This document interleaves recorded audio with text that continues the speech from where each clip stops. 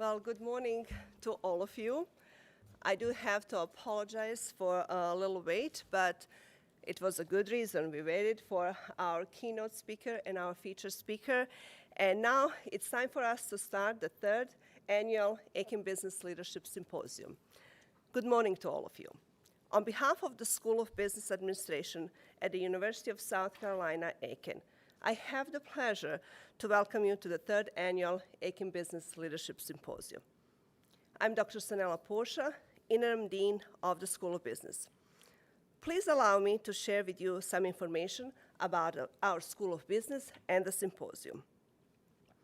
The University of South Carolina Aiken School of Business is a proud holder of the Association to Advance Collegiate Schools of Business, ASCSB accreditation. ASCSB accreditation is a hallmark of excellence in business education.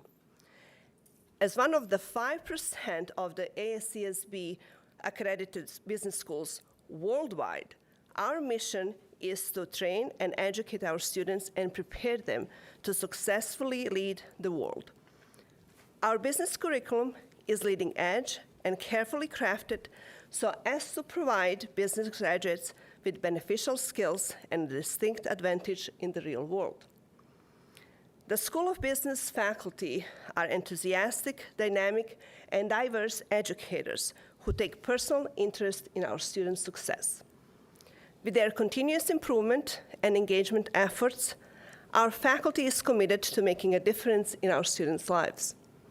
However, here at the School of Business, we know too well that our vision of our students' success heavily depends on their active learning.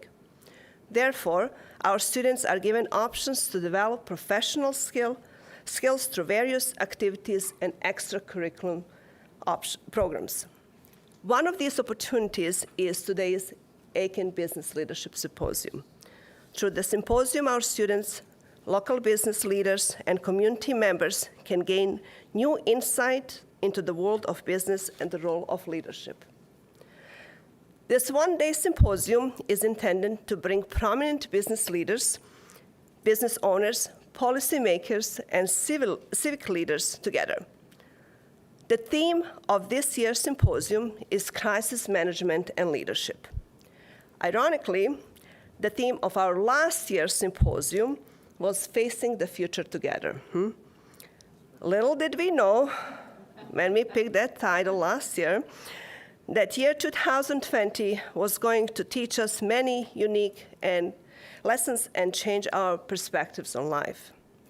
The crisis of 2020 started with the ongoing pandemic that is still challenging us personally and professionally. However, we are working hard to overcome the challenges and achieve even bigger goals. Today, I'm very grateful that 15 of our distinguished academic and political leaders and business professionals honored our invitation to participate in this year's symposium. Today, our eminent speakers will share their business and leadership knowledge and experience with our students and our community. I would like to take this opportunity to express my deepest appreciation to the University of South Carolina System President, Bob Caslin, and the Lieutenant Governor of our great state of South Carolina, Her Excellency, Ms. Pamela Abbott, for honoring us at the symposium.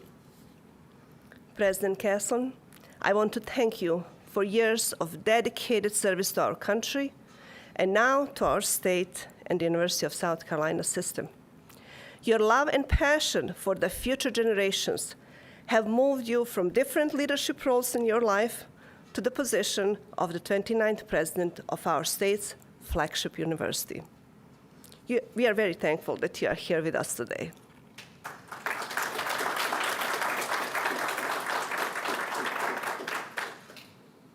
Your Excellency, Lieutenant Governor of South Carolina, Ms. Pamela Abbott, I want to thank you as well for honoring us at this symposium. Your effective business and political leadership during the time of crisis help economic stability of our state. For that, we are very thankful, and even more so for attending our symposium today.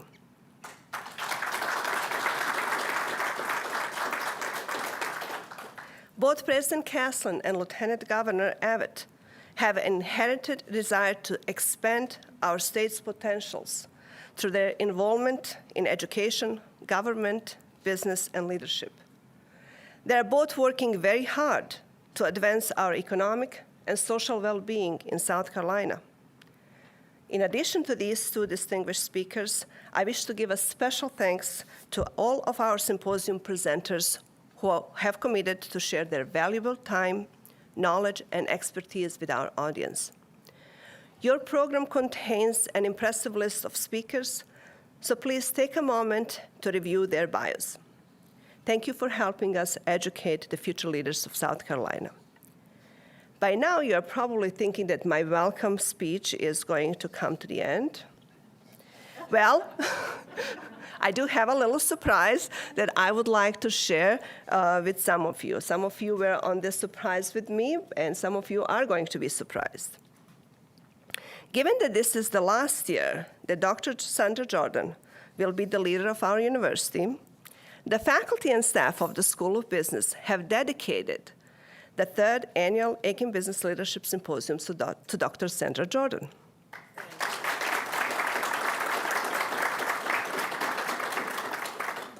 Dr. Jordan, the faculty and staff of the School of Business have planned and organized today's symposium in your honor. For the past 8 years, you were the chief executive officer of this institution. But more importantly, you were the principal spokesperson of our university. Your passion for higher education, as well as your compassion for others and for the well-being of our institution and our Aiken community have been inspirational to many of us. In the past 8 years, Dr. Jordan has built a solid network of community partners. She aligned university programs with the regional workforce needs. Dr. Jordan's work has resulted in new degree programs offered by the USCA Aiken. Under Dr. Jordan's leadership, our institution increased student enrollment and enhanced student diversity. Dr. Jordan strengthened academic support programs so that our students are prepared to succeed as future leaders and engaged citizens. Under the direction of Dr. Jordan, our university became a member of the Council of Public Liberal Arts Colleges. For her dedication in higher education, Dr. Jordan was awarded the James T. Rogers Distinguished Leadership Award. Okay, this is a big deal, seriously. This award, this honor, is given by the Southern Association of Colleges and Schools Commission. The honor is reserved for extraordinary, distinctive, and effective leadership. Thank you. Dr. Jordan was elected the chairman of the NCAA Division II President's Council. And if you think that summarizes all of her achievements, you have to wait for a few more things to come. Last week, Dr. Jordan and the U.S. Army Major General McCarthy signed a memorandum of understanding to support the enhancement of cyber initiative in our state. This MOU was an agreement for the South Carolina National Guard Readiness Center, which is also known as the Cybersecurity Dreamport, to be constructed on the USCA Aiken campus. The Cybersecurity Dreamport will be the home of the South Carolina National Guard's 125th Cyber Battalion. Dr. Jordan, your leadership will leave the legacy that will benefit many generations of South Carolinians to come. Thank you for working hard for the future of our society, Dr. Jordan. Today's symposium was organized in your honor.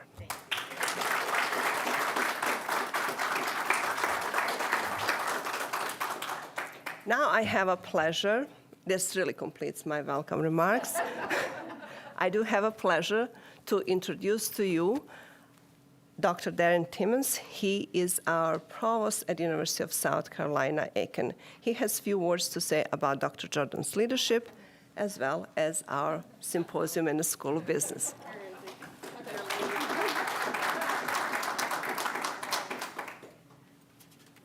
Hey, boss. Hey. I haven't done your evaluation yet. Understood. Good morning. We are delighted to have with us, Lieutenant Governor and President Kaslan, and other distinguished guests, of course. What an excellent symposium we have ahead of us. Dr. Portia, thank you for your leadership on this symposium and the work of the faculty in the School of Business and the students. I know all have worked very hard to make this an excellent occasion. My mother's side of our family is almost all business-minded. My father's side is almost all medical or science-minded. I fall on my father's side, science-minded.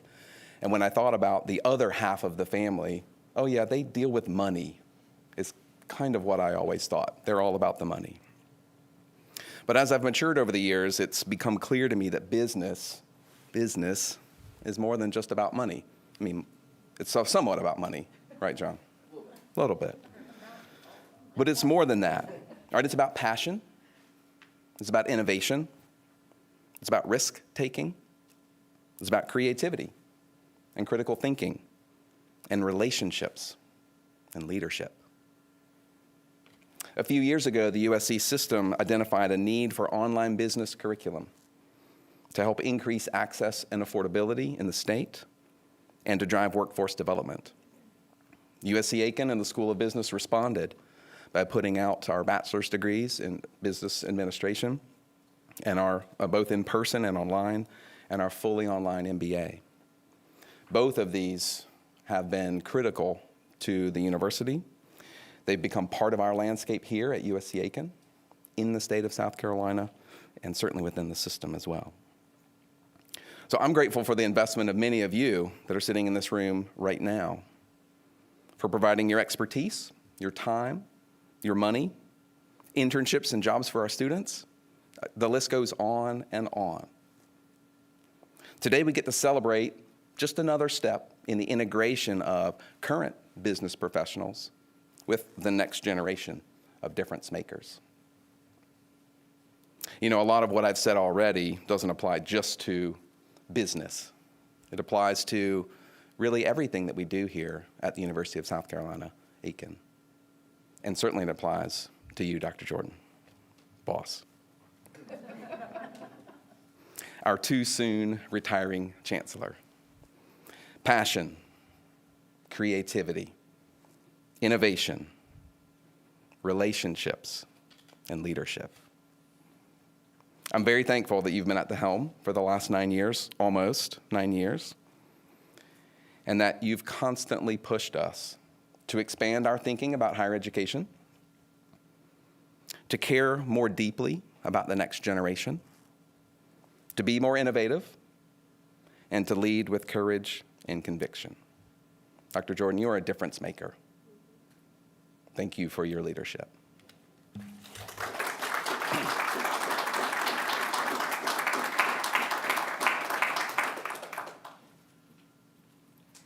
Thank you, Dr. Timmons.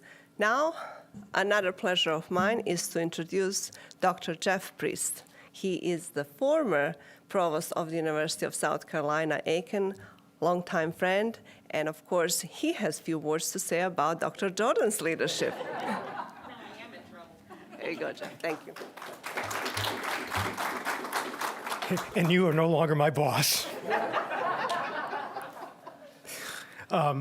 There's very few things that are very few people who would get me out of retirement to come speak at a symposium. Two people that I know of, Dr. Portia and Dr. Jordan. When Dr. Portia contacted me about a month and a half ago and said, Jeff, would you mind coming to the symposium and say a few words about Dr. Jordan? Well, I couldn't refuse her. And so I'm here today in front of you to do so. Now, what I will say to you is last night as I was thinking about what I was going to say today, I suddenly had a panic attack. Not because of what I was going to say, but really it was what I was going to wear. Because since retirement, I pretty much live in LL Bean pants and LL Bean shirts. And I packed away all of my clothes for these types of events. So I had to get up and run through the house to find a shirt that I could wear today and find a tie I could wear today. And it took me a while to find the ties because I really packed them away pretty good. And I found 2 ties. The one I currently have on, and this one. Now, I chose the more conservative tie, basically because Dr. Kaslan and Lieutenant Governor Yvette were going to be here today. Otherwise, I would have worn this tie. Now, I won't tell you where I got this tie, because I don't want to give up any names, but their initials start with S and J, who gave me the tie a few years back. You know, so if you're wondering where the hideous tie came from, and not the one I'm wearing, but this one, that's where it came from. As Sanella told me that she'd like me to couch some of my terms in what the theme of the symposium is tonight, Managing During Crisis. And I'm not going to talk about the pandemic or what we prepared to do the pandemic, because I wasn't here during the pandemic. Thank God that I retired. But we did prepare a lot. We spent a lot of time preparing for catastrophes, disasters, practicing. So I know all that practice that she had us as the staff and the current staff go through certainly helped them be prepared for the pandemic. But I didn't want to talk about that. What I wanted to talk about were the little crises that you run into every day at a university. When Dr. Jordan came here in 2012, what she did was she did an environmental scan. And for a year, she called groups of people together to come up with a 5-year plan, okay? And to me, a sign of a good leader is one who has a clear vision for an institution, can articulate that vision, can do an environmental scan, recognize the risks that are out there, and to develop plans and put together programs that help us get through these risks, and also take advantage of the things that are positive in this area. And so I jotted down a few things that Dr. Jordan did over this time. And I'm going to take my glasses out. You remember these, we used to share them.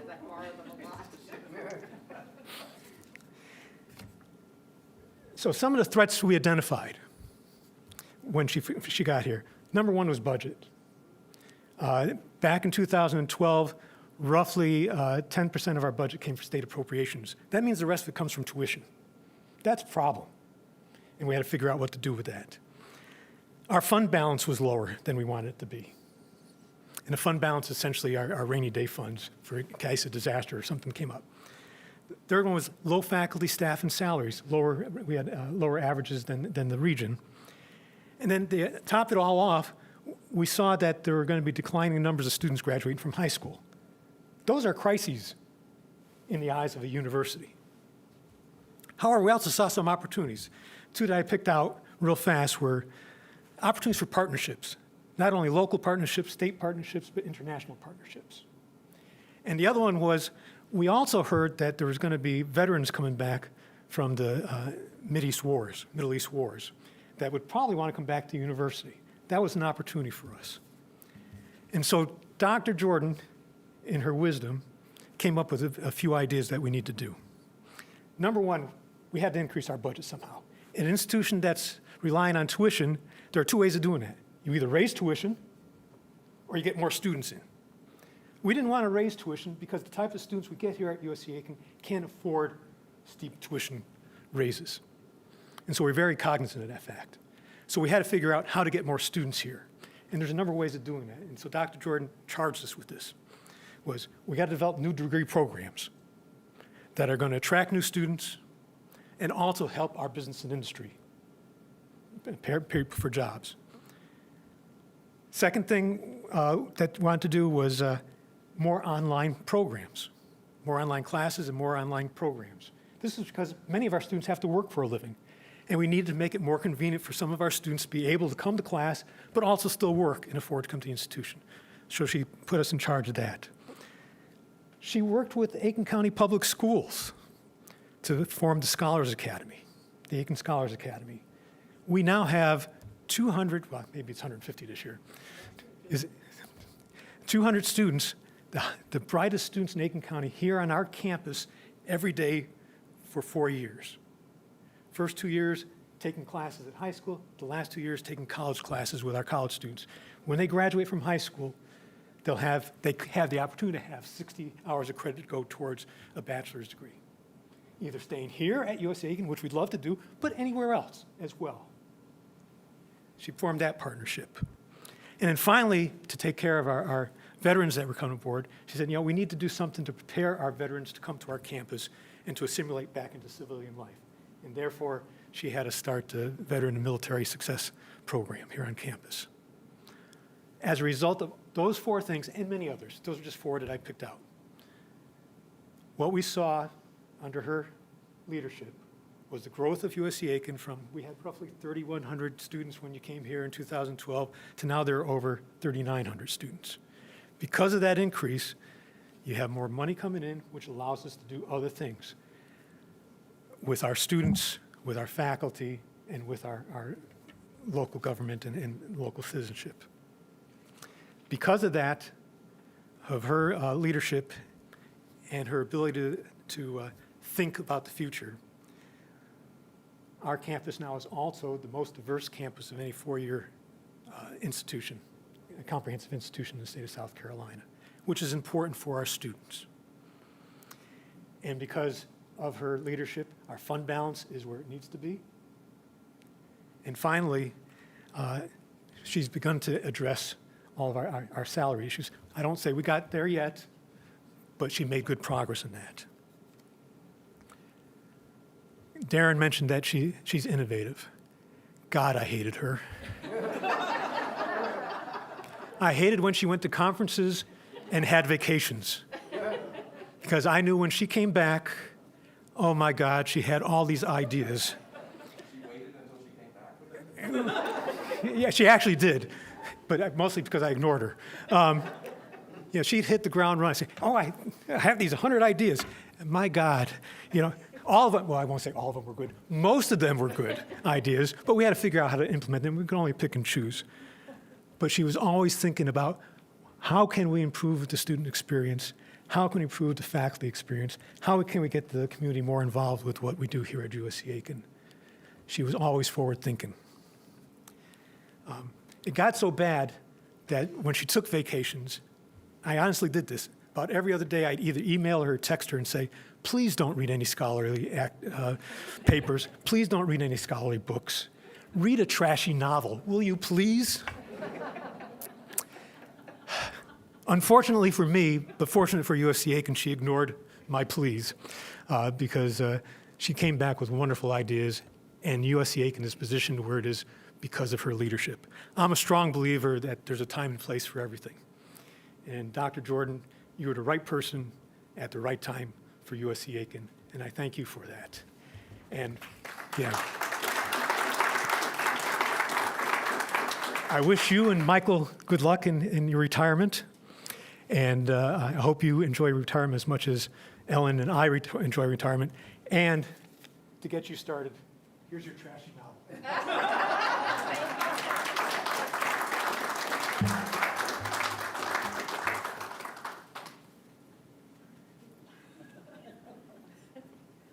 Well, Jeff certainly surprised us with the gift, but at this point, I would like to ask Austin Scott, our School of Business Student Advisory Board student, to present Dr. Jordan with a gift. We are entirely blessed and thankful that you are here with us today, and we want to show you our appreciation for everything that you have done. Nobody can now fill up the shoes after, Jeff's presentation, except you.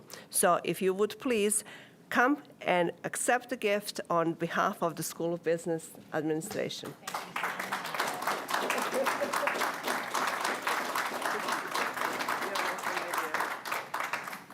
Well, this was actually a surprise. Otherwise, I probably would have made an attempt to get off campus today. But this is wonderful. Thank you very much. And my apologies to the president and to our illustrious Lieutenant Governor for having to sit through that. But I am deeply touched. Thank you so much. You know, when you're the chancellor or the president, you often get the accolades. You also get the blame, but you get the accolades. But it's never really you. It's not you working in isolation or, you know, on vacation dreaming up ideas. You're successful because you're surrounded by people who are passionate, who are talented, and who care about the institution. And I say that without any hesitation, it's not about Sandra Jordan. It's really been about each one of you stepping up from the community to help us meet our goals, or serving on the cabinet in order to help us make decisions, or from the faculty and staff saying, okay, we'll give that a try, you know, and keep thinking about how we make ourselves better. So it's really about the whole team, and I so appreciate the fact that I had a great team. So thank you very much, and thank you for this honor.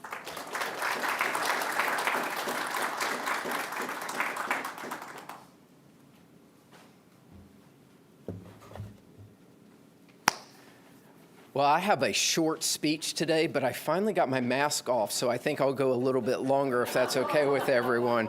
Just feels good to breathe in some air. Again, welcome to the third annual Aiken Business Leadership Symposium hosted by the University of South Carolina and the School of Business.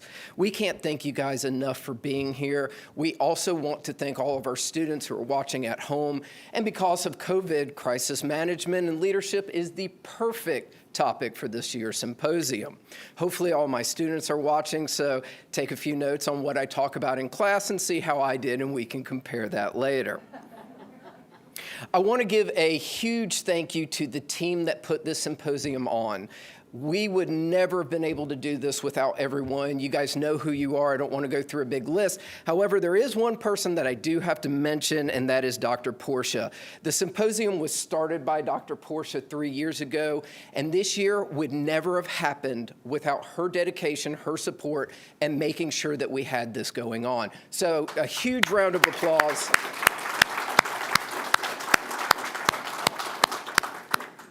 Boss. I thought maybe that would work for me too. All right, I look forward to this event every year because of the amazing leaders and the ability to share their knowledge and experience with our students. That's really what we're here for. They gain so much experience and knowledge throughout all of you. So we really look forward to that, and we look forward to the all-star schedule that we have. Today we have about 4 sessions, and we're going to take a look inside crisis management and leadership. Now let's talk about our first speaker. I enjoyed this very much. Now, if you have never Google searched President Castellan, I suggest that you do so. And the reason for this is it reads like a Tom Clancy novel mixed with Mission Impossible. For all of my students at home, open another browser, do it right now, you will not be disappointed. So, President Castellan, the University of South Carolina's 29th president, is a retired Army Lieutenant General and former superintendent and president of the U.S. Military Academy at West Point. When you look at his military career combined with college students, you realize right away President Castellan knows a thing or two about crisis management. As we talk about crisis management, I want to bring up this topic. Crisis management is not how to necessarily deal with a crisis at the moment. It's preparing for crisis. It's learning all the management skills that you will need so when a crisis hits, you know what to do. Enacting a plan during a crisis is never what you want. Now, we learn from our past experiences, and never once did we think we would have the pandemic we have today. But I think a good example from President Castellan that I can bring up is during 9/11, some other crisis that we never expected. Now, at this time, President Castellan was at the Pentagon. We all know that they were hit very hard. At that time, you have crisis. You have a lot of things that are going through your head, and what do you do? The first thing that President Castellan was able to do was re-enter the building, helping casualties. Not only that, but because of his pre-thought and ability to react to a crisis, because of his training, used the HVAC system to reverse the flow of air to suck all the smoke out. How many of us would have thought about doing that in that crisis situation? I know I wouldn't. So that is a perfect example of how preparing for crisis management really works. So I don't want to stay up here all day, even though breathing this air is wonderful. I do want to introduce President Caslin so that he can speak now.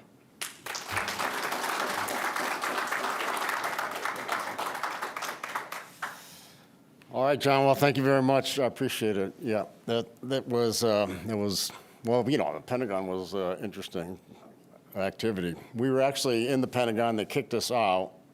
And then we tried to sneak back in. They saw us sneaking in. They said, no, go home. So we said, no, we're not going home. So we found another way to get in. We finally got in. So it was high adventure. I'll talk a little bit about that a little bit later on as well. So this is really a great opportunity for me to be here, and I'm really pleased to be with you all this morning. Madam Lieutenant Governor, it's really a pleasure to be with you and to spend the day with us. The fact that you're here with us today is really special, and so thanks very much. So Dr. Portia, ma'am, thank you very much for organizing this, and you've just been a wonderful leader in itself, just putting this thing together and just tracking times and getting everybody here, so thanks so much for what you've done. It really is very special. The School of Business Administration, this is really neat. I mean, when you really have the opportunity to sit down and to talk about business and crisis and leadership and character and leadership, and not only do we collectively benefit from this, but our next future generation of business leaders are in here to hear from us and to gather information from our experiences. So I think that's great. And I also want to recognize Dr. Jordan and Sandra. It's just wonderful to hear all the testimonies, and all really very special. I first met Dr. Jordan. I was with the NCAA in my previous job at West Point, and they asked me to co-chair a commission to eliminate sexual violence on college campuses, and they selected Dr. Jordan to be on that commission. So she was recognized nationally for her leadership and her passion on all of these sorts of things. And when she was on that commission, she was wonderful. You knew that when she spoke, it was, you know, one of those things like E.F. Hutton, everybody just be quiet, listen to what Sandra has to say, because it's pretty important. So, and she's always been that way. And when I came here and realized that we were going to be teammates together, it was really very special, and I really treasure our time together. You know, we're talking about crisis. You know, my crisis is losing Sandra next year. So I don't know what your crisis is probably going to be the same, but that's a crisis in itself, Sandra. I know that. So the theme that you have here, crisis management and leadership, and my topic of my talk is the need for strong leadership during crisis. So as I was thinking about that and putting up PowerPoint slides with bullets saying this is what leadership looks like, I thought we'd probably tell a story, and a story that you're familiar with, and try to extract in the middle of the story different lessons that we learned out of that instead. And the one story that you're all familiar with, that I'm familiar with, is just simply COVID-19 and how higher education has navigated this over the last year. We're almost at our 1-year anniversary of this. So what I would like to do, if you can just bear with me, because I know you all know the story, but I'd like to share the story from our perspective and some of the lessons that we learned just navigating and working our way through that. So just picture where you were a year ago, and all of a sudden the news broke that there was this another COVID that's out there. They titled it COVID-19. It was in China someplace. There were some issues about travel from China to the United States. Right about now, we saw that it was starting to break out in Spain and in Italy. We had not seen anything, and then about a week from now, all of a sudden, first documented case in California. That's California. That's 3,000 miles away. We don't have to worry about that. And then we're getting close to spring break. And we all know at spring break, you know, I've got 35,000 students going to 4 corners of the world. And we said, yeah, but it's just like the flu, so it's no big deal. So everybody took off on spring break. And then we started realizing that Spain was getting ugly and Italy was getting ugly. And during the early part of spring break, asked the staff to show me where all the students are, where they went for spring break, for studying abroad and all that. And certainly we had a number of them right smack where the pandemic was over in Europe. And at the same time, we saw it start migrating, and then boom, it hit the East Coast up in New York. And then right about a couple weeks from now, we saw the first case in South Carolina. So all the students are gone. And fortunately, some of the faculty were still working to include our honor school of public health, where we had some epidemiologists. And they had studied this and modeled it. They're amazing. So they came and gave me a briefing like Monday or Tuesday of spring break. And they said, President Caslen, you know the Princess Diamond cruise ship?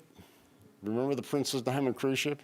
It had 700 cases. They had 2,300 passengers and 700 cases. And it got so ugly on the cruise ship, they wouldn't even let it dock anywhere to let people off. These were sick people, and they're elderly people. They're in the high vulnerability groups, even had a couple fatalities. And I learned a new term called R0, R0, which is the transmission, how the virus transmits from one to another, to what percentage. And the R0 was like 7, so one would infect 7 people. And I go, wow. So the epidemiologists used that, and they said, you know, when all of our students come back from spring break, they're going to take with them what they contracted wherever they were. And you just picture how close-lived everybody is during the Princess Diamond. That's the kind of environment that our campus is going to be like. So that means you can expect an R0 maybe of anywhere from like 3, 4, all the way up to 7. And then they said, oh, by the way, you're also an urban campus, right smack in the middle of the city of Columbia. And it's not just your student population or your faculty population you're concerned about. Now you're worried about spreading it into the community itself. So we had to make a tough decision, and we made the decision to delay or extend spring break by 2 weeks. That was really kind of scary, and I'll talk about that in a second. But one of the things that we did right away was, okay, let's start trying to understand what's happening. And we created a task force, and the task force was not necessarily organized by staffs. It was organized by what are the functions that were necessary, and you pull people from the different staffs into the function so that you had a task force for each one of the functions. So we had one, for example, for operations, another one for finance. We had one for safety and health. We had one for understanding the virus from the epidemiologist science perspective. We had the health clinic, student life, academics, and communication. And each one of those was a function that had a small team working together. And that was helpful to understand. They met every day. They built models. And the real big lesson learned was that it was necessary to understand the nature of what was taking place. No one knew at that time what the virus was. We just saw deaths. We didn't understand how it was going to impact younger students, the 18 to 23 range, how it was going to impact older students, where the vulnerable groups were. You didn't understand that. We didn't understand how it was spreading and why it was spreading so fast. But just to understand the nature of this environment was something that we really had to understand. The big takeaway was really study this. Understand the natural hierarchy of order. Understand where you put pressure, what the second, third, and fourth, fifth order effects are. Going back to the Pentagon and 9/11, we had a plane going into the World Trade Centers, as you know, into the field in Pennsylvania and then into the Pentagon. But we didn't even know at that time who was behind it. We were just guessing. And then once you realize it was Osama bin Laden, we had to study what his ideology was and what's the ideology of terrorism. And then we just lumped terrorism into a big basket of terrorism. We didn't understand that there's different grievances for each different terrorist group. And we really had to study and try to understand that. And what's the difference between Osama bin Laden as a Sunni and terrorist activity from a Shia perspective? Because it was totally different. There are different grievances altogether. And we really had to start studying the nature of this.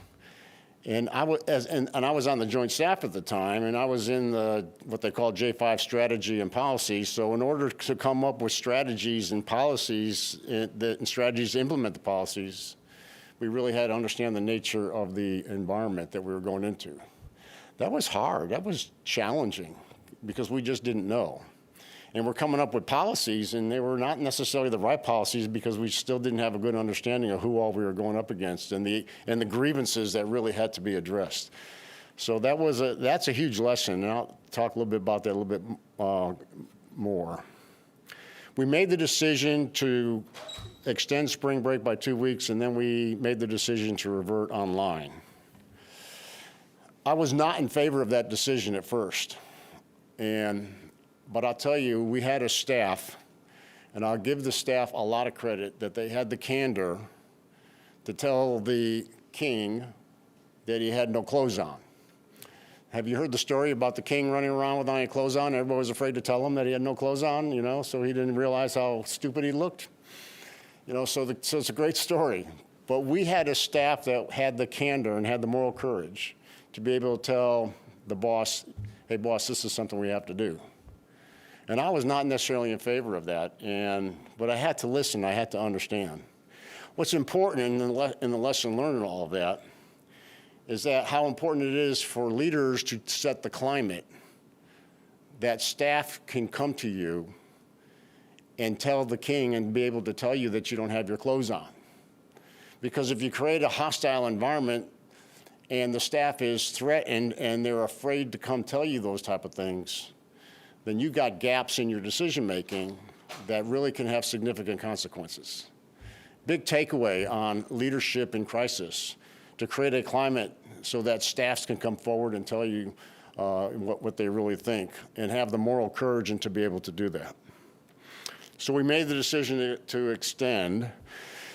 We were one of the first universities to do that, and it was a very unpopular decision. The House, in the General Assembly, the House spent 45 minutes condemning, criticizing the decision. And I stood there and I was watching it. So that was tough, So the lesson learned in this one, when you're going to put your head above the crowd and make a decision, you can expect someone to throw a tomato at you. And you can expect when they throw a tomato at you that they're going to hit you every now and then.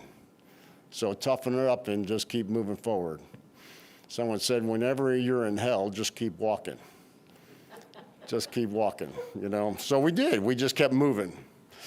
One of the things that what was important was, what were the most important principles that were going to guide us through this crisis?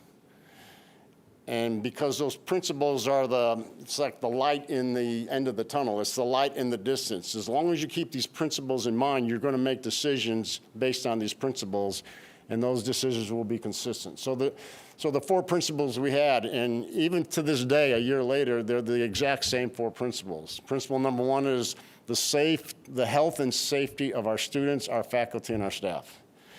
Principle number 2 is to contain the virus on our campus as much as we can, avoid the spread of the virus into the community, because we knew how much risk that was going to create with especially some of the groups that were out there, the more vulnerable groups. And the 3rd principle was that we must be able to continue our mission, and our mission is to deliver education to the highest of standards and integrity.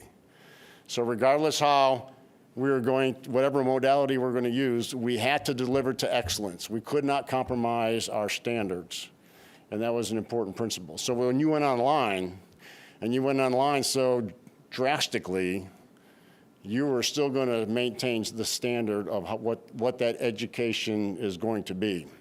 The modality is different, but the standard and integrity of what's being delivered is not. And then we realized all this was going to be a crisis in the health of our institutions, from a financial perspective and other perspectives. And we realized that we really had to look at and keep in mind our institution as well, the health of that institution. One of the big lessons that we learned was, and we were watching other universities that were challenged with a lot that was going on and how faculty was reacting and all that, was that one of the first things in a crisis that begins to erode is trust. People start questioning your decisions. There's rumors that are out there, conspiracy theories that take place. You see them on TV all the time. So in a crisis, trust. Where is trust in all of that? When trust starts to erode, then you're going in the wrong direction, is what I think. So we felt how important was that who are our constituents and how do we maintain trust? And first we had the internal constituents of our faculty, our students, and our staff, and external, we had our board, the community around there, our legislators, and all that. And one of the most important ways to maintain trust was to communicate. And to communicate and to communicate and communicate. We actually did over 60 town halls and letters that went out constantly. And we felt that was important, got great feedback for all of that, but we had to talk about how important that was. We also believed it was important to be collaborative, so that when we put our task force together in our planning, we included faculty into the task force, students into the task force. You know, friends close, enemies closer. So we wanted to make sure, not that our faculty is an enemy, don't get me wrong, but the fact is you want to be collaborative and to get their input and include it. So your biggest critic is now providing you the solutions, and the biggest critics become part of the solution itself. And it was really helpful. And what was more important than anything is they had some pretty great ideas. And you know, the Arnold School, not only for the epidemiologists, but some other different, I mean, the pharmacy school, I'll talk about this, came up with the testing program. The Arnold School also came up with wastewater testing that was actually taking place. And all of that was important. But to be able to include them, you know, that I call that authentic leadership. Authentic leadership is with a high set of values, inclusive, and your cards are not close to your chest, you're transparent.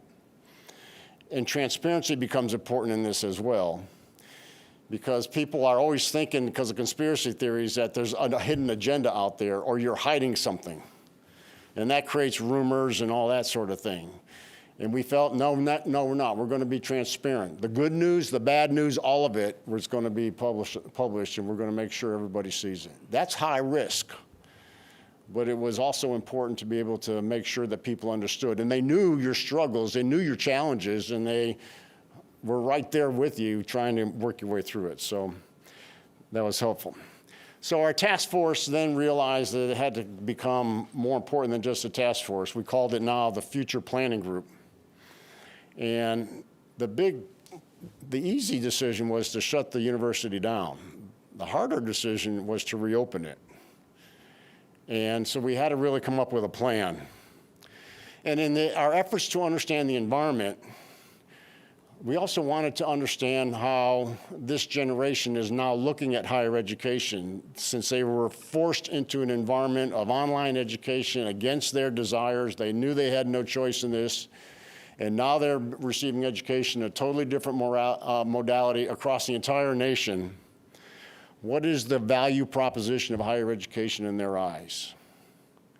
And they're going to vote, because they're going to vote with their feet on whether or not they're going to come back, they're going to take a semester gap, or all of those sorts of things. And it was tremendously important to understand from their perspective the value proposition of higher education. Missing a resident social environment in getting education for one semester was bad enough. Missing it for a second semester would have been a huge game changer. And we had to recognize that.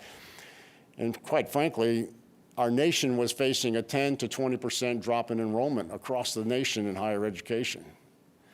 So that said a lot about the value proposition. And in understanding this, we really had to understand that issue as well. We also realized that when students returned, we were not going to have a vaccine. We were trying to flatten the curve, which means there's still a lot of people out there that did not get the virus. So we had to look at where was risk. When we brought students back at scale, where were the risks in that environment, and then how do you mitigate risk? And I think in crisis, identifying risks and where you mitigate risk was important. There's a difference between mitigating risk and being reckless. You know, the best way I can describe that is, you know, if you're driving down a highway, I-20 going to Columbia, you can drive at 35 miles an hour and you'll be very, very safe, you know? But you all, including me, don't want to drive on I-20 at 35 miles an hour. We want to drive at 60 miles an hour. And we know there's greater risk driving at 60 miles an hour, or in some cases, some of us are up to 70, right? But there's greater risk, but we're willing to accept that risk. And we put risk mitigating factors in place. You know, you're more alert and all that sort of thing, distance between cars in front of you, and all the right driving behaviors that you're supposed to put in place. Those are risk mitigating procedures. Reckless says there is no speed limit. You can drive it at 100 to 120 miles an hour. That's probably being reckless. So as we looked at all the different issues on bringing students back, we had to see where the risk was, how to mitigate that risk, and when does it get to a point where it's unacceptable risk? Because unacceptable risk is something that gets you into the reckless area, and it's really things that you want to avoid instead of just mitigating. So we built a plan. The plan was really a ramp up. We started bringing students on campus and residents during the summer. We looked at the social distancing, the masks, all those ordinances. Wearing a mask was not cool back then. If you remember, everybody kind of teased you if you were the one to have your mask on. The students themselves, by being part of the plan, came up with their own I Pledge Columbia campaign to try to appeal to students' desire for responsible behavior. And as we brought students back throughout the summer in increasing numbers, we wanted to build confidence that our plan was going to be safe. And the confidence building in crisis was, I think, tremendously important. And we also said, you don't have to come back because we'll still be able to deliver education to you. And to our professors, who a lot of them are in the high-risk group, we said, you don't have to come back and teach in class. We're going to make the classes safe, but if you desire to teach from home because of your concern on contracting the virus, we'll be able to accommodate that. So you know all that went to online. So we learned a lot in the summer. We had the athletic teams that came back, medical students returned, research was going on, and in each case we saw a spike in that group, and then all of a sudden a significant correction in behavior, and it dropped. But these are just hundreds, 100 or a couple hundred students at a time. They're not the scale of 35,000 on return.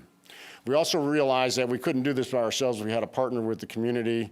So we partnered with the mayor and partnered with the governor, and we coordinated on ordinances because we realized the greatest risk area was going to be social activity off campus. And how are you going to control behavior and social activity off campus? And I'll confess, we still did not get it right, And those of you that know about 5 points in Columbia, you know what I mean.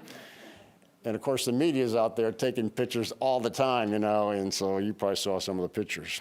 So we'll deal with that. But part of crisis is going to be adversity and dealing with adversity because it's going to happen. So right around Labor Day, almost 10 days to the day after students started coming back, we started seeing that big spike. So a big spike for 100 students, probably is about 20 cases. A big spike with 35,000 students was about 200 cases a day. Of course, this was making news like crazy. We're being transparent, so we're sharing those numbers. And it was a tough time at that point. Other schools were experiencing similar, like University of North Carolina, Wake Forest, and Notre Dame, and they elected to close. And as an urban campus, we considered that very carefully to convert back to online again. But I thought it was irresponsible to take our problem and all of our positive cases and dump it and close and then dump it onto the community. I thought that would have been irresponsible. And the students themselves all weren't going to go back home. They're pretty much going to stay right where they were. And their social activities and things like that were going to be the same. So I thought that was not a good decision, and we elected not to do that. Then you get students, I had students that protested.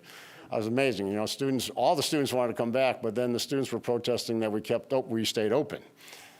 So anyway, I couldn't figure that one out. There were graffiti on the walls and things of that sort.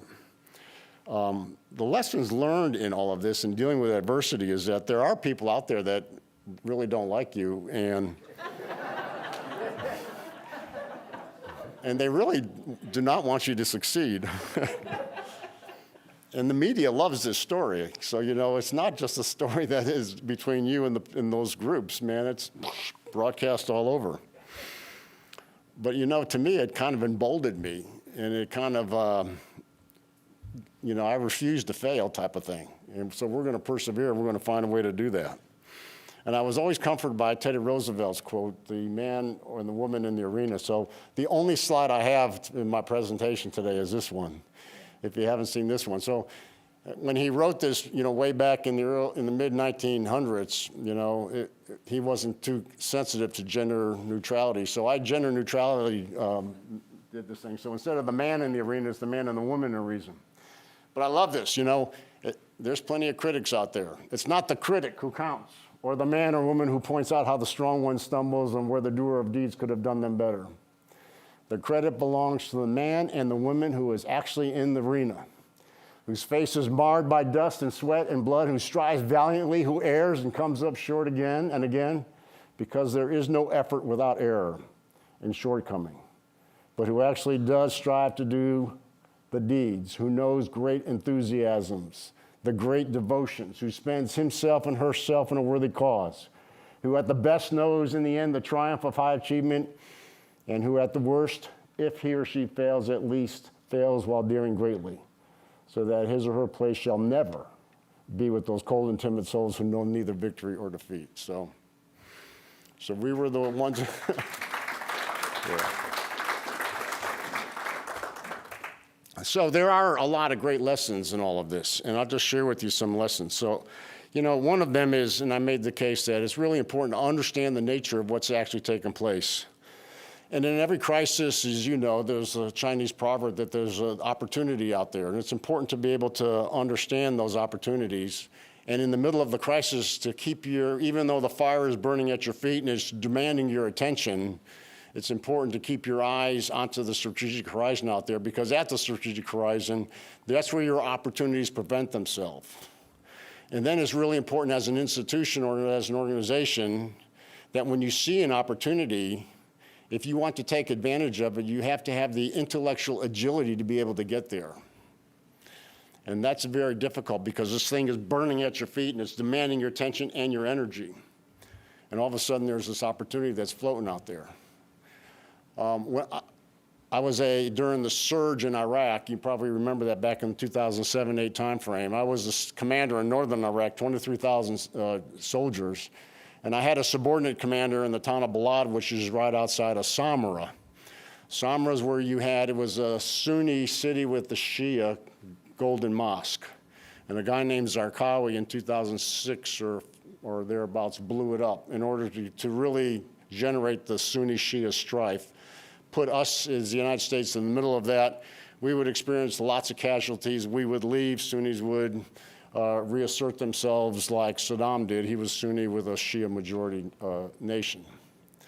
So that's kind of the situation, and it was a very hostile, and there was a lot of fighting going on. So my subordinate commander gets in this area, so he's trying to look for opportunities. So he finds two wealthy Iraqis, he befriends them, he earns their trust, and he convinces them to pull their money together to create a bank.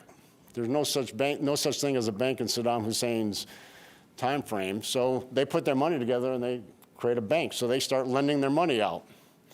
So in Balad, the town neighboring Samarra, there's this old dilapidated tomato paste factory. It just stopped working. It had needed a lot of repairs. So the tomato paste factory took out a loan from the bank, got the tomato paste factory up and running again. This is at the encouragement of the subordinate commander with those he had befriended. And the next thing you know, they're good for business. Since the war started in 2003, there was no farming going on.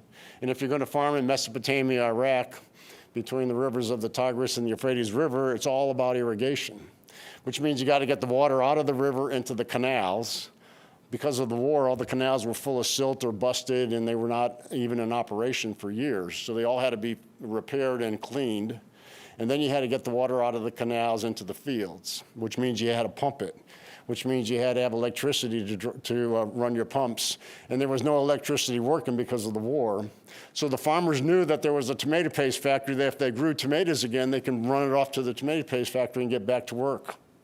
So they put pressure on the local government to get the canals operation, get the electrical grid working so they can get their pumps working. And the local government responded. And then when the local government responded, the local government became legitimate. So when you're fighting an insurgency, it's all about the people and where the people put their trust. And because the local government was providing for the essential services, they earned the trust again of the local people. So next thing you know, the canals are working, the water pumps are working, electrical grids out there, they're starting to farm again, and they're growing tomatoes like crazy. They're harvesting and putting them in the back of their Toyota pickup trucks, and they're driving to the tomato paste factory to drop them off, and there's a line of pickup trucks out there on the main highway where the tomato paste factory is, and it also happens to be the main highway between Baghdad and Mosul, and it was plugging up all of the traffic. So they started complaining about the traffic jams.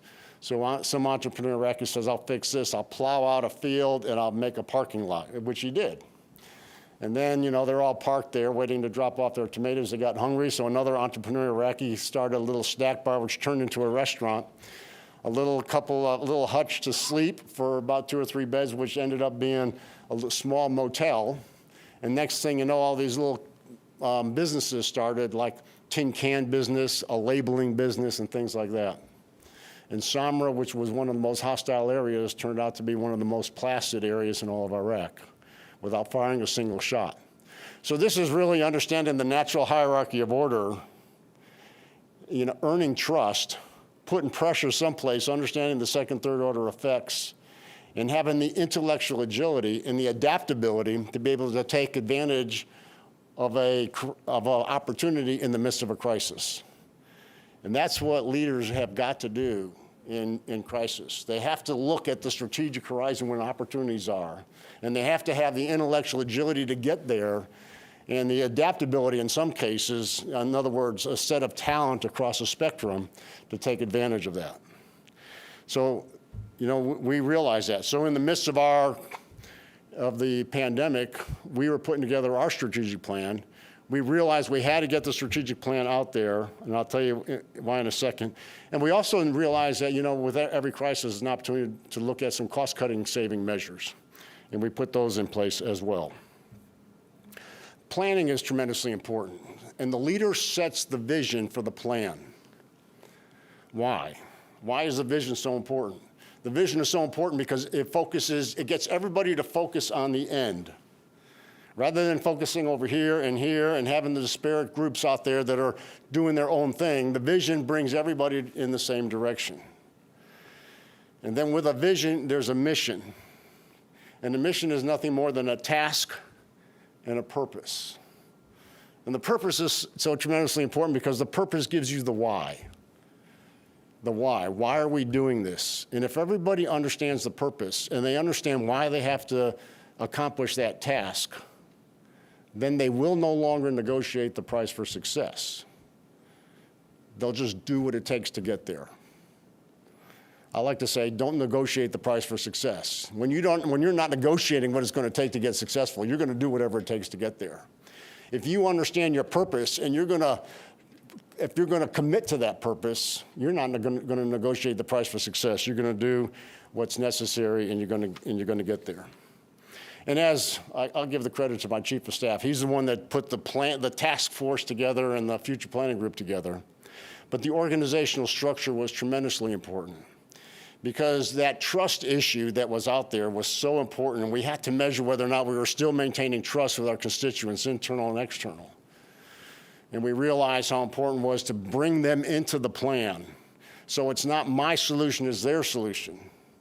And by bringing them into the plan, you now are transparent, you're inclusive, and by being transparent and inclusive, you're able to get some great ideas.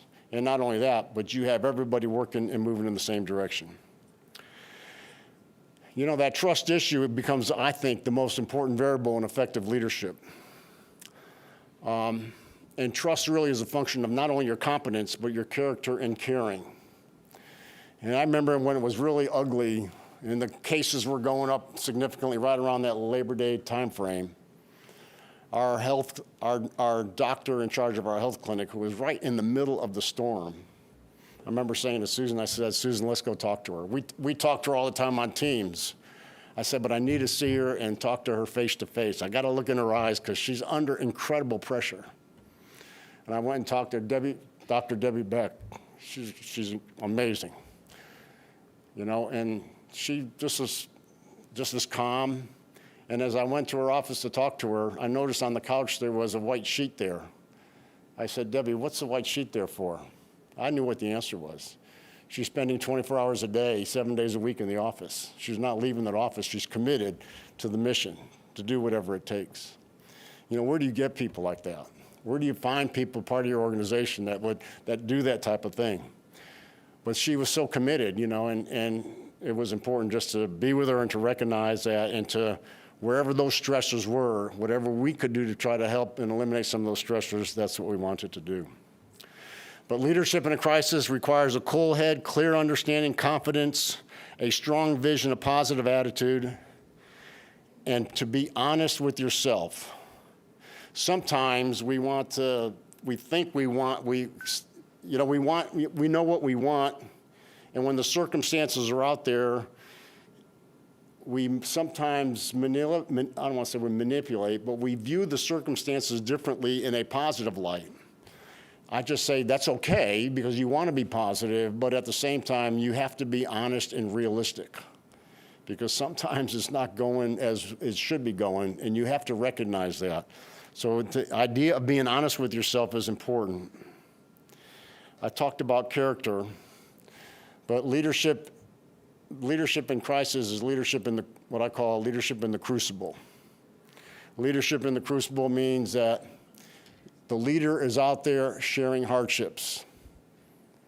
That means the leader goes in the crucible himself or herself as well. The leader is out there not only sharing hardships, but the leader is out there leading from the front.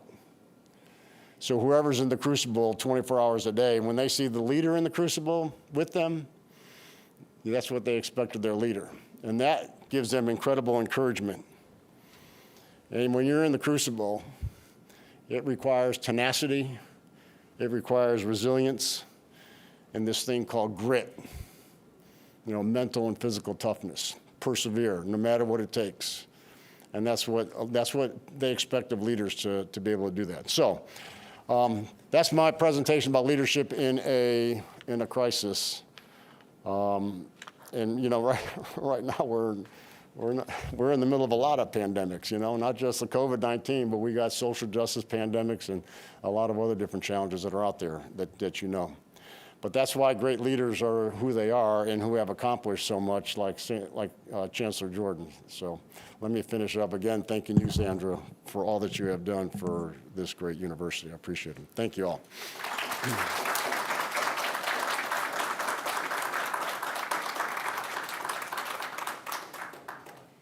Thank you, President Caslin.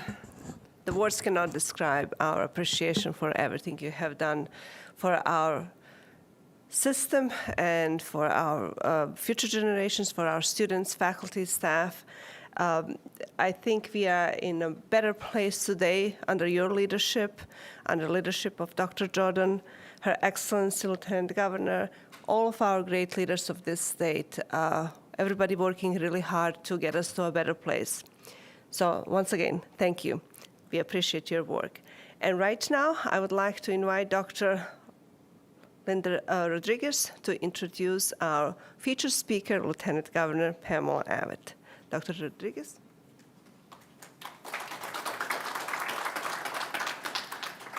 We're on a first-name basis, so it's really hard to get my last name out some days. I am Dr. Rodriguez. Thank you, Dr. Jordan, for coming and being the inspiration for our symposium. Thank you, President Caslin, also for coming all the way. And thank you, too, to Pamela Abbott. Abbott, right? Yes. Abbott, okay. And so thank you for coming over, and I'll do the introductions. So I'm really happy to have you here. Sinella, Dr. Portia, has been extolling your virtues for a year, so that you're here is a good thing. Anyhow, so our Lieutenant Governor, Pamela Abbott, is the 93rd Lieutenant Governor of South Carolina and the first female Republican Lieutenant Governor. An entrepreneur and businesswoman, Abbott founded Quality Business Solutions, Inc., also known as QBS, which is a payroll and human resources and benefits services firm headquartered in Travelers Rest, that's in South Carolina. Under her leadership as a president and CEO, QBS grew exponentially, growing from startup to one of the nation's fastest growing small businesses. QBS has been repeatedly honored among the fastest growing and best places to work in South Carolina.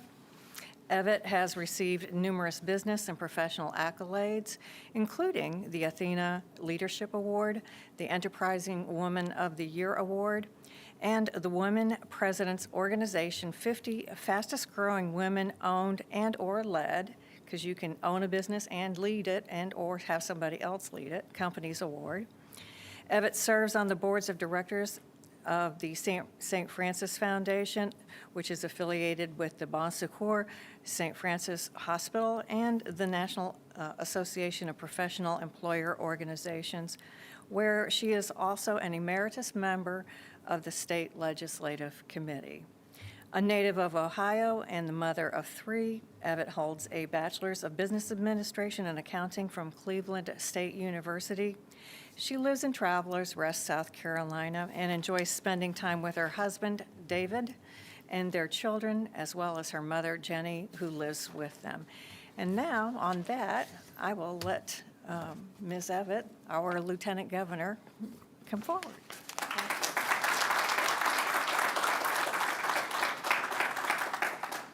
I agree. It is nice to take that mask off. It is so good. Thank you so much for having me here today. Dr. Portia, thank you so much. This is kind of near and dear to my heart because, as you heard, I carry a Bachelor of Business Administration with a major in accounting. So it's all about the numbers, if you ask me.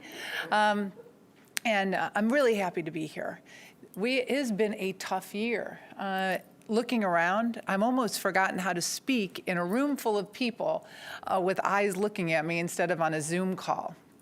I don't know about you all, but was it tough switching over? When President Caslin talked about switching over to Teams and Zoom, I mean, I like to think I'm not that old, but I had a very big learning curve. My children had to help me with some of them. My youngest is 13, and I'll have to tell you a really funny story about switching over to virtual. So the governor asked me to chair the Complete Count Committee for the census. And people don't really realize, because we only do it every 10 years, how important the census is and what those numbers do. And, you know, to put that in perspective, right now, the amount of vaccine that we receive in our state is based on our 2010 census numbers. So I was trying to figure out, we had all these great things planned, right? How we were going to kick it off. We had every group we could think of in the state backing it, and then the pandemic happened. So my staff was running around, and we were trying to figure out how we're going to do this kickoff, how we're going to get media involved, and they said, we'll do a Facebook Live. So I said, okay. I don't know how to do a Facebook Live, but we'll figure it out. So I'm at home, because it's the heart of the pandemic, and I'm in my sunroom, and we went through a mock run of it, and I said, great. So we kick it off. I hit the live button. It starts spinning, and I'm standing there, and I do my whole speech. And then I hit the end button. But it didn't really end. But I didn't know it didn't end, right? So I look at my staff. I'm like, how do you think that went? Did you think it went good? Did you like it? And the next thing I see is my security detail running around the side of my house to all the windows in my sunroom, jumping up and down, screaming, you've not stopped. You've not stopped. So we had a big blooper moment, and we took that as a learning experience. And then since then, I've been on Zoom calls where my big golden doodle has looked over my shoulder at the camera and just to see who I was talking to. And I think we've all come to embrace that. So I think a good lesson in being a leader is to be able to laugh at yourself, to be able to understand that things aren't going to always go as you plan, but that's okay. You learn from it and you move on. So I have had the privilege of being your lieutenant governor going on 3 years now. All of my career has been spent in business. As you heard, I started and founded Quality Business Solutions, spent my time head down helping businesses, not just here in South Carolina, but across our country. And then I was asked by the governor to run as his lieutenant governor. Something I was very passionate about. Never really thought it would happen that quickly because my youngest was 11, and I thought, wow, I think I would like a little bit more time before I put myself out in the public eye, right? But as a leader, you learn that sometimes a window opens and you have to take an opportunity even when you didn't think that opportunity was the right place and time, which is what I did. So there we come. We get elected, I'm excited, I go down to Columbia, and everything is rocking and rolling perfect. In my first year as lieutenant governor, my biggest crisis I thought I was gonna have was that my home state and a college I attended for 2 years, The Ohio State University, played Clemson. We got off in a playoff game, and I thought, what bigger crisis could come about, right? Because all of my friends from Ohio and South Carolina reached out to me on social media to say, so who are you going to root for? And I had to say, well, my team, of course. That's exactly who I'm going to root for. And then we went into the second year. The state was doing well. We were performing very strong. Businesses from across the globe were looking at South Carolina to call home. We have the best colleges and technical colleges in the country. Everything was just zooming along. And as President Caslen said, we started to hear about this thing called COVID-19. And the governor was watching. Everybody that got sick, everybody that had a fever, we were waiting to see if that was going to be our first COVID patient. We knew it would happen eventually, and it did. We just never dreamed it would stop everyone in their tracks as it did. Not only our education facilities and our higher education, but business in general here in South Carolina. So what happened? We got into March, everything started closing down. The governor started taking very calculated decision-making to see what would we do. We started seeing states were closing down, just shutting down. And the governor was looking around and saying, I don't know that I want to call anything essential or non-essential. And I think as President Caslen talked about, that is really important. Because when you own a business, when you're a leader, you never want to hear somebody call what you do non-essential. So what he did is he tried to look at the science, and we had very little science to go by, right? We were actually trying to change the tire on a moving bus. Because every day we thought we had groundbreaking information that would help us make decisions. And then if you waited 24 hours, that information was changing as it was coming in. So what we did here in South Carolina is we tried to be laser focused. We were going to look at where the spread was actually occurring, and we were going to tap the brakes. Because what we didn't want to do is devastate business here in South Carolina. We knew that we all worked together, right? We wanted to make sure people's livelihoods depended on it.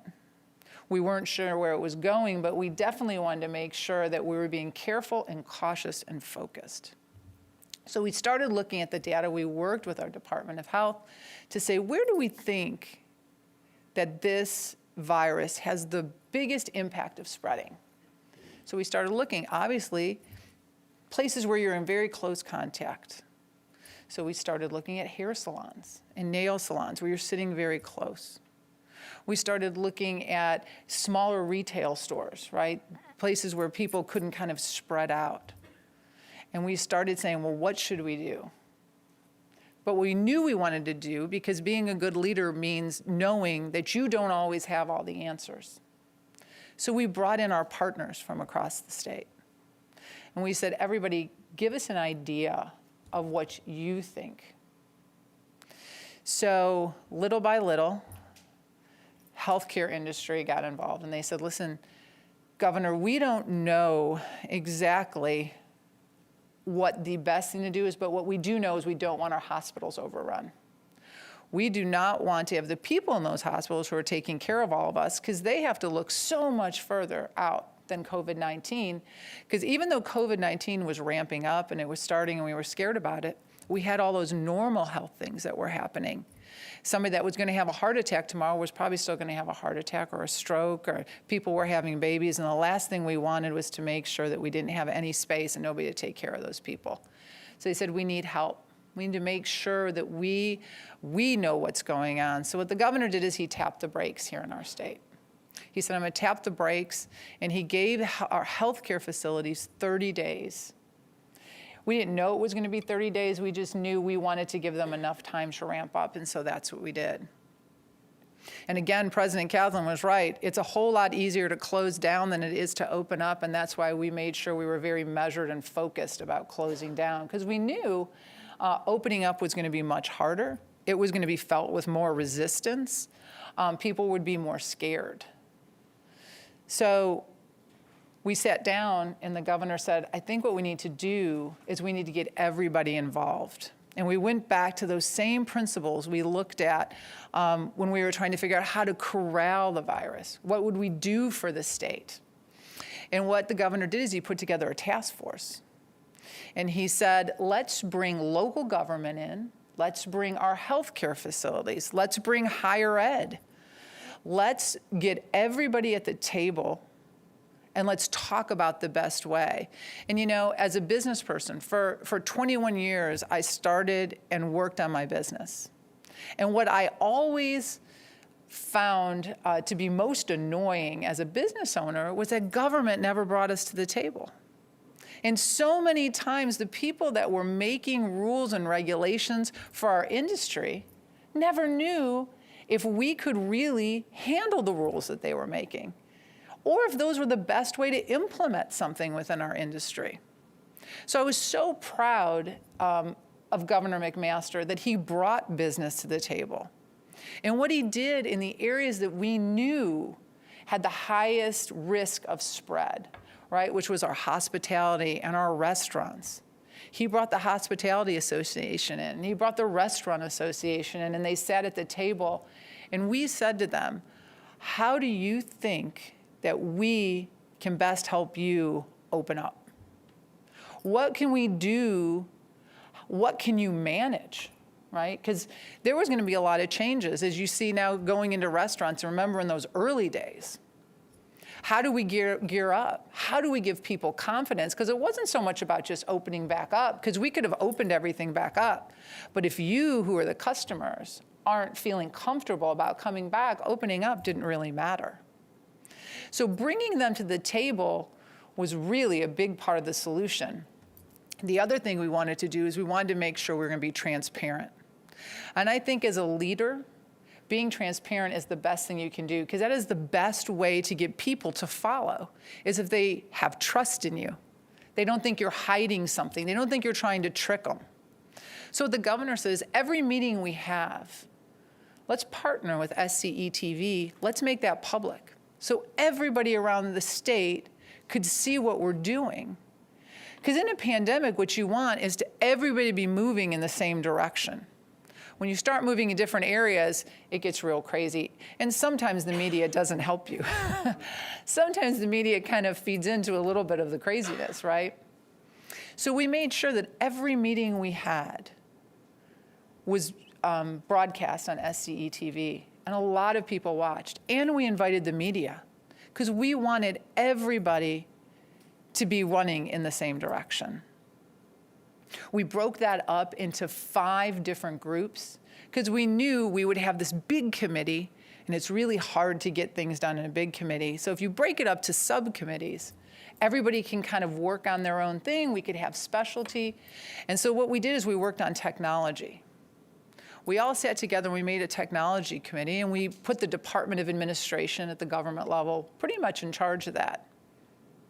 And what we found, what we heard from business people was, how do we get information? You're in the middle of a crisis. Your kids are home from school.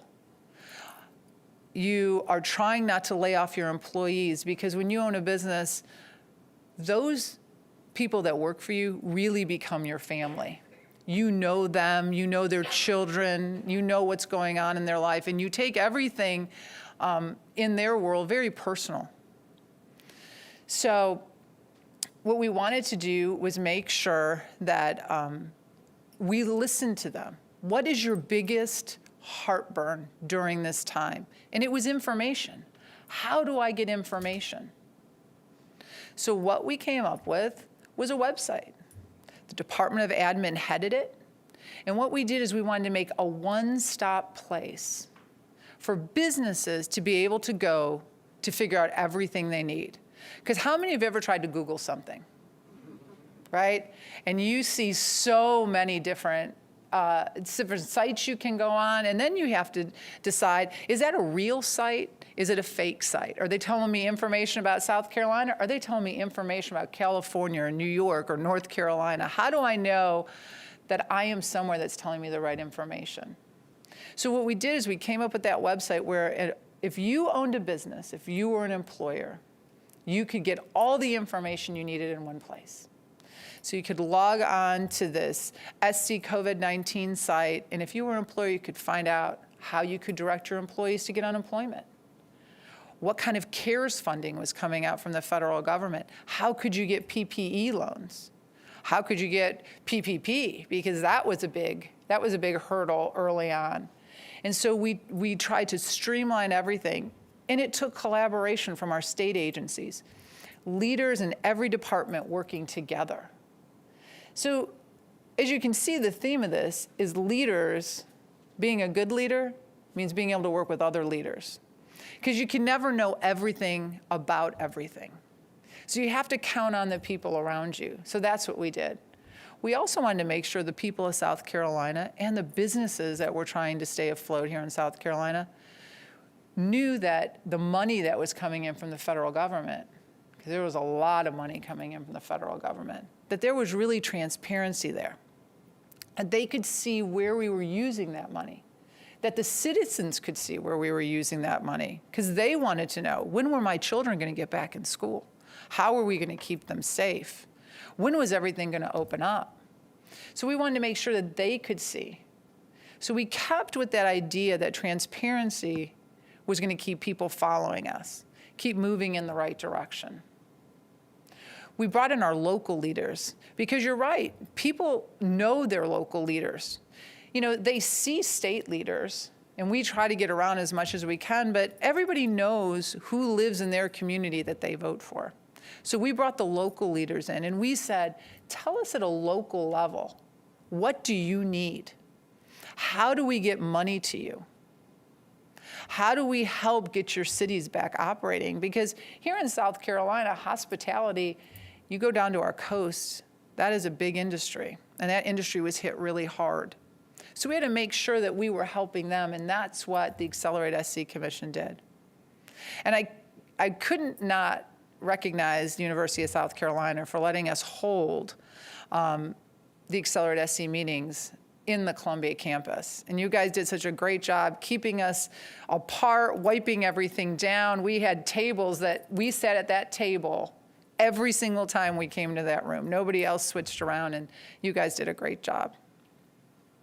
So I think bringing everybody to the table as leaders, big thing. That's how South Carolina started to move forward, and then we started opening up. Opening up was the hardest part, because you had to get everybody's confidence. And so by being out there, we decided that as leaders, how could we as leaders help get everybody's confidence up? We needed to be the first ones out there. We needed to be the first ones when restaurants open up to be eating inside. We needed to be, when beauty salons opened up, the first ones getting our hair cut. Because if we felt our plan was good, then we should be the first ones doing it. And that's what we did. The governor and I, as soon as we started opening up industries, we made sure we got out to those. We took pictures, which, ladies, you know, is not very attractive, getting a picture of getting your hair done, getting your hair dyed. Because we wanted to show that if we as leaders had confidence in our plan, we were going to be the first ones to do it. Masks were a whole different thing. Because as President Caslin talked about, he was dealing with it at a university level. Well, now imagine dealing with it at a state level. And we kind of went back to your idea, right? The governor said he was not going to impose a statewide mask mandate. Because although we live in a very small state, we're a very diverse state. We have urban areas, we have rural areas. What will work well in Columbia may not work very well in Greenville. Definitely won't work very well in Bamberg. So what the governor says, I'm going to allow on local government to decide what is best, to know where your risk factors are. and number one, to be able to enforce it. Because to be a good leader, you have to be credible. And to put a rule in place that you can't possibly uphold at a state level doesn't give you a lot of credibility. So that's what we did. And as we can see, people kind of picked up on it. Some people will never pick up on it. And as being a leader, that's something you have to know too, is sometimes, even with the best ideas, people won't follow you. And that's okay, because you have to keep moving forward. I always tell people you have to lead by example. So if you think and you're passionate about something, that's exactly what you want to do. You want to be out there. If, we said wearing a mask was the right thing to do, and so the governor and I would wear a mask. We moved forward in this pandemic, and we started to realize a vaccine was coming. So what we want to do is keep people safe. That's what we did. We started to learn more and more about what happened with the COVID vaccine. We knew that plasma was going to be a big thing. And when you're the lieutenant governor and you're the first statewide official to contract COVID-19, that gets in every newspaper above the fold all across the state. So again, with that same idea of leading by example, as you probably saw the governor did last week, we went and gave plasma. Giving plasma, if you've had COVID-19, please do it. If you still have antibodies, what you do with one donation of plasma helps 3 people that are suffering from COVID-19 in the hospital. So lead by example. Talk to college students. Have had, we could tell they've had an overwhelming amount of their share of COVID-19. But you guys have done a great job of getting out there and getting that message out. So thank you to all of you who are watching and all of you who are here that have done that and are being responsible on campus, getting tested often, and abiding by the guidelines. So what are we looking at now here in South Carolina? I'm here to tell you as your lieutenant governor, and if you've heard the governor's State of the State speech, our future is bright in South Carolina. We started out, when the pandemic started, with 2.4% unemployment. That was basically zero unemployment. And COVID hit, industry shut down, and we got to 12.7%. The numbers we never thought we would have to deal with. We are now, I'm proud to say, down to 4.5%. We're the lowest on the East Coast and in the top 5 lowest in the nation.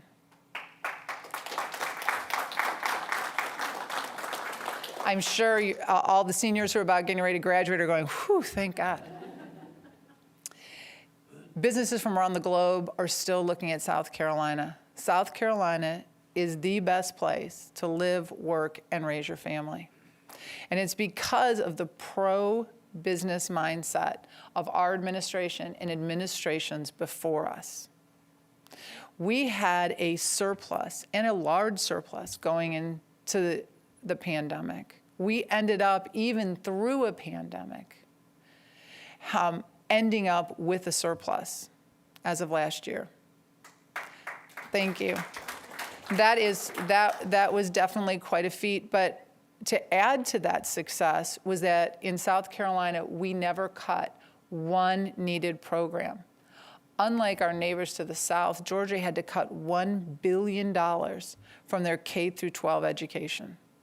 Imagine what that would have done to kids who are already struggling. So what does that say? Leading, what you do as a leader doesn't just affect you and the time that you're a leader, but it definitely trickles down. Had it not been that our administration moved on from other great leaders, we might not have had the fiscal responsibility that we had to get us those surpluses. The ideas who allowed the governor to add his ideas to get industry to keep coming to our state. You know, jobs are going to keep coming. You guys have a bright future. You are going to be the next leaders, so please get involved. This state is growing. You can tell any place you go in South Carolina. Small town South Carolina isn't so small town anymore. As you heard, I live in Travelers Rest, South Carolina. It's just this little teeny dot on a map just outside of Greenville. And when I moved there 16 years ago, I never could have imagined the growth that we have had.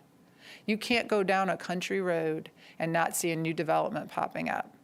In little downtown Travelers Rest, we have a coffee and crepe place that you are lucky to be able to get into on a weekend.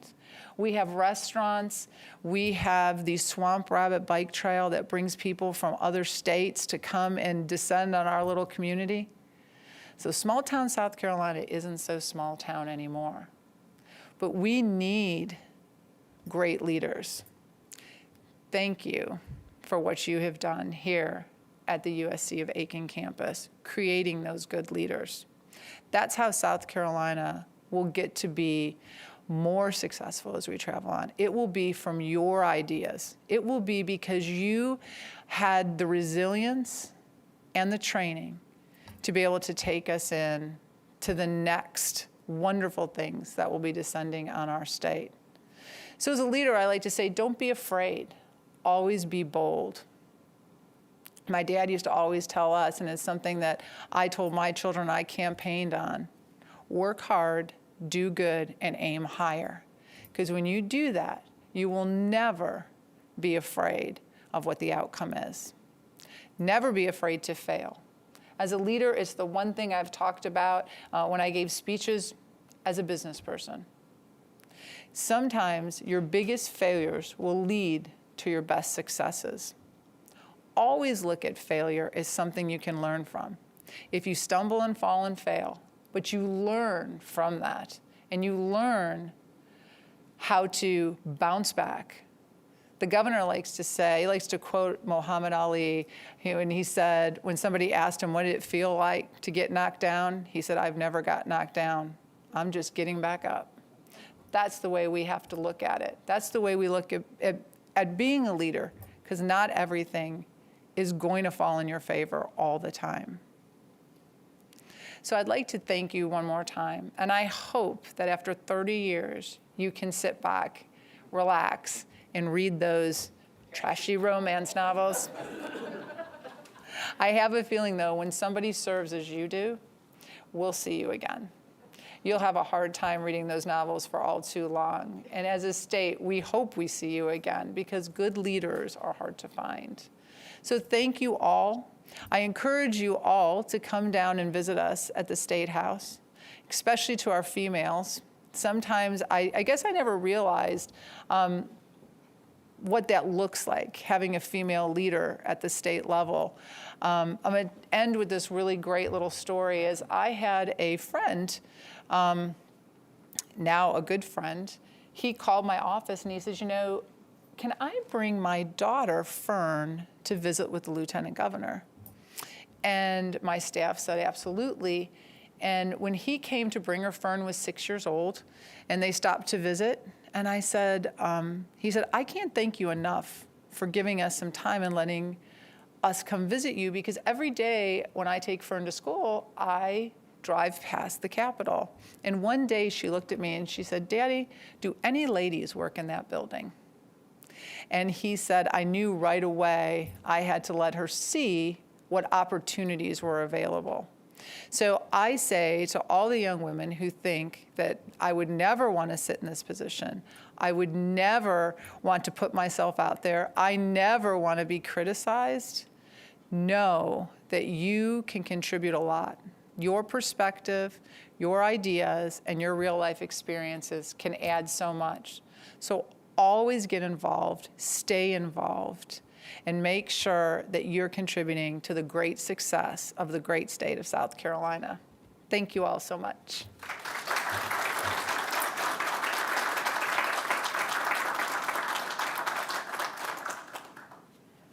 Wow. Thank you, Lieutenant Governor. Thank you, President Caslin. We are wrapping up the morning portion of our program. The words cannot describe to you my personal privilege and honor to host such a distinguished group of speakers today. And on top of all of that, to honor you, Dr. Jordan, for all of the work that you have done for us. In this room, I have my colleagues, people that I worked with for the last 19 years since I came to USCA, and I have my new bosses, my old boss, and the most importantly, my students, people who make me get up in the morning every day, go to the classroom, come to this place, and work as hard as I can to make that future even brighter together with everybody here. The students, you are the reason why we are doing what we are doing. You are the future of this state, of this nation, and this world. We are really doing everything that we can possibly can to give you the tools so you can make informed decisions and actually lead the world to better places and to achieve higher goals. So we dedicated this symposium to Dr. Jordan, but we really are organizing it year after year for you, so you can gain additional experience and knowledge from our policymakers, business leaders, civic leaders, and your educators. So thank you all for coming this morning. I appreciate your time, your commitment to us, to university, to higher education, to our state, and definitely to our future generations.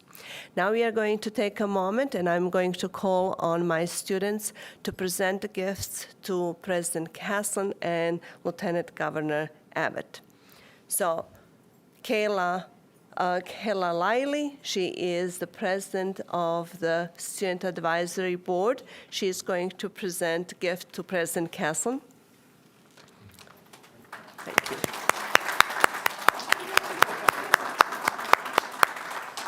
Bobby Waters is also a member of Student Advisory Board of the School of Business. He will be presenting the gift to Lieutenant Governor, Ms. Pamela Abbott. Thank you. I do have to give you a little, information about the gifts that you have in there. Dr. Jordan, well, we are going to gift you some more. This is just the opening ceremony of, farewell party that's coming. But Lieutenant Governor, little tokens of our appreciation from Aiken, South Carolina. And President Caslin, we know that you like ties, so something Aiken-specific, a little pacer horse on your next tie. We hope to see it on the next news, channel. All right. All right. We are going to take a few moments for you if you want to spend a minute to talk to Lieutenant Governor Pamela Abbott and President Caslin, and then we are going to move on with our program as scheduled. So if you want to take a picture with our honored guests, now it would be a good time, or say your appreciation for them being here. Thank you all for coming today. Have a good day.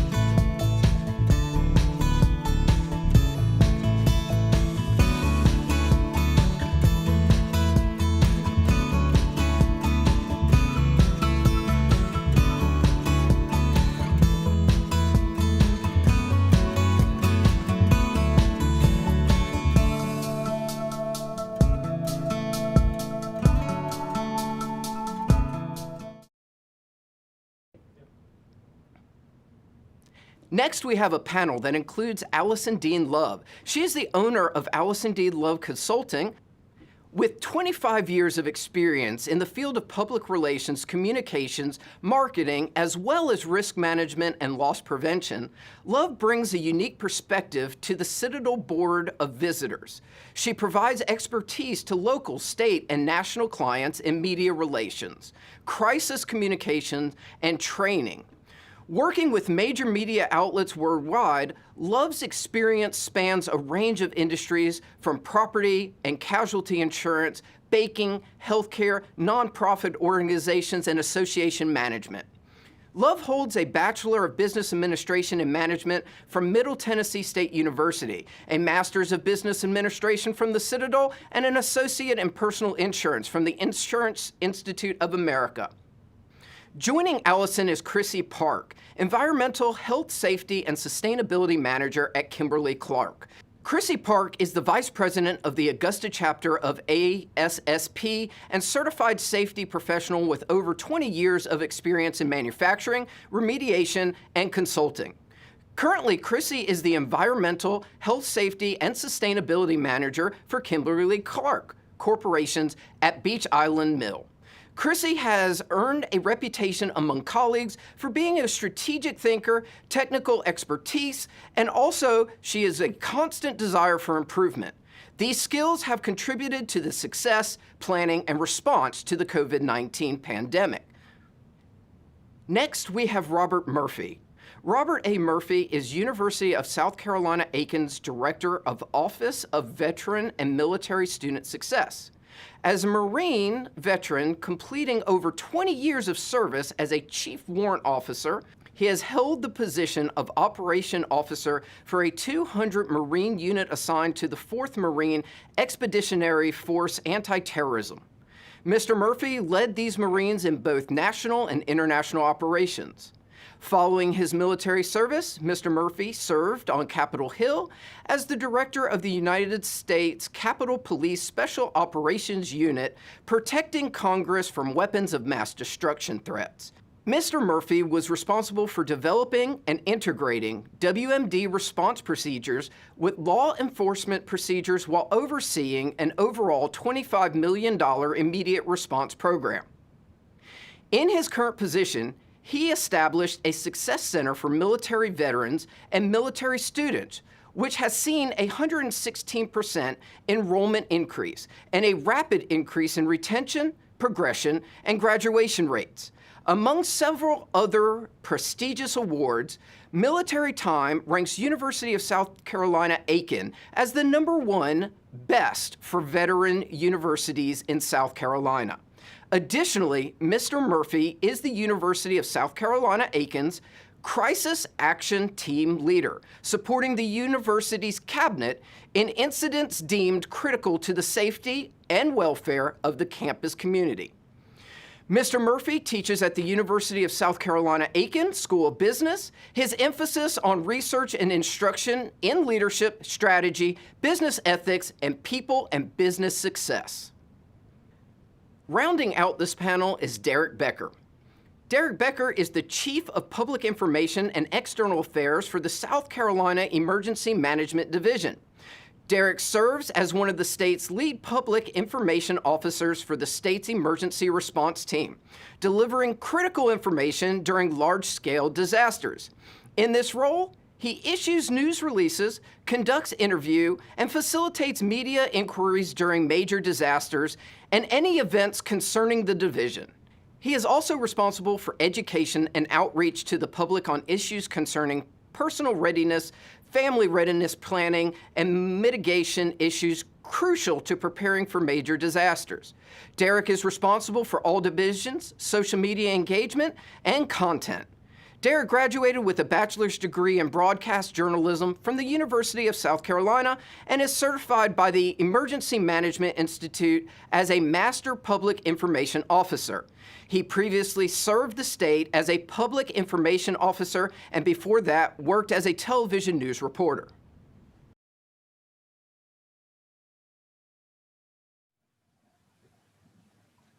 All right. I think that means we're live now. So hey, everybody, thanks for joining us at our virtual symposium this year. Some of the folks watching might already know me. I'm Lindsay Griswold. I'm an accounting instructor at USCA. And I have with me these 4 wonderful people who've agreed to serve on our panel. You just heard some brief biographies that Mr. John Engel read off for them.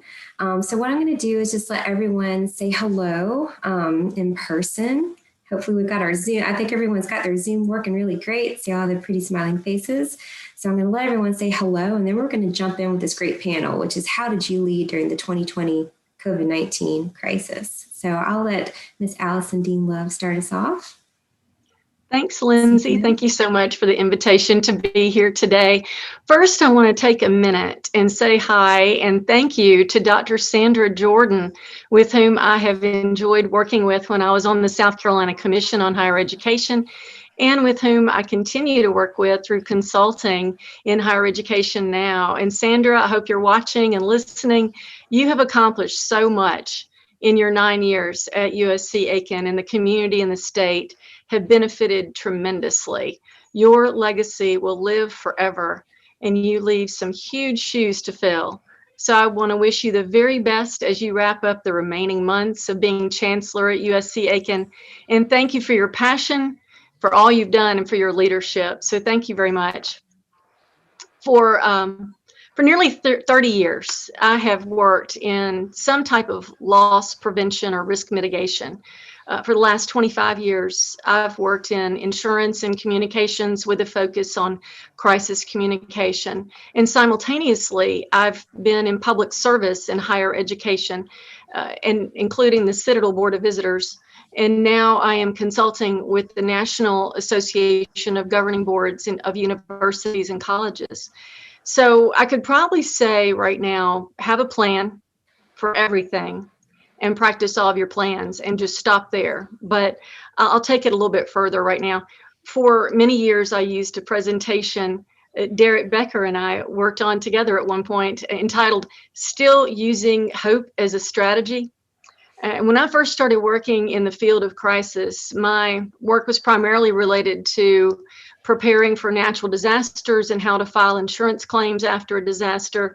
I traveled around South Carolina doing TV and radio shows and speeches for homeowners and business owners about preparing for hurricane season and ways to protect your structures from fires and floods and winds and tornadoes and earthquake.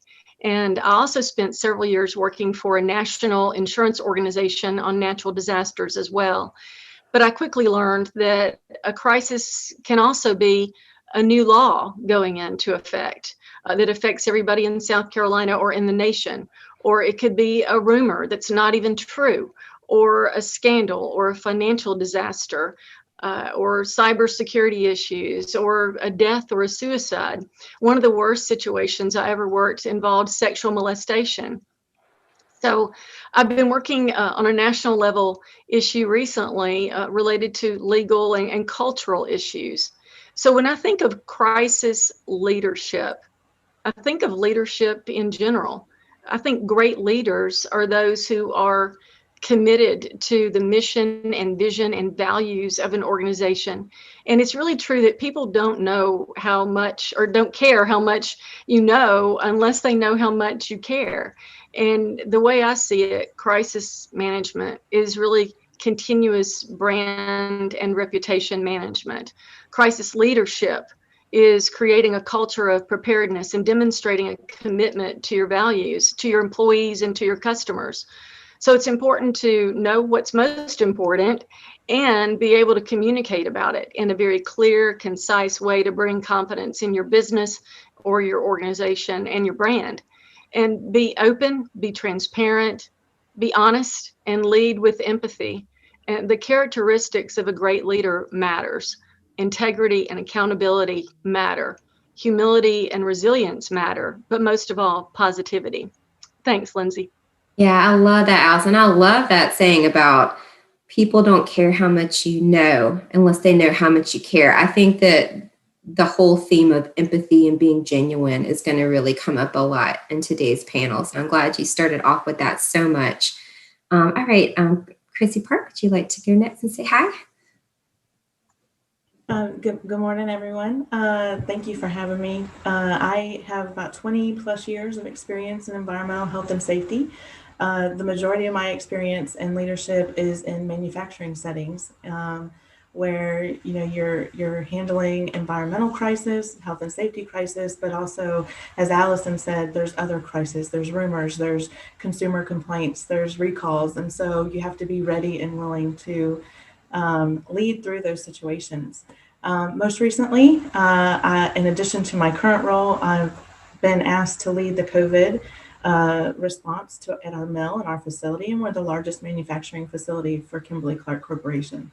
So a lot of people were depending on us to continue operation and make sure we work through the pandemic. And so as part of that, we've been able to put processes and protocols in place, but also continue to operate our manufacturing facility. From a leadership standpoint, I could echo Allison as well and say you need to anticipate your needs and practice those scenarios. Don't wait until the crisis happens and be going, oh, how am I going to handle this? Don't be afraid to reach past boundaries, because a good leader doesn't assume that they know everything, and they're willing to learn from others. And so from my perspective, I would say be willing to get those new ideas, those best practices, and put them into play before the crisis happens. But when a crisis does happen, leadership is very important. And to me, it's very important that you show compassion to others. You strive to motivate and inspire other people, because everyone handles a crisis differently. It impacts people differently depending on what the crisis is. And then don't be afraid to empower and engage other people. You can't handle everything yourself, so you need to be willing to trust others, build their capability, so that when the crisis occurs and when you're going through that crisis, you know that you can trust them to get the things done that need to be done. Communication is definitely key. If you're not providing good communication that's clear and concise, then the message can get mumbled and the expectations may not really be understood. And so for me, I think making sure you have that clear message, but also in the end asking, what else can I do? Just because you have a checklist or you're going through the process, always stop and ask, what else can I do for my team? What else can I do for those around me, for my community? And what else can I do in this crisis situation? So. Thank you so much. Yeah, I love what you're saying too about empowering people and just showing them that you don't have all the answers every time. I think that's a great message. I love how everyone's starting off with these messages of overall leadership. It's such a great start. Mr. Murphy, would you say hey? Hey, Lindsay, I appreciate you having us today. I just appreciate this opportunity for the conference in which the School of Business has put together.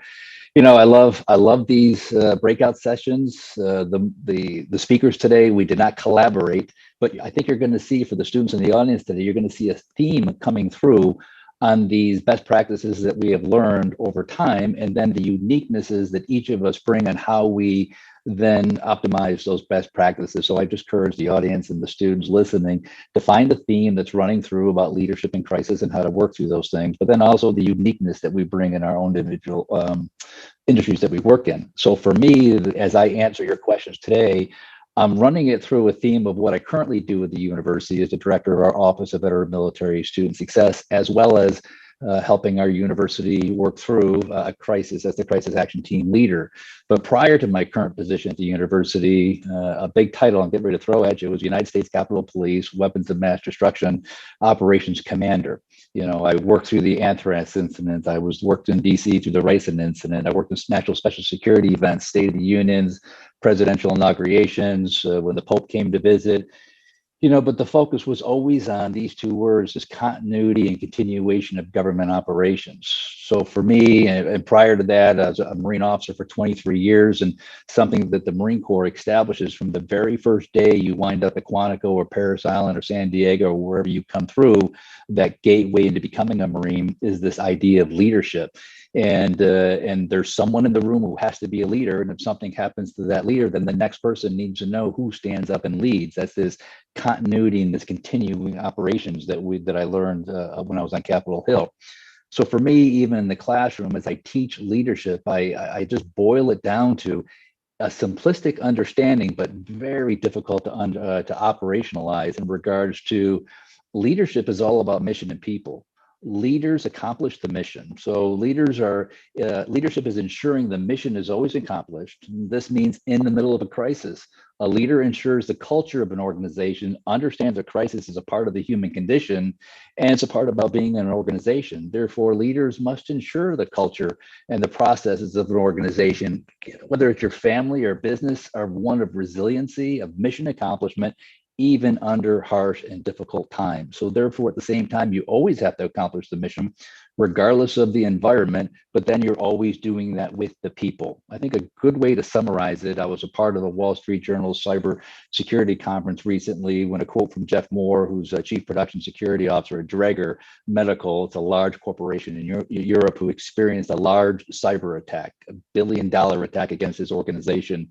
And much like today, the moderator asked, like you would, she said, Jeff, did you feel prepared for the torrent of pressure that came unto you during your crisis response? And listen to Jeff's response. I quote him, he says, I felt really prepared until the wave hit me. That speaks volume. I felt really prepared before the wave hit me. So what you do previously or prior to the crisis, making it a part of your culture, resiliency, has a lot to say how you're going to endure through the conference. So through the panelists that we go through today, I look forward to hearing these themes and bringing back my background, both as a Marine and both as what I did on Capitol Hill and then what I currently do teaching in the classroom and helping the university work through a crisis at the same time. Yeah, thanks, Mr. Murphy. I'm excited to hear everything else y'all have to say too. I have to say, I don't know how you could listen to this and not be really pumped up with all of the inspirational things I've already heard. I think even just already bringing up the themes of continuity and how do you keep going? Because I think that that's what everyone wants to know. They don't want to know how people survived or dealt with a crisis. They want to know, how did you continue? How did you keep going? Because that's what it's all about, is still accomplishing your mission no matter what. So I'm so excited to hear more about that. And Mr. Becker, can you please say hey?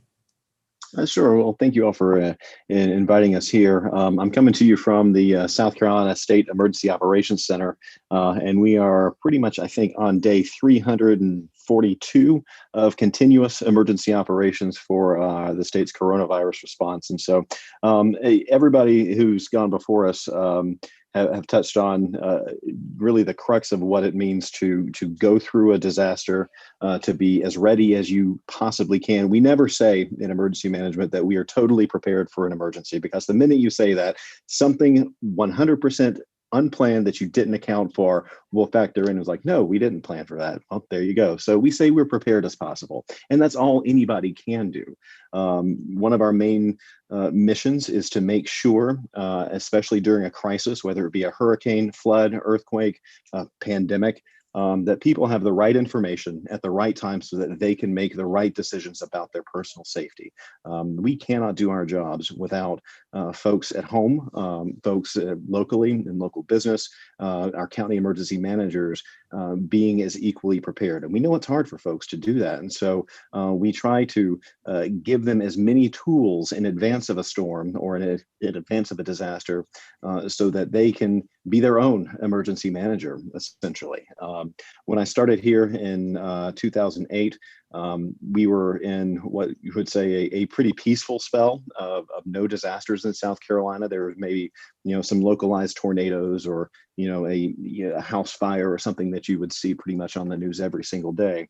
But in 2014, that all changed with the ice storm that pretty much shut the entire state down. And up until that time, that was the largest disaster since Hugo.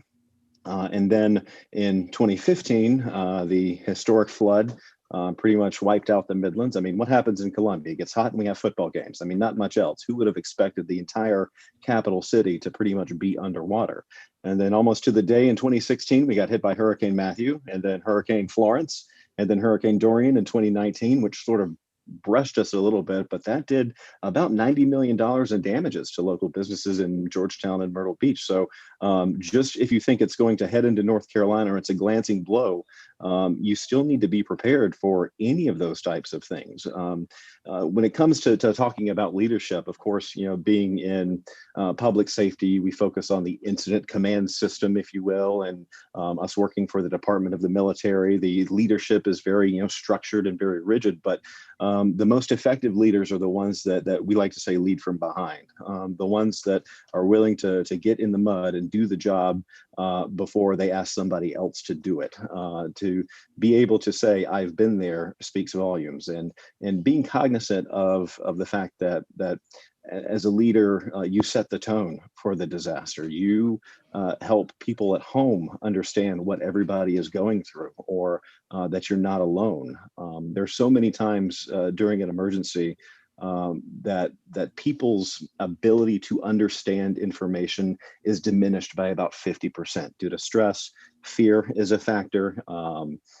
Any of those types of things. The will to survive is very instinctual, and so a good leader is able to explain concepts and complex things, especially in government, in very simple terms. So the PhD student and grandma at home can understand it all at the same time. And that's really kind of what we focus on too, whether English is your first language, or if you have an access and functional need, is creating that universal understanding that what is approaching could potentially kill you. It could potentially damage your property, or things are about to change. And we're going to be here, give you what you need to make informed decisions about your personal safety. And then on the back end, hopefully help you recover as well. So thank you for being here. We're excited to talk a little bit about business resiliency, because we've certainly been through quite the row over the last few years, haven't we? Yeah, exactly. I think what's so incredible hearing from each of you is it sounds like COVID-19 is not the first crisis that any of you have dealt with. It just be the common crisis that a lot of people are dealing with together. Makes me think of that slogan you say on TV. I don't remember who it's for, but alone together. Everyone's doing this together right now, which is just, it's really unique, because when you talk about some of the previous crises that you've mentioned, they're sort of specific to a certain area or a certain region, versus this is global. So everyone is experiencing, not in the same way necessarily, but experiencing effects of some sort from the same issue. So I'm going to jump right into it with the first question. I'm really excited to hear what everyone's going to say.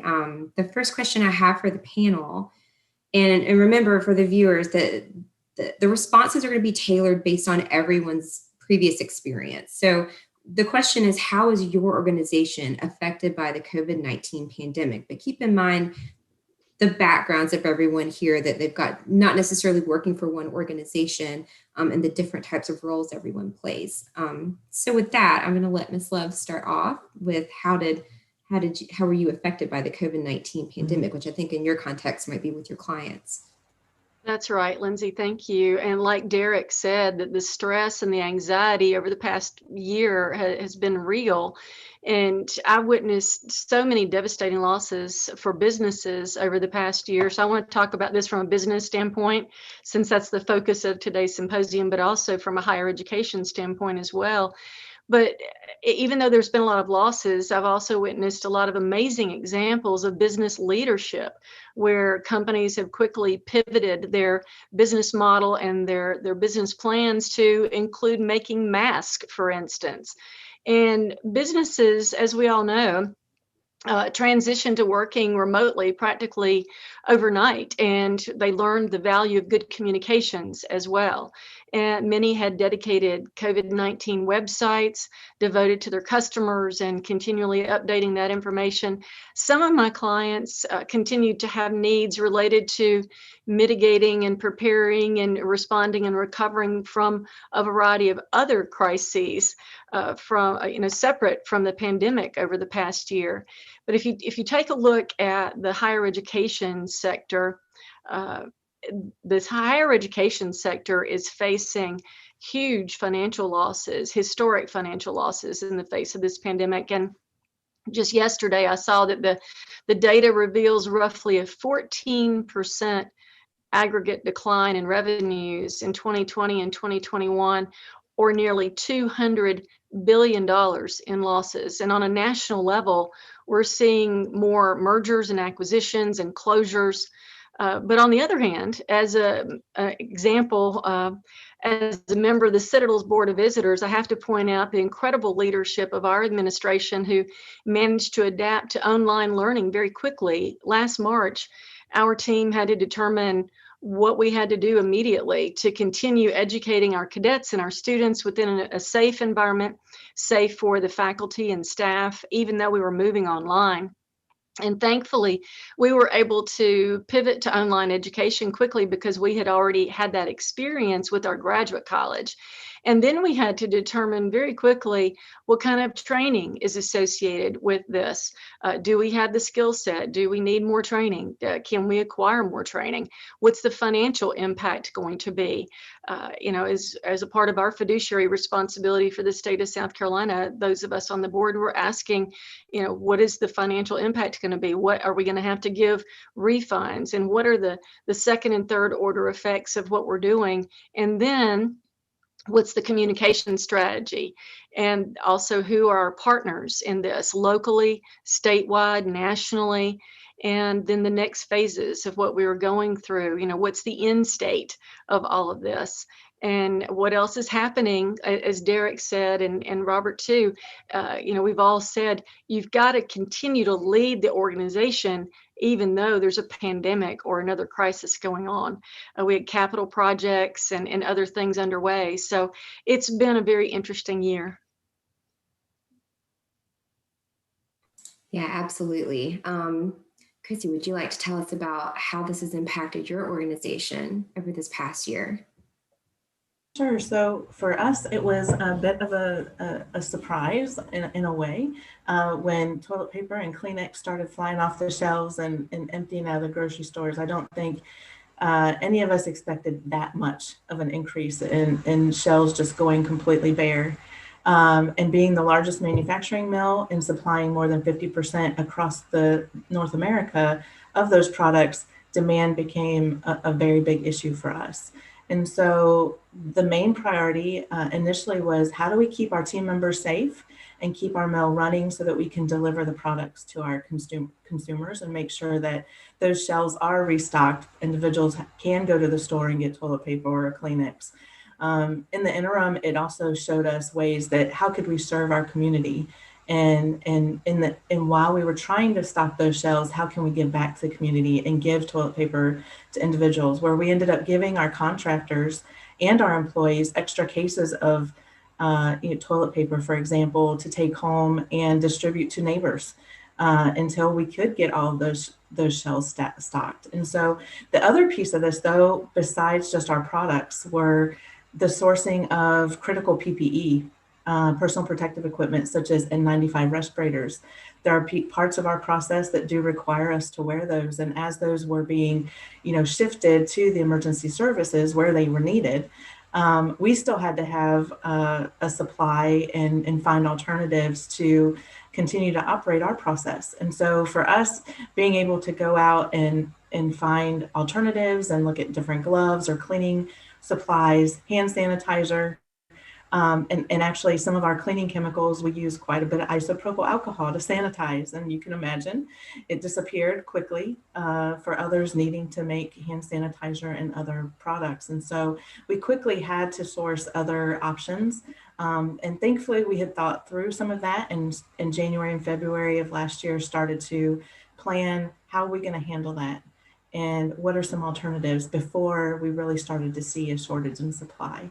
And I think the other biggest impact for us in a manufacturing facility was the labor shortages.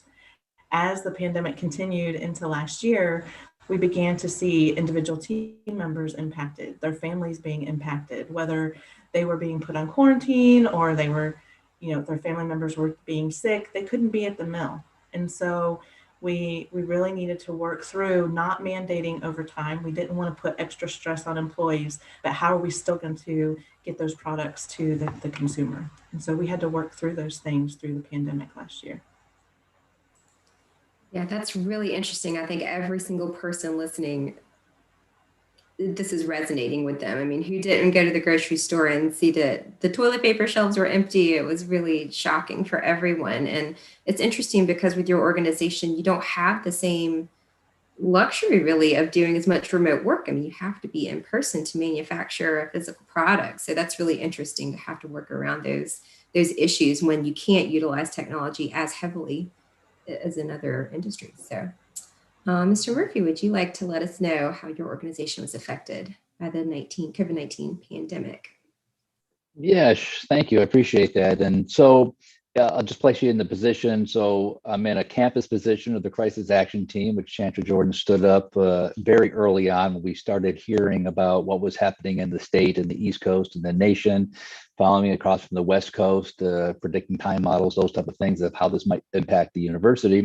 But then I also want to take it from my specific department. As I lead a small department on campus, I run it like it's a small business, profit generating, customer facing, profit and loss, analytics, being able to depict data and how we're able to accomplish our mission.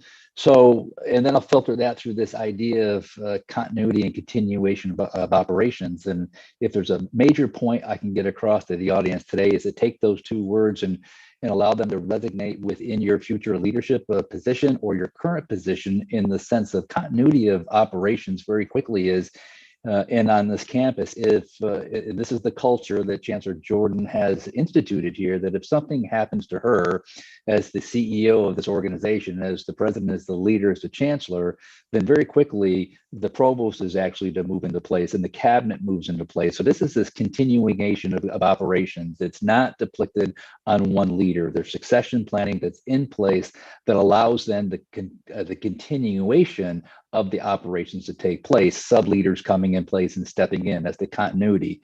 So we look at that as presidential succession. In my past experience, the Secret Service worked for the president and the vice president, and then the organization that I worked with picked up the Speaker of the House, the presidential succession from that place.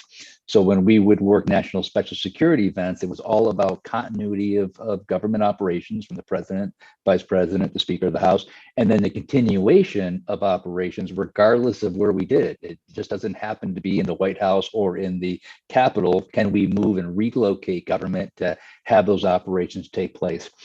So Chancellor Jordan has allowed those things to resonate in the culture of this university, in the sense of if something happens to her, that Chancellor or that Dr. Timmons picks up, the provost. And then this continuation of operations, our core mission is to keep this university moving forward, to continue to teach. And to continue to teach and educate students, we have to feed them and house them and the things that go along with the life services, and keep the infrastructure, our CIO, Ernest Pringle, to keep all these things going. So with that mission, as I talked about in mind, leaders accomplish the mission. They always accomplish the mission while at the same time taking care of the people.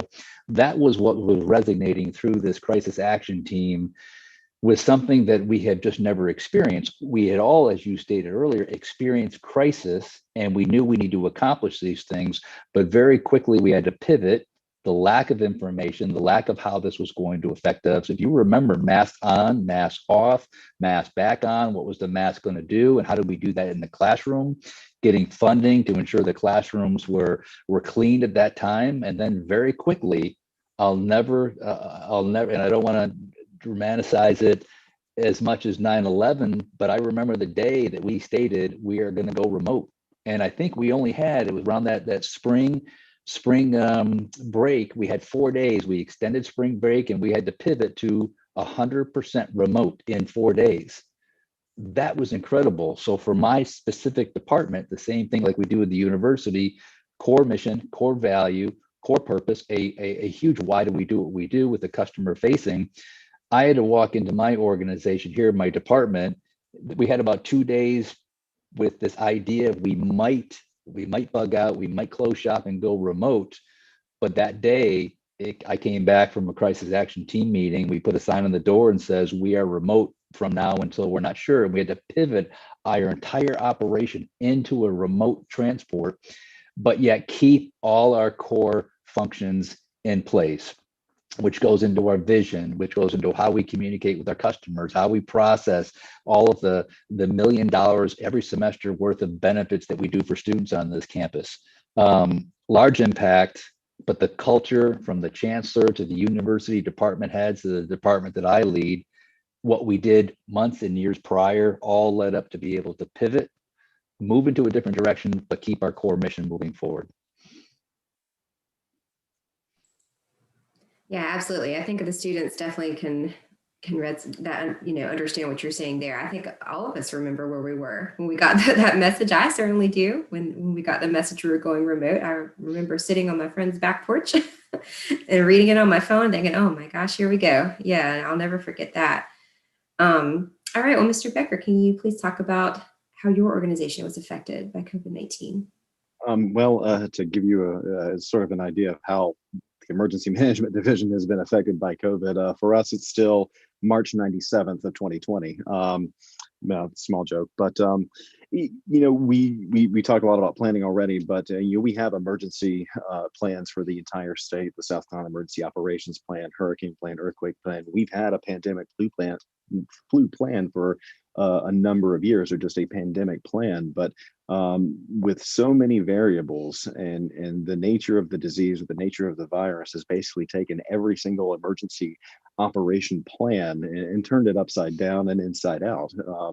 We are prepared as we can be. But when it comes to emergency operations, we're normally used to being the lead coordinating agency. People are here in our facility from all state agencies, volunteer organizations. We're working with our locals. Well, you can't have 300 people in a room in close quarters side by side at computers anymore. So we took that virtually, just like everybody else on the planet practically, and then really had to bolster up our virtual communications and that sort of thing. Fortunately, we're pretty good at doing that to some extent. Still got to get the hang of the mute button, I think, like everybody, but we're working on it. But the things that we would normally do, set up points of distribution for disaster supplies, or go and send swiftwater rescue teams into a flooded area, or deploy the National Guard to assist in putting tarps on roofs, or anything like that. Well, with a virus, there's none of that to be done. And plus, we're not the lead coordinating agency. Our state Department of Health and Environmental Control is. And so we, again, like we were talking in leadership before, we just did the things, or are doing the things that need to be done. Medical surge planning to make sure our hospitals don't get overwhelmed. We have it started out with a very robust plan, ended up not needing to use it. And then since that time, like back in April of last year, the hospitals have developed their own internal surge plans, and they know how to reach out to us. We had never coordinated to that level with hospitals before. Purchasing personal protective equipment. We're not in the business of buying gloves and masks and hospital gowns on the regular basis. It's not really our deal. So our logistics team had to make entirely new connections. We had to purchase an entirely separate warehouse to house it all and make sure it was climate controlled. So a lot of the state's existing emergency management system has worked and is continuing to work. But at the same time, we've had to really realign and readjust. We were not prepared. I will say this, speaking selfishly, for the amount of organized misinformation that's out there, and disinformation, either here at home or external or international factors weighing in. I mean, we've seen it happen on a national level here, but to see our social media to have so much organized disinformation and have to really combat it in order to get our emergency communications out, that's proved a challenge for us and continues to do so. Yeah, thanks. I think everyone can identify with exactly what you're talking about. I know that was a big first question for y'all, because to address in just a few minutes, how are your organizations affected by COVID-19? That's a really big, obviously a lot of things were affected. So with this next question, I'm gonna let y'all focus in a little bit more. So what steps did your organizations take to mitigate some of those negative impacts that you just described? So if there's any particular mitigation steps that you found to be very effective, especially, that'd be a great thing that we'd love to hear. So I'll let Ms. Love start there. Thanks, Lindsay. I'm going to try to make this quick and just give a couple of different examples so everybody has a chance to speak about this. But I want to once again give examples from the insurance industry as well as from education. So here's my practical tip for the day. And we've been talking a lot, we've heard a lot about continuity. And my practical tip of the day comes from the Insurance Institute for Business and Home Safety, which is an independent nonprofit scientific research and communications organization. And I worked with them for many years, and they have a wonderful program called Open for Business. And it's a wonderful business continuity planning tool. And so for those of you who might be watching who are business leaders and running businesses, you can go to their website at disastersafety.org and download their free master checklist, a downloadable toolkit, and a mobile app. And it just really helps you in a business with business continuity planning. So that was the first thing that I wanted to mention, because a lot of my clients and a lot of the organizations that I work with, like all of us, especially with Derek, we're already in the business of mitigation. It's like a daily thing that we do. And so that was one tip. But the other thing that I wanted to mention, just going back to the Citadel example, in every crisis, there's an opportunity. And the Citadel partnered with the Marines to offer our vacant campus as a site for Marine recruits to stage for medical observation before shipping off to Parris Island. And that effort benefited the Citadel financially, but more importantly, we were able to partner with the Marines to develop and test processes for a safe return to campus. And we also took advantage of the opportunity to personify our brand. People expect the Citadel to be resilient, and we demonstrated that by returning to campus and enabling cadets to help develop the safety protocols we implemented on campus. And leaders go to the point of friction in a crisis. They must set the tone and be proactive in managing fear. And we helped do that by establishing a push, pull, and engage strategy for communications. We pushed information out through email and social media and media engagement. And we also had a website. We took questions, hundreds of questions by our website, and General Walters answered every one of them. And he also conducted regular engagements and stakeholder groups. And that's how you establish trust, by having transparency. We were transparent about the number of positive cases we had and continually engaged with the stakeholder groups. And if they had concerns, we followed up on them. And in some cases, the stakeholders offered excellent suggestions, which made our protocols even better. And we invested in safety equipment and technology and time and energy to help people learn new processes. So those were a couple of examples, Lindsay. Yeah, perfect. I hope all those entrepreneurs were writing down that website when you said that, because that sounds like a wonderful resource. Was it safety.org? Disastersafety.org. Disaster. Okay, yes. Disastersafety.org. So definitely, I know we have lots of entrepreneurs in our school. So, all right, Ms. Park, what were some specific mitigation steps that were successful for your organization? Yeah, going along the lines of the business continuity, we had to really update our plan to cover a pandemic. While we had plans, we kind of had to rewrite a lot of those plans. And so for us, it was developing how are we going to screen 1,200 plus people coming into our mill every day, do those health screenings, how are we going to implement temperature testing before you even get to the entrance of our mill. And we had to develop those protocols. We developed enhanced cleaning, additional sanitization requirements, where we even brought in contractors that we have on site for 2 shifts that do continuous fogging throughout our facility, just as an extra step of sanitization. And so, if you have someone come into the mill that is sick, we have to have a way to quickly trace those individuals, quarantine those individuals, but also make sure that other people around them are safe. And then you get into the face coverings, and you have individuals who just are adamant that we're not going to wear a face covering, but we really had to say, no, this is our expectation.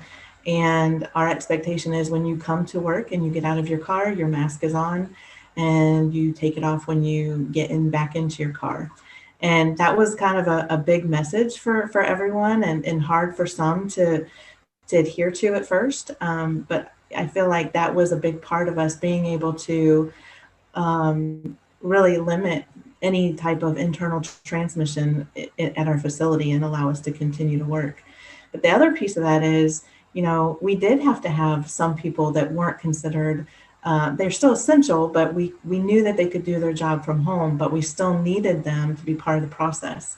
And so we had to really think of what are some outside the box ways that we can have an engineer work from home, but still look at the process and offer suggestions for improvements or manage a project, a capital project that's still going on.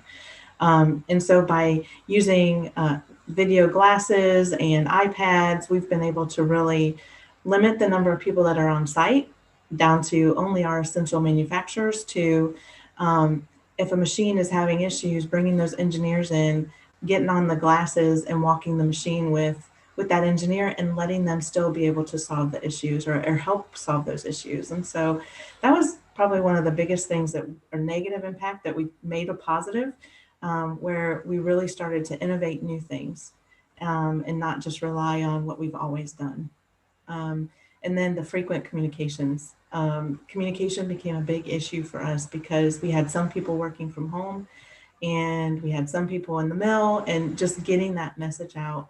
Obviously the posters can't be seen by individuals at home. And so how are you going to get that good communication to them as well? And still keep them connected to the mill and not making them feel like they're off by themselves on some island. Yeah, that sounds like an incredible use of technology that y'all did with the glasses. That sounds amazing. So thanks, and thanks for sharing a bit about communication too. I think everyone has probably seen that at their organizations, that's been an issue that everyone's had to overcome. So Mr. Murphy, what were some great mitigation plans that worked for you? Well, I appreciate that. That's a great question because I hear people in charge, and I use that term in charge, different from leadership, when asked a similar question, how did you mitigate the negative effects, impact to say, and they state this: I got out of the way and allowed my team to work the problem, provide answers. Now, I kind of get what they mean by this statement, but this type of in-chargement, I just made up that word, can also lead to a lot of time wasted and chaos, frankly. Mitigating the effects, the negative impact of a crisis, takes weeks and months and years in advance prior to the crisis. As I talked about before, crisis is a part of the human condition. It's going to happen. We should not be surprised by it. That doesn't mean we can't unfold every nuance of an individual crisis where our heart will get racing, like what I talked about, that information security guy from Drager over in Europe, when he felt the wave of the pressure, what was happening to him. So our organizational culture was solid in how we interact with our customers, how we remain the same prior, during, and after the crisis. Our platforms changed, but our vision remained the same. Now, I'll talk from my department very quickly, and then how we did that as a university. So for instance, how we interact with our customers is huge in our small business on the campus that I lead. And so we had that founded, but then we quickly pivoted to things that we weren't using in February, but we got very smart on in March: Microsoft Teams, Adobe FormStack, Office 365. So I may not have been completely resonant with all those softwares and operating packages that are out there. And in higher ed, we have an abundant amount of that information technology that we can reach out to very quickly.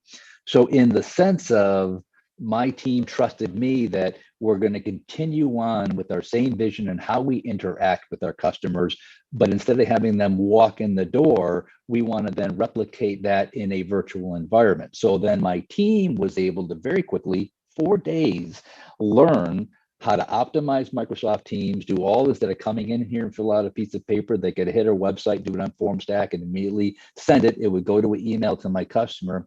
And a life hack that I like what all the other speakers are doing today. So for me, our culture was, if a student or faculty or staff member called my office, and of course we were gone, so we didn't have the phones transferred to the staff members' cell phones, but if they called and left a message, here's the benchmark: that customer would receive a phone call back within an hour. So if you just emailed us or called us and left a message, my team was at home picking those up, and we had organized how we were going to reach back to our customers. So it almost felt like maybe even a delay on this video that we're having right now. There was a small delay, but you would reach that personal person. It wasn't an email. We'd pick up the phone and say, hey, you got a minute? Let me walk you through Microsoft Teams so we could have a video chat. Let me walk you through Office 365 to set up planners and these type of things. So on a campus-wide, talking about that leader who just didn't get out of the way, but the leader who was fully engaged in what was happening, then Chancellor Jordan set up this 4 teams of these task force, and there was probably 10 or 12 of them that looked at very specific areas of the campus, from the health and safety and welfare. We were remote, if we want to open back up again in the fall semester, to how do we engage with our students, how do we engage with the community. And then these task force had very specific responsibility owed back out to the larger community then to help build the strategic plan or our ready, set, return plan. So the leader from the university, the chancellor and their cabinet pulled in all the experts within the campus. We bubbled up our ideas on how to best accomplish these specific things, like engaging with students or protecting students. That turned into the Ready Set plan. And very tangibly, you look at how we did in the fall semester, having remote classes, hybrid classes, and in-person classes, and our COVID rate was so low as compared to with others. And then you look at even the spring semester, a little spike, but again, it's an extremely safe environment that I and my team and others feel very safe being back onto and doing very well at the same time. So it's what you do months and years prior that will lead you through the throes of a crisis. Yeah, thank you for that. I really think that I don't want to jump ahead too much, but just a lot of what y'all have been saying, I think hopefully a lot of people are probably wondering how much of this new use of technology and new processes are going to stick, because I think you might have found that y'all have come up with these amazing new ways of doing things that it's kind of like, well, why go back if certain things are working so well? Like when you talk about this SLAs and the processes of the communications, I mean, it sounds like a fantastic process that this sort of forced our hands to do it maybe sooner than we normally would have. But thank goodness y'all got to it so quickly. 4 days is incredible to teach all these people how to use Teams. That's the opportunity. Yeah, that's the opportunity President Caslin was talking about earlier. There's great opportunities in the middle of a crisis. Can you seize the day of that opportunity? Yeah, absolutely. I mean, I think that that's where the theme I'm hearing and everything y'all are saying is that these mitigation plans that have worked is an opportunity that y'all saw to use some new technology or to create a new process to keep that continuity going. So absolutely. Mr. Becker, I can't wait to hear yours. What have been some effective mitigation plans? I know you're going to have a lot of good ones for us. Yeah, and I'll limit it to one for the sake of my own sanity. But one of the big successes that we've had during COVID, and really it just started just prior to this with Hurricane Dorian, is in working with the Department of Commerce and our Parks, Recreation, and Tourism agency for the state, we've developed a virtual business emergency operations center for all businesses, small and large, in the state of South Carolina, to have a virtual online platform to get all information, at least from the state government agencies, about that disaster, particularly for our reentry program, for the agencies that have, or the counties that have rules regarding reentry after an evacuation or after a major disaster. Of course, that wasn't needed with the pandemic, thank God. But being able to use that as a central point or a central clearinghouse of information for folks, and also have a touch point to be able to talk to a human being that was actually here or coordinating virtually directly from Commerce, directly from emergency management, or from one of our members of the state's emergency response team, has been absolutely essential, because that word essential has come up a lot over the last year, and trying to determine what businesses should close, what shouldn't, how do I work this out, and really for the business owners and the managers that have reached out to us and been able to talk to April over at Commerce, or Chuck at PRT, or somebody has I really think been able to realize that they're not going through it alone. And that's one of the biggest things, that whether you're at home or you've got a business to run and you're trying to think about how am I going to survive this, you're not alone, and you never are alone. The key is asking for help before you need it. trying to anticipate what your needs are going to be during a major disaster, and planning for as much as you can think of in advance of that. That Business Emergency Operations Center, we have templates on business continuity plans. We can get you started and connected to those different types of resources that are out there. And so that really highlighted one of the big successes, I think you will, if you can call going through a pandemic for more than a year a success, but that's one of our shining moments at least. I think we've all continued through it. So that's a success, I would say. Everyone's still going, very much so. We are coming close to time. So what I'm going to do is sort of combine these last couple of questions I have for y'all into one. If you had to talk about the one thing that you've learned over this past year that's been sort of your most important lesson that you've taken away from going through everything with the pandemic the past year, what would that be?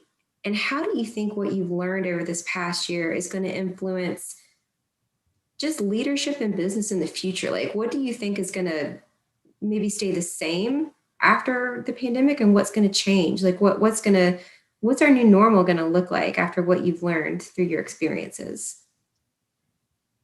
Oh, Ms. Love, you can start first. Sorry. Oh, Lindsay, that's such a hard question to answer in such a short period of time, but let me see if I can do it really fast. We've got to be adaptive. We've got to be collaborative. We've got to establish trust, and we do that by being open and transparent. And I just think that great leaders are great communicators. And, we've got to continuously be in the brand and reputation management arena and thinking about a culture of preparedness. And I just hope that business owners will now understand the importance of preparedness and planning, and become more adaptive and consider leadership development training. If you don't feel confident in your ability to lead your business, or if you don't think that you've got somebody on your team who can lead a crisis, then get training. So I think that's what I would say. Thank you. Thank you so much. I know that was tough to answer quickly. Ms. Park, I'll let you go next. I'm really going to echo what Allison said. I think continue to develop your leadership capability. Don't just say, oh, I'm a good leader and I'm going to stay here. I think everyone always can build their capability and be a better leader. You can learn from others, but also don't forget to build the talent and the capability of those around you who are not just on your team, but also in your organization. And so with that, I would also say be open and honest, but build trust with others. Don't always assume negative intent, assume positive intent of what people are giving you or feedback that they're giving you, but also welcome those different perspectives and be open to debate, because you may not have the best answer, and be willing to listen to those suggestions or those ideas that someone else brings. I do agree that this is kind of our new normal. We don't feel like we're ever going to go back to the way it was before March of last year. But for us, it's also brought innovation. Some of our mills have created new products. Our mill has come up with using different technology, like we talked through with the glasses and the iPads.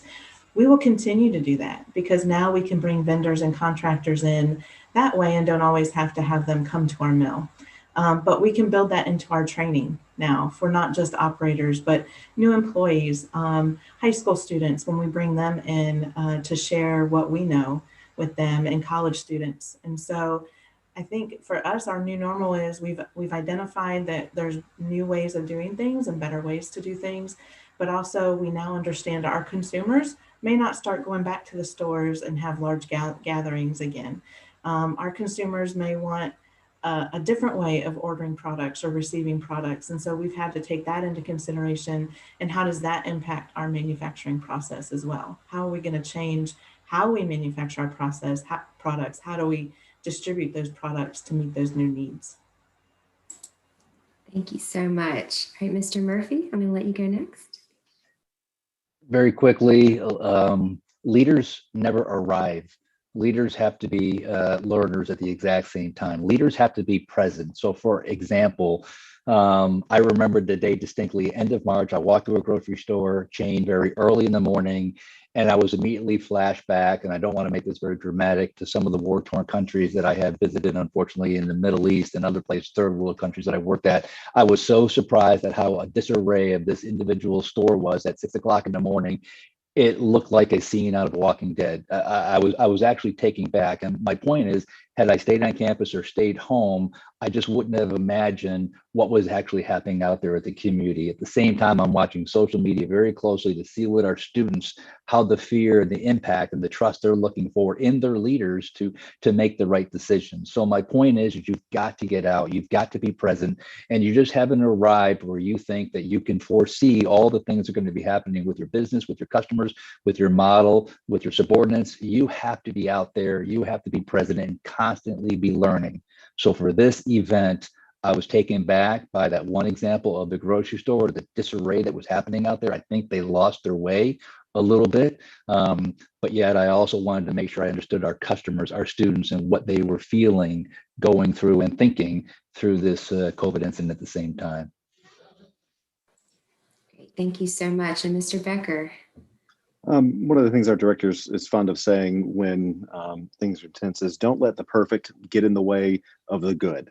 If you are constantly searching for 100%, let's get back to normal solution during a disaster, you'll most likely end up doing nothing. And so when it comes to trying to prepare and to lead a team, let them know it's okay to do what you can while you can. And I think if you do it incrementally and accomplish the tasks that you've set forth, and you're customer focused and you're focused on the safety of everybody on your team, you will get to that 100% solution. Whether it's the same as it was before, that remains to be seen.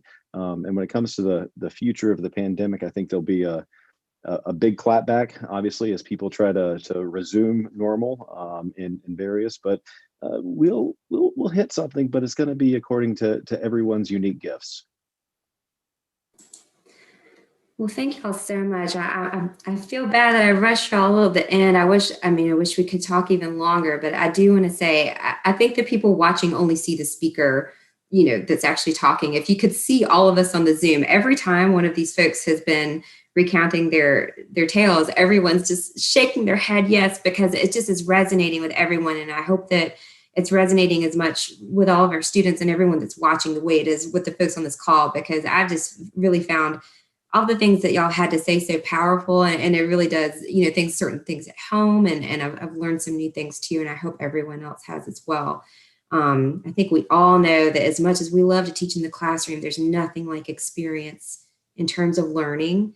And a great way to learn from that experience is to sit here and reflect and benefit from these amazing reflections that everyone in this panel has offered to us. So thank y'all on behalf of the School of Business, my sincere appreciation for y'all doing this. We really, really appreciate your time, sharing your experiences with everyone, our community and our students.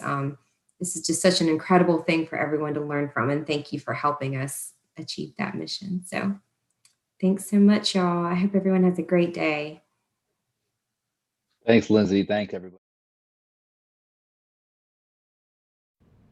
With great pleasure, I get to introduce Kristen Engel, Interim Vice President for Communication and Marketing at Augusta University and Augusta University Health. Kristen Engel is an award-winning communication and marketing executive with more than 10 years experience in healthcare and higher education. In her role as Interim Vice President of Communication and Marketing, she works to drive strategic enrollment and health system revenue growth through brand and public positioning. In addition, she oversees mass internal communications and executive communication for an institute with more than 10,000 employees. She manages the university health system website, the employees' intranet, and institutional photography, videography, and graphic design. She also serves as chief spokesman and oversees a staff of more than 40. Engel joined Augusta University in 2011 as a public relations coordinator and later served in progressively responsible roles as Director of Media Relations and Senior Associate Vice President of News and Communications. Prior to that, she worked in Atlanta, Georgia for the global advertising agency BBDO and in Augusta for the arena management company Global Spectrum. Kristen has a bachelor's in business management with a concentration in marketing from USCA and a master's in higher education administration from Georgia Southern.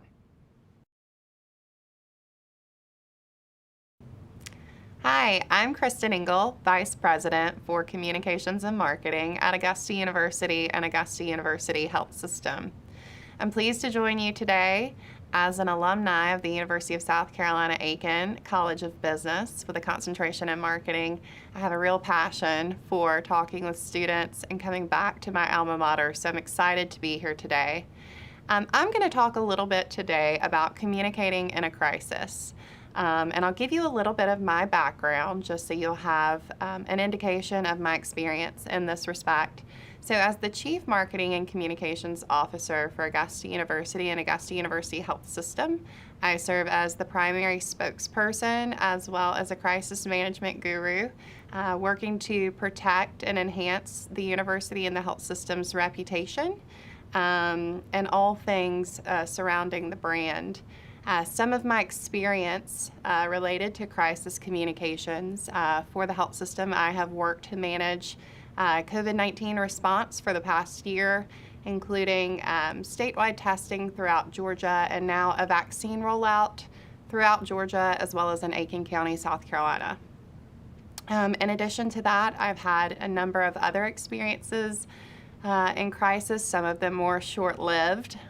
Those include things like helicopter crashes, traffic accidents, any sort of chemical incident or weather disruptions, things like that. Also, in my campus role, I handle sexual assault on campus, any kind of active shooter incident, anything that has the potential to disrupt operations for a sustained period of time and impact the university's reputation. A little bit about my background after I left USCA and how I kind of came into this role. So when I left, I went into advertising, worked for a global advertising agency out of Atlanta for a bit, had hopes at that time of pursuing brand management for consumer packaged goods, but quickly found that I wanted to be closer to home, which landed me in my current role in public relations at Augusta University and Augusta University Health System. As a business major, public relations is often on the other side of the fence. Our marketing majors move more through the business school, whereas public relations moves more through the communications school, I should say. But as part of that, we always talk about communications as a soft skill for business majors.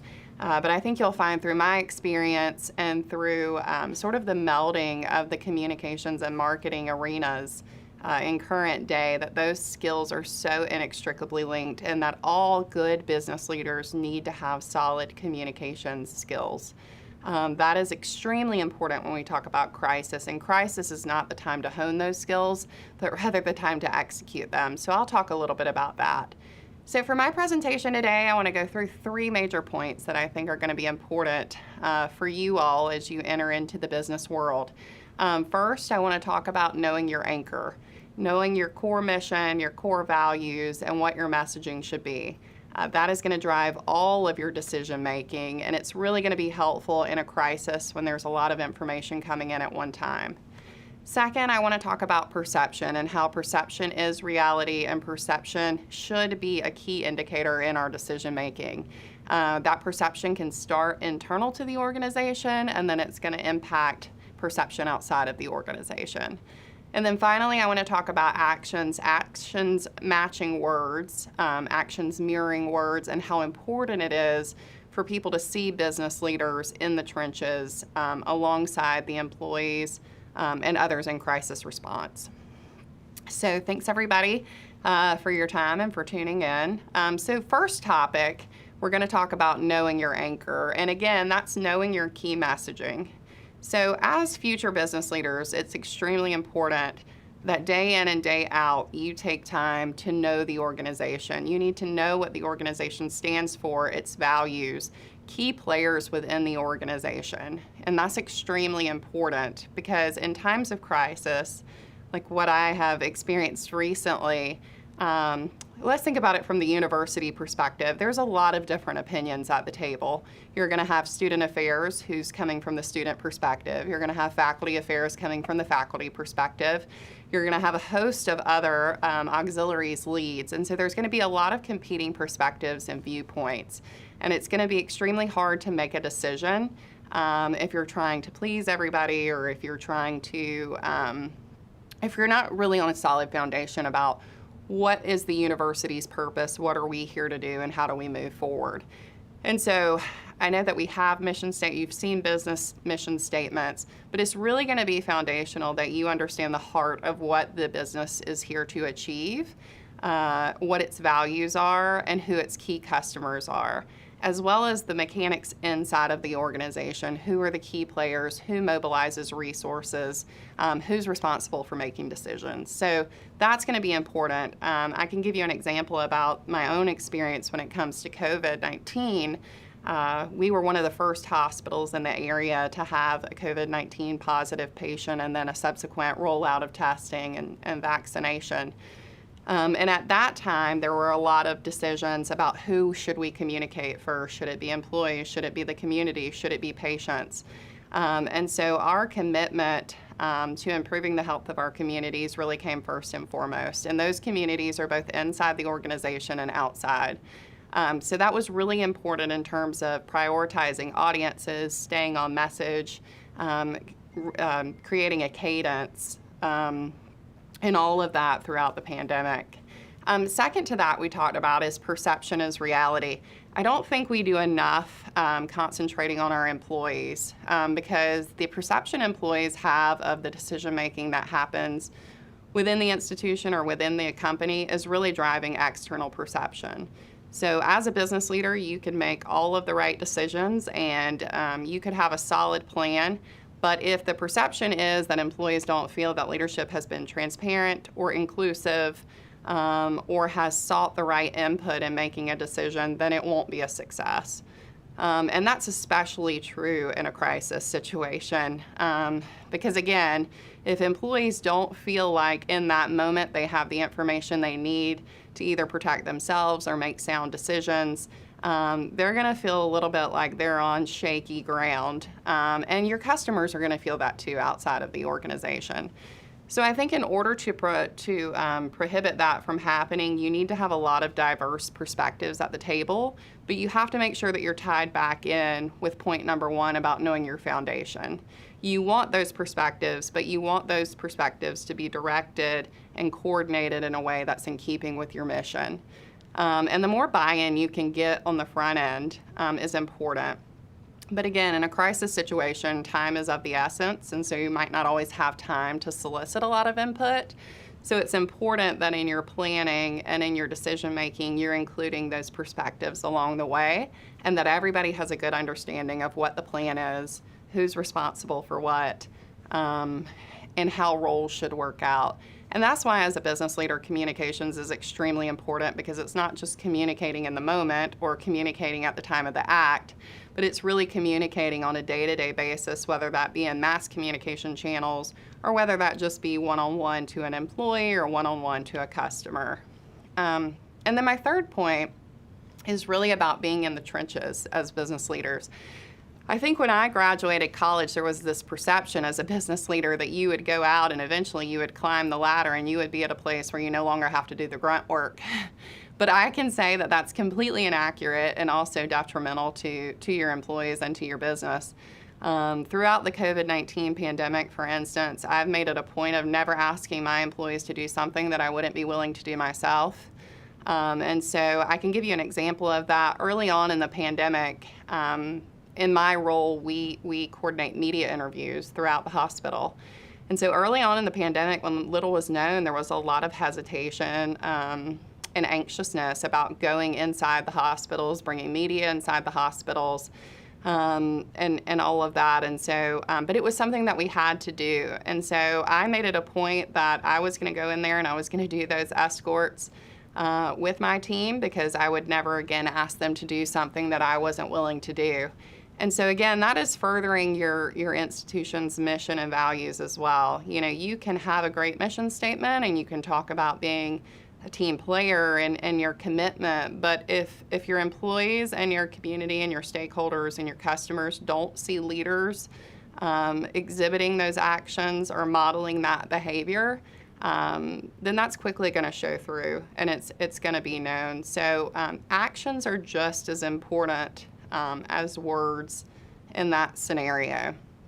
All of these things are really extremely important as business leaders, to make sure that all of these things are coordinated together. And I think that's important. I think that's important for business leaders to know their business, one, like we talked about, to know the foundation for which they're sitting on, to be part of the conversation in terms of building out their values, their mission, the voice of the institution, but then also to really know how perception is impacting their business. And again, perception goes back to everything a business does, every decision it makes, every vendor it works with, every partnership it does, either furthers their perception or it takes away from it. And I can give you an example of that for us. So we're a health sciences university and a health system. So our mission is to improve the health of the communities we serve. And so something like helping out with testing and vaccination during the COVID-19 pandemic is in keeping with that. But if we were to partner with a company that, say, fast food or something like that, that's not necessarily aligned with our mission, then that's a business decision that, again, affects perception and creates issues for the organization as a whole. And then the third point, again, is really about being in the trenches, modeling that behavior, and leading from the front, so that employees feel good about the organization they work with, and then those employees are, again, going out into their communities and promoting that behavior as well, and creating that consistency. So again, I was really excited to be here with you guys today. Although it's virtual, it's a little different for me, but I think we're all adjusting to this new normal. And I think that's something I want to leave you guys with today. The number one trait, whether it's crisis communications or business as a whole, for business leaders is going to be flexibility and adaptability. That has always been important, but now more than ever, it's extremely important. In my job, and I think this is true for most people, but particularly in my line of work, where crisis management sort of guru, every day is a little different and no situation is ever the same. So there is a lot of flexibility and adaptability needed. I've seen that even increase recently throughout the pandemic and remote work schedules and different people having to step in at different times. And so as future business leaders, I would really say that you need to get comfortable in that space. I think at one time we thought of this skill as sort of an add-on. You know, you should be able to do strategic planning, and you should be able to do accounting, and you should be able to do this, and then also be adaptable. But I think adaptability is really first and foremost in this space today. The other thing I want to leave you with is just some advice that I have for you. As you go out there and you start to get your feet under you and you start to become a business leader, try not to take yourself so seriously. I found that I've done that a lot in the past, and you really just have to cut yourself a break sometimes. And I think the pandemic has certainly shown us all of that, whether it be through classes or through work schedules or whatever, just really cutting yourself a break.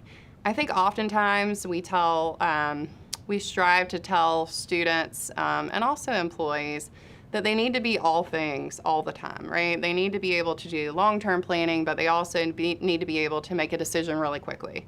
And they need to be able to multitask, but they also need to be able to focus. And so I guess I would change that a little bit to say, to my first point, knowing your organization is knowing your own strengths, and it's knowing the strengths of the people with you.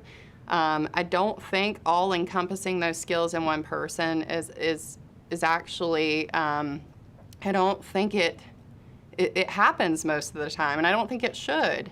And so I think as you guys are entering sort of this new virtual world, that pressure will probably be there more than ever. And so I just ask that you cut yourself a break and really learn who you are, what you're passionate about, what your skill set is, and how that can plug into the organization where you're going to go pursue a career. And again, and find the people around you, really get to know them and what they're good at so that you can leverage their skills for maximum efficiency instead of trying to overburden yourself, trying to pick up on skills or talents that you may not necessarily inherently have or be passionate about. And so I look forward to one day being able to talk with you all in person, but I'm really excited to share any insights or experiences that I can. I encourage anyone with questions to follow up with me after this session. Feel free to email me or reach out. I'm happy to share my contact information for those who want to get in contact with me. But I know that you all will do great things. You've already shown that you're extremely flexible and adaptable, very smart and talented individuals. And I look forward to seeing what you will do in the future. So again, thank you for allowing me to be here today. I am Kristen Engel, and I look forward to talking with you all again soon. Thank you. So a lot of times in my profession, I get asked from students or future graduates what they can do to market themselves for a career in marketing and communications. So I want to talk a little bit about that today and what we're looking for and maybe some things that you can do to set yourself up for success in that area. I talked a little bit about at the end of my presentation about being adaptable and flexible. I think that goes in terms of enhancing your skill set as well. I think a lot of times we have that foundation of business theory and strategy in school, and so that really needs to be accompanied by some hard skills as well. And so I always encourage folks who interview with me to get out there and hone some skills that are going to be really concrete and are going to help you get off the ground running. Some of those would be, we live in a digital marketing communication age. Everything is visual for us. Imagery is huge, branding, color palettes, etc. There's going to be a lot of different tools that you're going to need to know as a marketer, and that's whether you're entry level or you're somebody higher up the chain. Those things are going to include things like Adobe Photoshop, things like Illustrator, a lot of the different tools related to video. So we have like video promo tools, but there's also Adobe Premiere, as well as different recording software. There's also a lot of different systems related to social media now, right? So we have like Sprout Social, you have monitoring tools, reputation tools, as well as Canva for design, infographics and the like. And so I think that's one of the biggest changes from the time that I graduated is to now is the plethora of available tools on the market and how many you really need to be comfortable with. So that's one thing that I often see as a deficiency with new graduates is they have the education and maybe they even have internship experiences, but they really don't have any of those, or oftentimes they don't have those kind of concrete skills to really help them get up and going. And that's something you can do prior to entering the workforce. There's plenty today with YouTube and also with things like Lynda and LinkedIn Learning and other things. That's something you can do ahead of time is to really become familiar with graphic design, software, video, social media, etc. So I think that would be one piece of advice. My second piece of advice would be always be a lifelong learner. Even when you come into a business as an early graduate, continue to develop those skills and to really flex those muscles because I've seen communications technologies continue to evolve and change. One good example of that is digital marketing. Digital marketing is now really the only kind of marketing especially in this virtual world. And it's become so sophisticated in terms of the difference between display advertising and over-the-top TV advertising and in-video advertising and the algorithms associated with that. And so these are things that you can learn now, but really encourage you to brush up on what's out there, to know what's trending, to know utilize all of the resources available to you.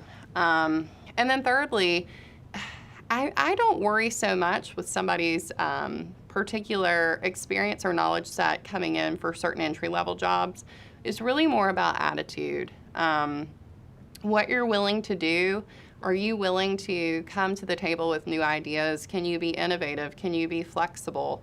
Can you tell people when you don't know something and ask for help? Are you a team player? But it's really that get up and go. I've seen a lot of folks that have great ideas, but they never can actually execute them. So I'm really looking for somebody that's had past experience in coming to the table with an idea, but then seeing it through. And knowing ahead of time what the goals of that project were, and then they're then able to track the results and look at metrics and other things and think about the entire process, start to finish, and how they're going to use those results to improve or do something different in the future. And so it's really having that holistic business thinking. What am I trying to achieve? How am I going to do it? And then how am I going to know that I did it? So that's really important. It's a frame of mind, I would say, for new graduates. Can you think like that? And two, are you motivated to do what's necessary to execute on some of those things?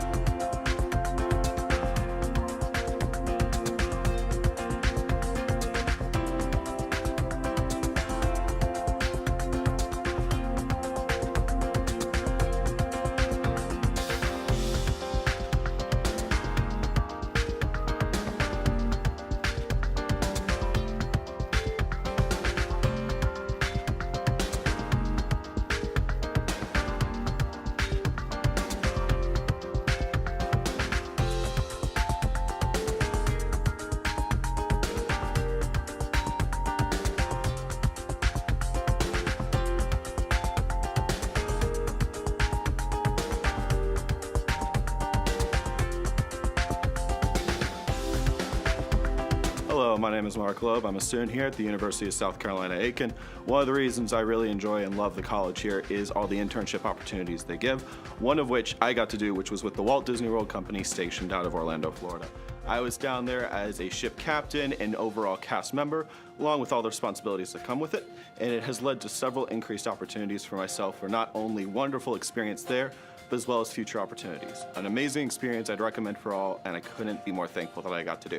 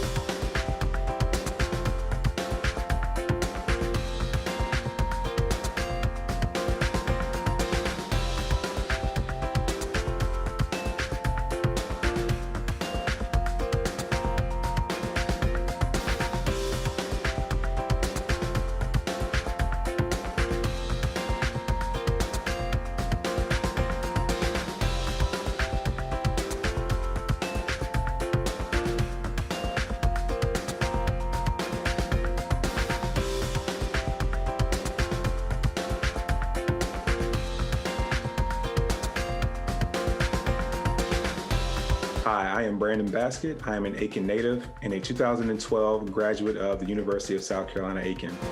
I'm very grateful to have earned my degree in secondary education English.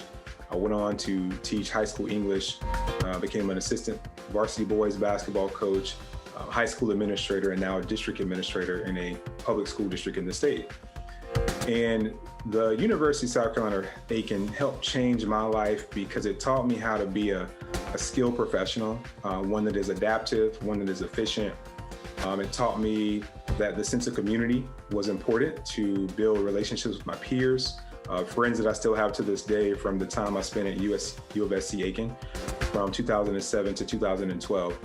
I would encourage current students to really cherish the relationships that you're building with your peers, with the professors that you have, and also for any future students who will watch this video, I'll never forget the time that I spent there. And even though I grew up in Aiken, attending the university just really exposed me to a lot of different cultures, the people that I met.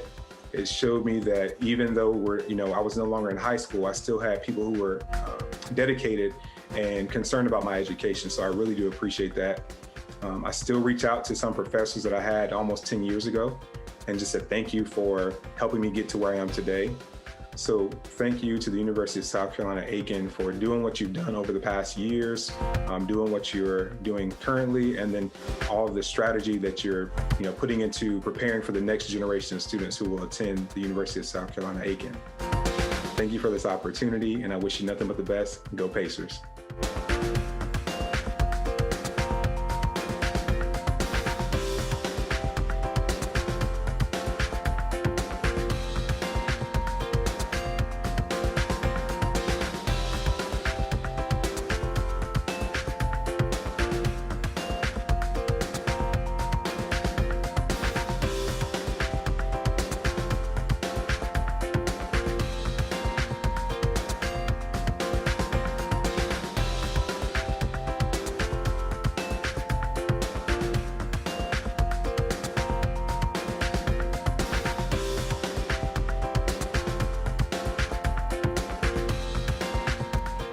My name is Kayla Liley, and I'm the president of the School of Business Student Advisory Board.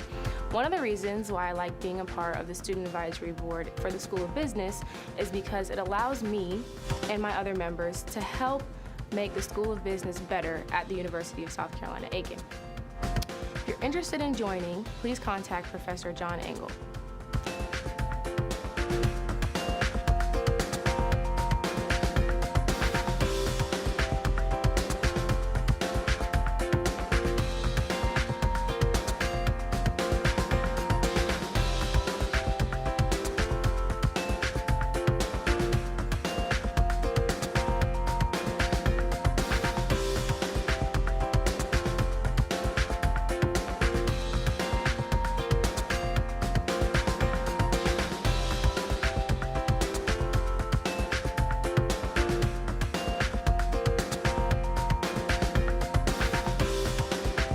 Hello, my name is Austin Scott.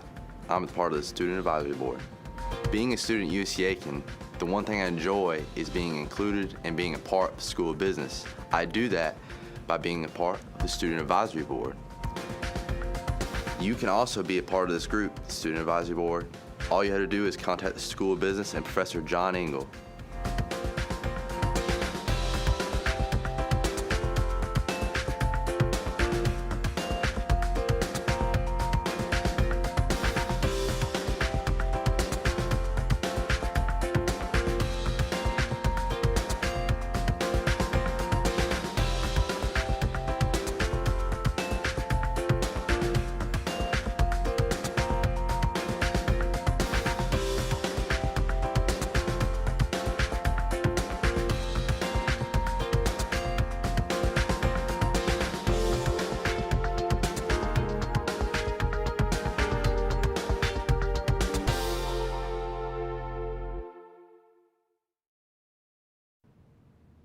I am very excited to introduce this next panel.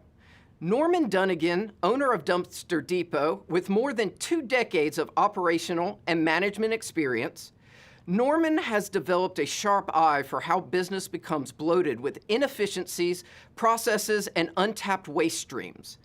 Dunnigan shows business how they can retool for a sleeker, smoother, and strategically focused plan for reducing waste by implementing recycling programs that redefine waste items as future resources.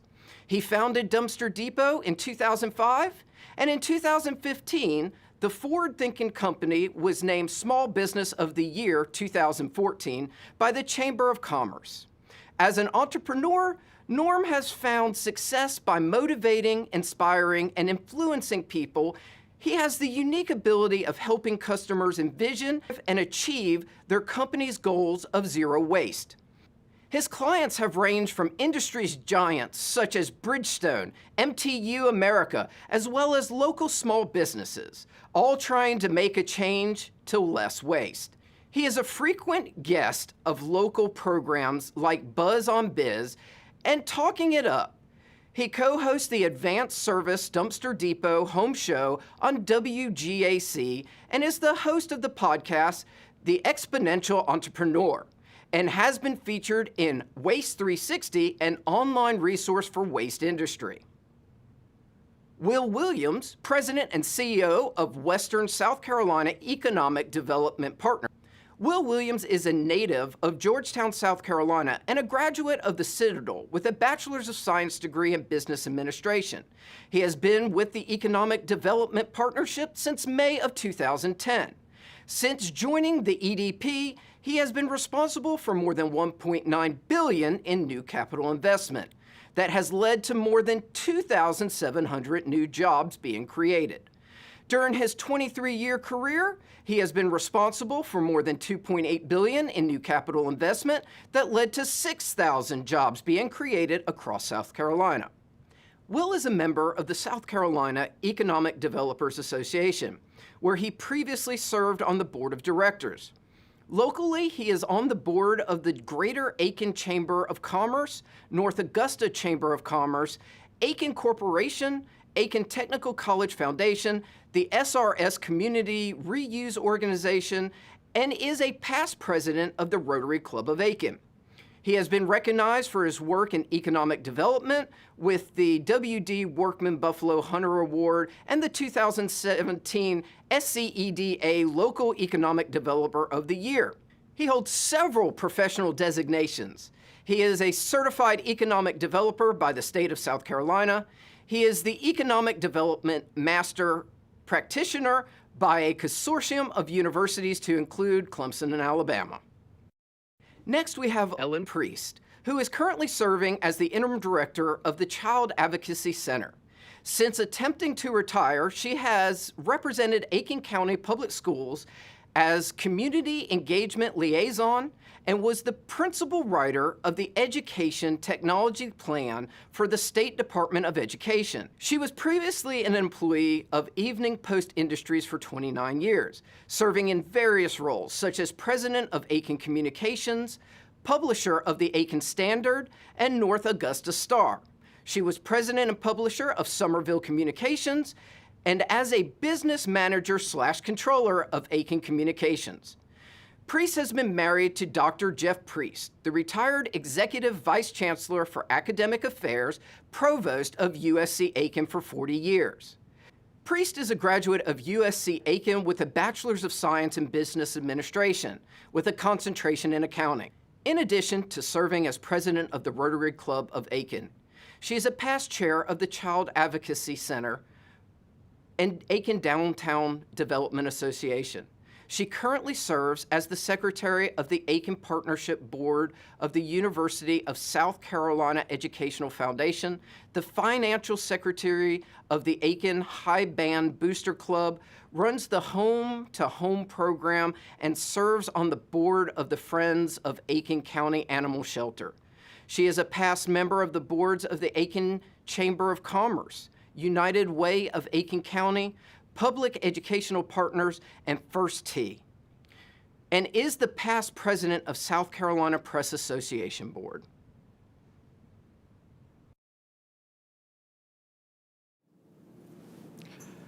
Good afternoon. I'm Will Williams, and I'm the president and CEO of the Western South Carolina Economic Development Partnership.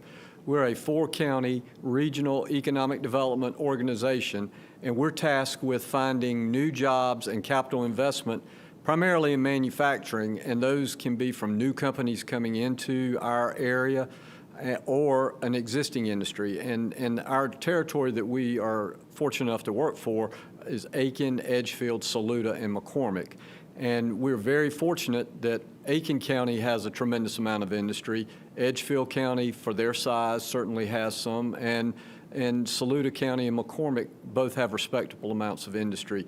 But from a personal standpoint, during the pandemic, it certainly altered my exercise schedule. I used to go to the gym and work out, and then I would run outside, but I've primarily not been back in the gym. I have been swimming a few times, and that keeps me calm.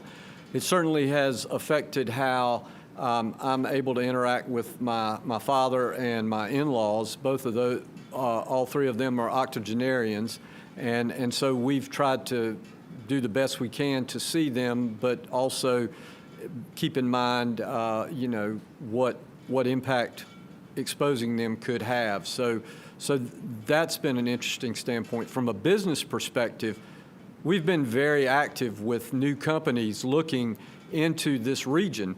And usually a company would bring 5, 6, 7, 8 people, and we would have them for a day, day and a half to look at various industrial locations, meet with educational partners, and things of that. Well, and we would typically get into a 15-passenger van to do that. Well, we've certainly had to change how we do that business. Now, typically a company will come, 2 or 3 people, they'll be in 3 individual cars, and myself and my other staff member, we would be in our own cars.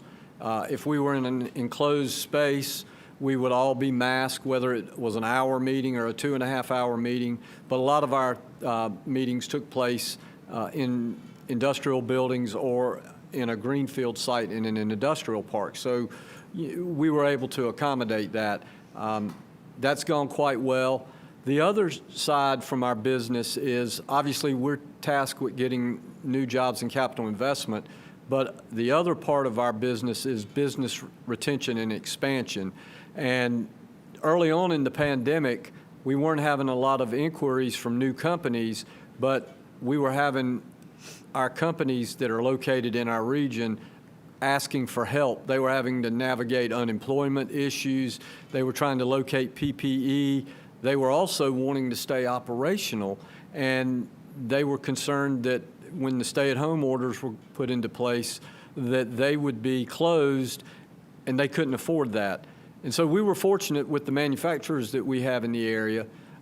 Very few of them closed. Bridgestone closed for about 6 weeks, and that was primarily because their customer, the OEMs, were closed.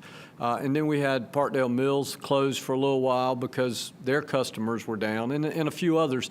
It was not due to direct impacts of the pandemic, but it was due to customer or supplier issues. So this area is very fortunate, but we fielded calls. We helped people we helped these companies get their employees the unemployment benefits they were needing in a timely manner. We located PPE.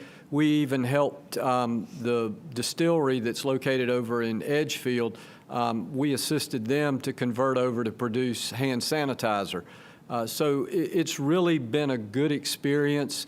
In our business, we have to stay nimble, and this certainly allowed us to stay in practice of being nimble. But I think our manufacturers are doing good. We have jobs looking for people. Just yesterday in Edgefield County, Generac announced that they were going to locate their southeast manufacturing and distribution facility in Edgefield County. That's going to have 450 people. So there are jobs out there that are looking for people. I'm Ellen Priest, and I guess I struggle a little bit to explain what I do because I am sort of retired. I keep getting sucked back out of retirement to take different contract jobs, and most recently I served as the interim director of the Child Advocacy Center here in Aiken County, which serves abused, both physically and sexually abused children, which, as we know, the pandemic has had an impact on. I was asked to speak today more from the perspective of the Rotary Club of Aiken, which is the largest membership club in Aiken County. We have 180 members. The pandemic hit, and we basically had to shut down because we couldn't have a meeting with that many people, and we also couldn't have a meeting in a facility that served a meal, our normal luncheon meal. So we basically shut down for about 6 months. We went to Zoom meetings every week. We provided our members with a meeting with a speaker with somewhat the same format as what we had been doing. And we had to determine what giving back to our community still looked like. So we decided that the meal money that we normally spent at Newberry Hall, we would still give to Newberry Hall, but ask them to provide lunches to the Salvation Army. The Salvation Army was serving a lot more clients than they normally served during the pandemic. There's a lot more hunger out there, especially at the very beginning when so many businesses were shut down and people were not able to provide meals for their families. So we were able to give back by doing that. That started in March, and then in October we went back to full-time meetings with a limited number of people that could attend. So we have about 70 people attending a meeting versus a normal meeting before looked like about 140 people. We do social distancing, we have masks, we have speakers, we are able to have a meal, but we do ask people to keep that social distance and so forth. And then we started live streaming our meetings to all of our members that couldn't attend. So they can, if they would like to, they can come pick up their lunch and take it home if they don't feel comfortable being there. And then they can watch the meeting. We also tape it so that if they can't watch it, if Will is actually a past president of our club, if he misses the meeting but he wants to watch it later, he can watch the taped version of the meeting. So it's looked a lot different. We're still giving back to our community. A lot of our service projects have changed a little bit. We provide third graders in Aiken County with dictionaries. We were able to get together with masks and still pack those dictionaries and put the Rotary logo on those, but we couldn't go into the schools. The schools themselves actually delivered those. So there's a lot of service projects that look a little bit different, but we're still meeting. We're still trying to keep engaged.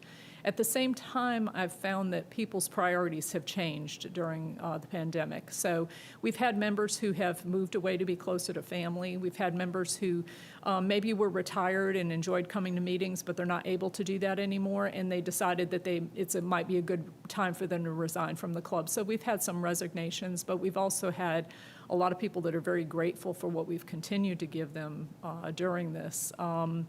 A little bit more about my background. I was the publisher of the Aiken Standard. I also have done some contract work for the Department of Education. And one of the things that I did right before the pandemic hit, in fact, it had to be on the governor's desk February 1st of 2020, was write the technology plan for the State Department of Education.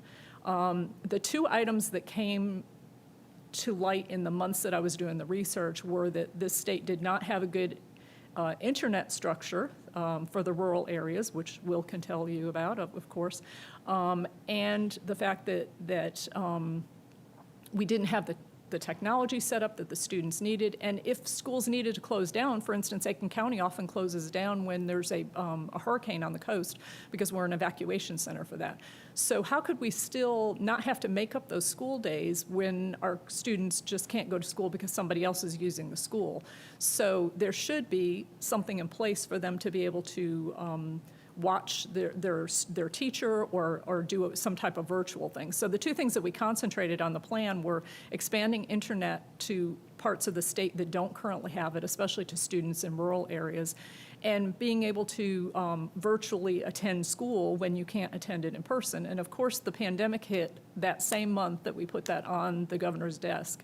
So our 5-year technology plan became let's do it now technology plan. We had to get laptops and hotspots to the students. We had to find out a way to expand internet in the state. So I think one of the good things that has happened during the pandemic is we've gotten CARES Act money and things that have let us take that money and spend it on things that really needed to happen in the state years ago, but are now, they're at the forefront of everybody's mind and what needs to happen. So I think one of the other questions that has come up when we've been having these discussions is what does the future look like for some of these businesses? And as I said, I was the former publisher of the Aiken Standard, and one of our sister papers was the Post and Courier. And I'm going to use them as an example. They're the biggest newspaper in the state. They have a very large building in Charleston that they are not utilizing the way they could, and it's very valuable property. So they're going to sell that building, and there's going to be some commercial activity there that's going to be on very valuable land. They're going to put a press somewhere else, but their employees are going to work from home. And that is one of the things, and I'm sure Norm can talk about that too, is that there's a lot of businesses that have found that that's not necessarily a bad thing. We all stayed away from it from a very long time, but there are some businesses that can be very productive and thrive during times such as this. And their employees are happy working from home, and you don't have the overhead costs of a large building necessarily. So you can't do that in manufacturing, but you can do it in some businesses. So I think those were kind of the points that I wanted to touch on today. I'm going to turn it over to Norm. Thank you. So my name is Norman Dunnigan. I'm the founder and CEO of the Dunnigan Group. Our group owns and operates 11 businesses in Aiken, so we really did get an opportunity to rethink ourselves during the pandemic. But before I start, I want to say thank you to you two. So just looking back in my past, so I came to Will as a person who was an employee of a company and had a dream of starting a business. So Will got to hear my dream pitch of what Dumpster Depot would be like, and so, I mean, I think it's really cool for you because you kind of get to see a little bit of the vision played out. It's really cool. Of course, it's changed over the years, but he got to hear the first and original vision. And Ellen, if it weren't for you, we wouldn't be working with the Aiken Standard. So thank you for trusting us. But we really focus on recycling at Dumpster Depot, and working with our local paper was huge for us. So I want to say thanks to both of you. At the beginning of the pandemic, it was early March, and I was getting ready to open my pool for spring, and I had an accident with the chlorine. So I breathed in chlorine and had chemical pneumonia. Literally, that happened on a Saturday, and it was Monday that the president announced that we were taking measures to either defeat or defend ourselves against COVID. So the governor immediately passed his resolution that we were going to stop indoor dining. So one of our businesses are Whiskey Alley, and the tap room is another. But those were directly affected by that mandate from the governor that we could not work inside of businesses like that. So the interesting thing I think for us is because we own different businesses in different segments of the economy, each business had to come up with its own plan of how we were going to stay open and thrive during a crisis. And the interesting piece to this is they had to do it, all my teams had to do it without me, because I had chemical pneumonia, could not leave the house, could not breathe, and could not talk. I could text, but I really just gave each of them the challenge of figuring out how they were going to pivot and still thrive, even though that we had some obstacles that we had never had before.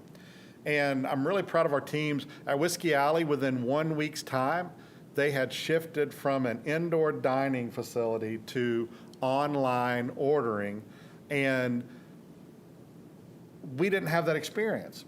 But we had plenty of time, and every person did their part to make sure that we were an online business and ready for business online.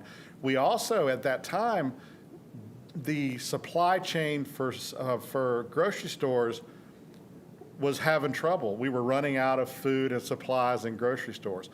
But the supply chain for the restaurant is a completely different distribution. So we were able to get things that people couldn't get in grocery stores. So we were selling goods online through Whiskey Alley So we actually only experienced about a 20% decrease at Whiskey Alley throughout the pandemic. And the community really came to support us by spending money, leaving really nice tips for our employees, which was a wonderful thing. At the tap room, we shifted to mail order memberships.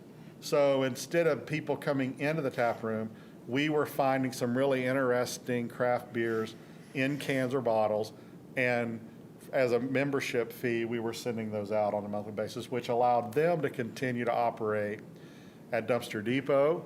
Of course, more people were staying home, which meant that more waste was created. But construction never really felt the hit from the pandemic like other businesses. And manufacturers, as Will said, had to figure out how did they continue to produce. And as they produced waste. So Dumpster Depot really thrived during the pandemic. But we're really proud to say that we never laid off a single employee. And one thing we did do was we asked everyone to take a 20% pay reduction for that to happen. And most people were happy to do it. They understood the crisis that was going on around them. We only had to do that for about 6 weeks, though. We felt comfortable. I think we did every measure we had to do in the beginning to make sure that we were going to be whole. But then as soon as we realized that we had a good handle on this, we actually were able to give everyone their full pay and keep everybody on throughout the whole pandemic. So I believe that entrepreneurs are people who look at problems and they come up with solutions. And no matter what the problem is, if you're asking yourself the right questions, you can get the answers that you're looking for. And I'm really proud of our teams for doing that very exercise and then executing the plan so that no one lost their job. We actually had increases in sales in some businesses, but no more than a 20 or 25% decrease in others. So I believe it's been a great team building exercise for all of our teams, and I really am optimistic that I think we're toward the tail end of this thing and with plenty more to go. I want to thank all of you guys for being here today. So I have some questions for you. And of course, Elaine, you kind of went into this already, but for the other two, and even if there's something else you want to expand on, what does this mean for the future now? Where does your business go? How do we deal with where we are, where the future might take us, and how we have to be so nimble? Well, I'll take it from, I think I've gotten a lot of time back because meetings, maybe having to commute to a meeting in a different community and to Columbia, and we've known that the Zoom and Microsoft Teams, all those platforms have been around. It's just we didn't take advantage of them. I see some time gained back into my life without commuting, and I see that in others. We've had our board meetings from our organization via Zoom, so you get some time back. But I also, I think we've had to adopt some new tools to be able to show sites and show buildings, whether it be with drone footage, to virtual visits. So the technology to do all this has been there. It just, I guess we were complacent and everything before was easy, and we had to get outside of our paradigms, and it's taken us to a different level.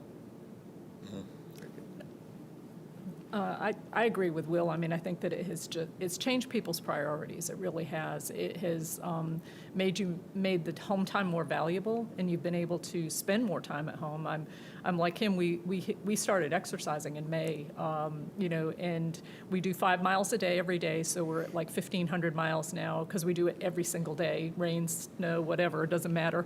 We're out there walking, and we enjoy that time together. We enjoy that we're staying healthy during the pandemic. But as far as businesses, it has, I foresee that people are going to maybe still do some of the Zoom meetings that Will had to drive to Columbia before to have a meeting. I serve on 7 boards.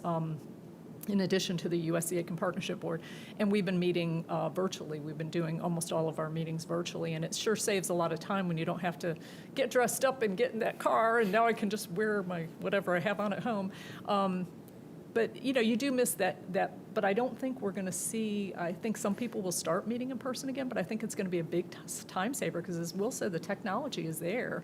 Why are we not using it? And I do think that in education in particular, there's going to be a huge shift where the next time Aiken County has to shut down their schools because of a hurricane, they're going to be able to go virtual, and those kids are not going to have to make up those days and add them on in June. Yeah, the snow days are gone. Yeah, snow days are gone. But the same thing with businesses. I do think that there's a huge difference in the way people are finding out that they can make do. I would have been scared to death if people said, "Oh, let your people, your business, your employees work at home," because you go, "Oh, they're not going to be productive. They're going to be doing other things." But they're finding that they're just as productive. They're putting in as much time at home, and they have a better home life because of that. Mm-hmm. So, yeah. Change is hard. We don't like change, but a pandemic forces you to change. Mm-hmm. You're right, Will, that if I would have told most of my customers that I wanted to meet online, you would have got pushback from that because that was different. Things weren't like that before. Today, it is the norm to do something like that. It's our preferred meeting method. You're so much more productive because you don't have all the cordials of being there before and after the meeting, the commuting. I mean, Will nailed it, but people change for pain or pleasure, and the pandemic was pain, and it made us change. I think that as an economy, I think we're actually going to come out much stronger than we were going in. Yeah, I think I know the vast majority of our businesses here in Aiken have done pretty well, whether that be in the retail sector. I know there are some that have not done as good, but I think that you're going to see there's different food buying. Some people grew gardens last year to keep the time away, to keep time productive. But grocers have had incredibly profit year last year. Restaurants, not so much. If your business, if you're a restaurant and you could not figure out how to deliver to a car that came to pick it up curbside, your business would hurt. But more people are buying groceries. I know we have two different poultry processors in Saluda County.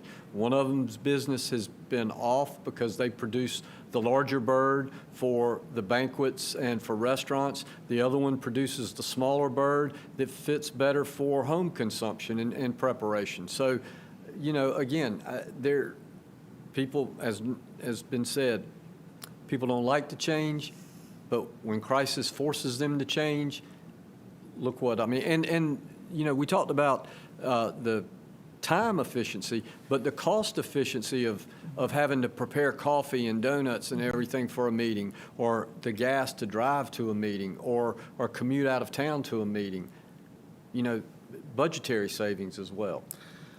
Capitalism is a great system because the check writer decides whether you're successful or not. And a perfect example of that is look at all of the major chains, Kroger, Publix. Now they do the picking for you. They deliver to your door.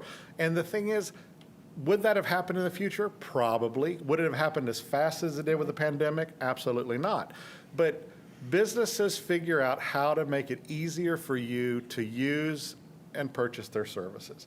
So again, I think you could look at this as a bad thing, or you could see it as the opportunity that it was to make some changes we all needed to make. But personal and professional. Talking about groceries, we're not old enough to remember it, but my father worked in my grandfather's general store, and they delivered groceries back in the 40s and 50s, and now we're back. So what's old is new, and I think there's always a lesson in that. I think you look to the past to see the future. I think that's very smart. When I was a parent of young children, I would have jumped at the chance for somebody to either deliver groceries to me, or you could drive up to the grocery store and they would bring them out to you, just to avoid going through the line where all the candy is, and they want the candy at the very end, and they would scream. But now the conveniences are just enormous, and I do think it's the opportunity that's been existing. The time back in our lives. yeah. You mentioned now you can exercise, you're not doing the traveling. Now you don't even have to pick your own groceries. And the other opportunities are out there.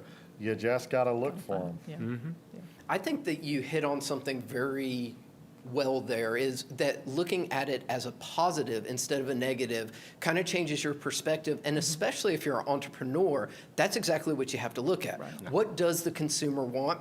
I know my wife came home to me and said that we've now paid, I think it was $100 a year to have groceries delivered. I was like, why are we doing that when we could go pick it up? I was a fool for saying that. I will admit it right now. $100.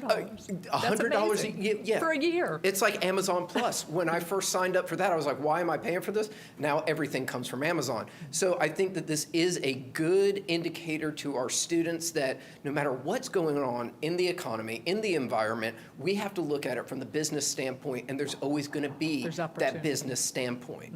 All right, so I have another question that's not on the list that you guys are going to love. If you could go back and talk to yourself when you were about 20 to 23, which is our students' age, what advice would you have for them right now as they're the ones graduating and going into the workforce? I'll start because for me it was just so evident that whatever you want to do in life, you've got to find someone who's already done it and ask them to mentor you. Ask for someone to stand beside of you, give you good advice, and keep you from hitting the pitfalls that are there. And I can tell you that the easy decision is always the wrong decision. I mean, that's, look at that in getting a loan. If you can go sign your name and get a loan and walk out today with money, I can tell you stay away from that loan, because capitalism is the perfect system where there's always a solution for you. You can either work hard and get a good solution, or it's too easy to make a bad solution. So at 23, absolutely gain financial wisdom and get mentors that are already doing something that you want to do. And they're out there. If you ask, when I started Dumpster Depot, I asked about 7 or 8 different individuals to mentor me. 4 of them said no. 2 were firm yeses. And those people still advise me today. And they do it at no cost. They do it because of a lot of people who are successful want to give back. They want to look for a place where that their purpose in life can be fulfilled. So that's my advice. And I think, and I don't think the pandemic really has anything to do with this, but as Norm said, the easy solution, I found that when we had young people coming into the workplace, they were always looking for not necessarily the work-play balance, but they wanted the play and not so much the work. And you have to have a balance in your life. I think that's very, very important. And I wouldn't necessarily advise anybody to take my path because I was 80 hours a week and the kids were in the playpen next to me on Saturday at work and so forth. But you need to work hard. I mean, there's no shortcut to that. Amen. And if you have an employee who they may not be the best at what they do, but they have that can-do attitude and they're willing to come to work and work really hard every day. And during the crises, I think sometimes are the times when those people really come to the forefront. One of the first weeks that I was a publisher at the Aiken Standard, we had the ice storm in 2014, which I think some people remember here. And we lost power for 3 days. Well, you can't print a newspaper without having power. And I was at work, President Caslin said that people look to the leader for the vision for the mission. And they look to that leadership, but if you're there every day and you are working hard hand in hand, and you're not necessarily saying, you do what I say, but you work with me and we're going to build this into something. And Norm, as an entrepreneur, knows that better than anybody. But, I was in the back, in the dark with my cell phone light, trying to find things on the shelf that needed to go on a truck that were sent to Charleston, and we printed our paper there, and then we brought it back, and I had to figure out how to do all that. But my team were the ones that helped me to do that. It wasn't just me there by myself. But the people that were like, oh, I can't come to work because I have just a little bit of ice in my driveway. I went and picked people up. and yeah, I did. I honestly did. I'll solve that problem for you. Yeah, I'll solve that problem. I'll come pick you up. You just, if you put in just that little bit of effort, people are going to notice it. You're gonna be rewarded for it. So Think about the crisis management there. So power was out here. You still had a paper to print. Yeah. So you printed it somewhere else and Right. still brought And it still into the brought it market back. to And still put out papers. And I every day. had people that told me after that was over, I would meet people in the grocery store and they would recognize me from my picture in the paper or whatever, and they'd say, you were the only source of I had no television because I had no internet, I had no electricity, I had no anything. My mail was not even delivered for a week. But every day I would go out and my newspaper was in my yard, and it was my only source of, being able to know what was going on in this community. And that was really important to people, so. That's impressive. That's why she can't retire. Well, I'm sitting here listening and I'm thinking, that is how you solve problems. Somebody says, I can't make it because there's ice, we'll pick you up. Yeah. It takes all of that out of it and gets you back focused on your vision and your mission on how do we get this accomplished. Mm-hmm. Will, did you Yeah, have anything? so it's not an aha moment but what I would tell students today is set interim goals for your life, but write them in pencil. Don't write them in pen. And if you don't get that goal, don't feel like a failure. I was in a different career for 8 years, and I kind of backed into what I'm doing now, and it's definitely not what I went to college. I mean, I wanted to be a veterinarian when I went to college, and after a year and a half of majoring in biology, I realized it was a mathematical impossibility for me to get into to veterinarian school. So I changed. I got a job because, experience, and it's been said, work hard. Beat your boss to work and be there after your boss leaves. Show eagerness. Take on tough assignments. Don't be afraid to fail. Some of my best lessons have been when I failed. Yeah. Failure is not the end. Failure is many times the beginning. Mm-hmm. I agree with you 100%. And I've heard you talk about failure before. Oh, I love it. Yeah. I mean, Norm loves failure.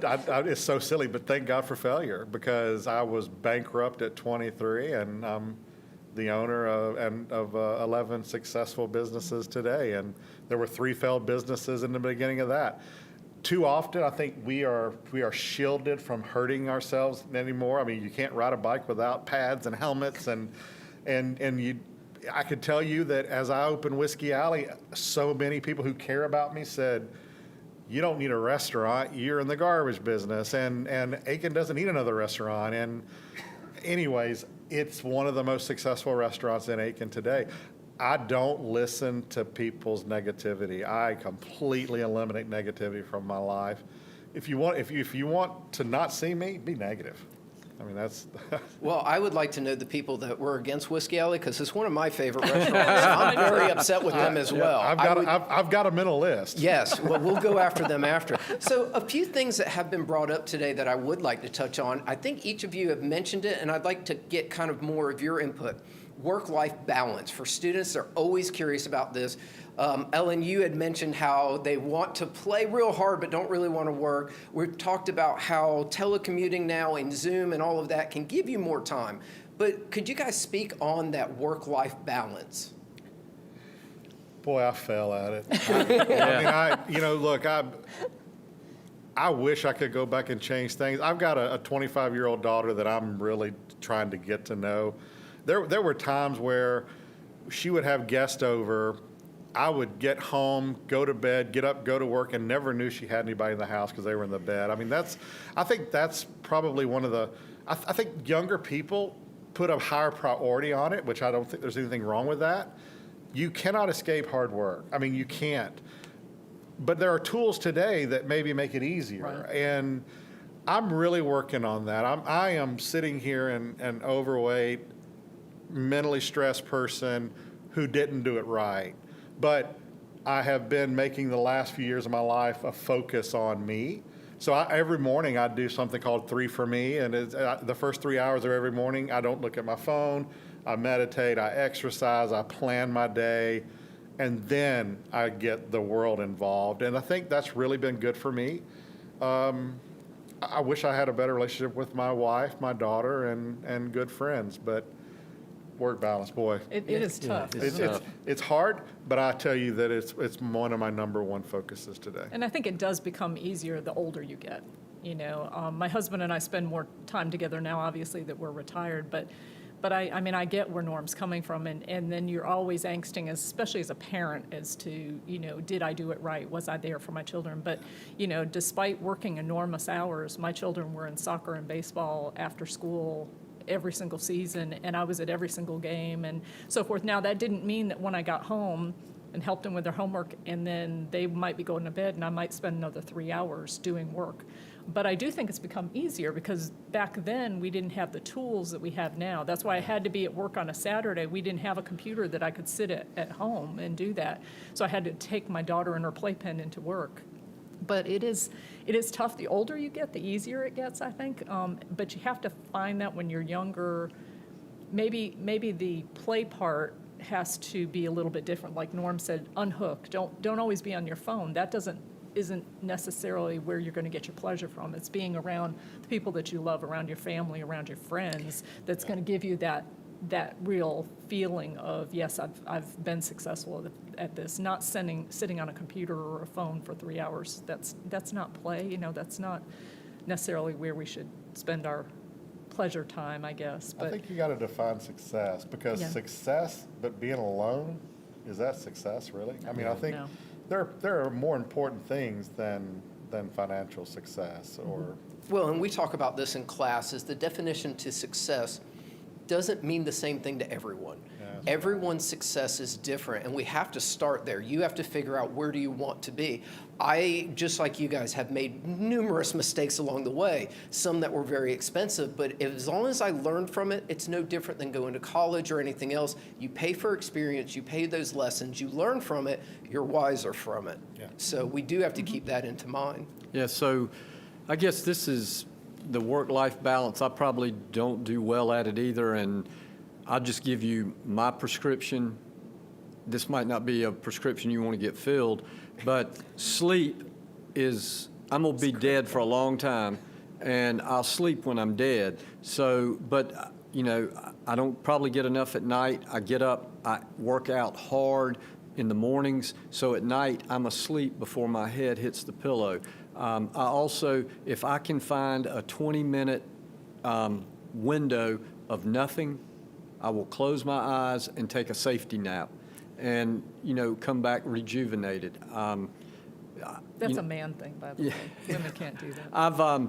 Well, it's also something you had to learn at the Citadel. So I have missed a lot of my son's events because there have been I've been out of the country at times for 14 days, and I just can't do it. But I've made it a priority. If I was in town, I would be at their event if at all possible. And, you know, one of them's 20 now and in college, the other one's 16 and a sophomore. So in high school, I'm not the cool person that I was, but it's been fun to see where their journey has gotten them. And, you know, it's just, everybody's different, and I think you have to try, but don't get fixated on one set until you find what you're comfortable with. Well, guys, I want to thank you so much for coming. I know our students get so much out of this, especially hearing from diverse people and how we actually became who we are. Everyone has their own kind of path that they take, and I know our students are looking at where they're going to go. So being able to hear from you all is able to give them a little more advice. Now, I tell my students all the time, I'm going to tell you something, and until it happens, it won't really mean a whole lot. But them being able to hear your stories, one day they're going to be sitting there going, you know what? I know exactly what to do because of these type of events. So we can't thank you all enough for being here today. Thank you. Yeah, and the last thing I'd like to add, and I know we're running out of time, but these young people, don't be afraid of adults. You get to know them, help them out, you know, expand your network. You never know in life when that connection you made will benefit you down the road. And there's a lot to be said about getting a job and moving up in a job, about your experience and your skills, but sometimes it's not what you know, but who you know. That's a great point. There's a difference between knowledge and wisdom. And you can get knowledge in a course. You can get knowledge going to school. But those adults that you might be shunning yourself from, there's a lot of wisdom in the lives they've lived. So think of that. And then I guess the last thing I would say, you touched on it, but everyone needs goals, and everyone needs written goals. If you wake up in the morning without a goal, then you're actually helping someone else achieve their goal because you're just living life. You're not focused. So that's probably the advice I would leave with. And I would just say that Norm talked about mentoring. I sat next to a young man at the luncheon last year at this event, and he asked me to be his mentor. And, we still keep in touch and so forth. And so it's been a really good experience. We've met several times, and depending on his schedule. But, don't be afraid to ask people to help you out, people that are in an industry or have that career path that you want. I think it's a really good point. Everybody, call Will. Will. He's anxious to be your mentor. I'm always glad to give experience. Some of my best experience came from bad experience. Absolutely. That's true. So true. Once again, thank you guys so much for being here. The students get so much out of this. It really is important to be able to give back to them. So I thank you guys so much for giving to us. Well, thank you. Thank you for having us.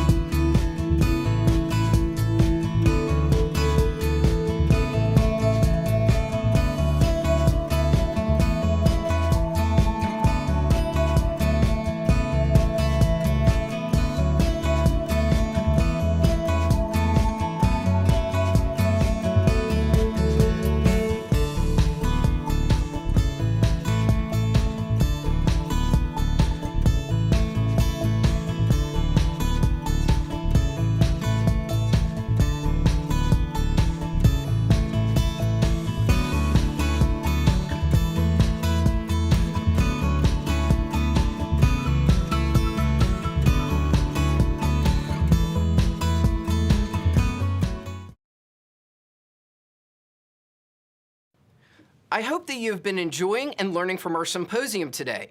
We will now speak with Dr. Liz Stewart. She is the president of Stewart & Associates, a management training and survey consulting firm with focuses on helping organizations function more effectively. The firm's specialties are human resource management, customized assessments and surveys, management and leadership development, executive coaching, and support for organizational development, such as mergers, downsizing, and succession planning. The national firm has celebrated 36 years in business with 7 offices throughout the country with 205 employees. During 15 years with the Xerox Corporation, she served as a sales representative, sales manager, and regional vice president of organizational development and strategic planning. The first female vice president. Her education credentials include undergraduate degree in French, Spanish, and education, a master's degree in psychology, and a PhD in economics, as well as a law degree. Dr. Stewart is extremely active in her community. Throughout her career, she has served on more than 80 boards and commissions. Locally, she has served on and chaired the boards of the Chamber of Commerce, United Way, Hitchcock Healthcare, Self Homes of Augusta, St. Mary's Parish Council, and the City of Aiken Planning Commission. As a Rotarian, she has served as a club president and district assistant governor. She currently serves on the board of International Society of Economics, Rural Healthcare Services, Aiken Technical College Foundation, Child Advocacy Center, Girl Scouts of South Carolina, and St. Mary's School Council. She is a member of the Aiken County Planning Commission, and in 2013, she was the first USC Aiken School of Business Administration Executive in Residence. In 2014, she received the USC Aiken Distinguished Partner Award. She is also the current and first executive in residence to reside in the school for an entire academic year, where she is instituting an entrepreneur center at the University of South Carolina, Aiken. Dr. Stewart is also a past Chamber of Commerce Woman of the Year.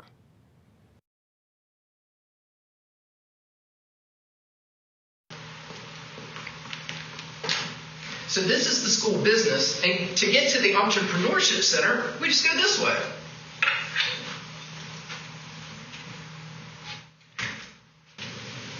And we're at the Entrepreneurship Center, and Dr. Liz Stewart will be joining us in just a moment. Good afternoon. Today I'm going to talk a little bit about some concepts of leading in a crisis, and then I have been asked to share a few thoughts on my experience as this year's executive in residence and how I see that role unfolding.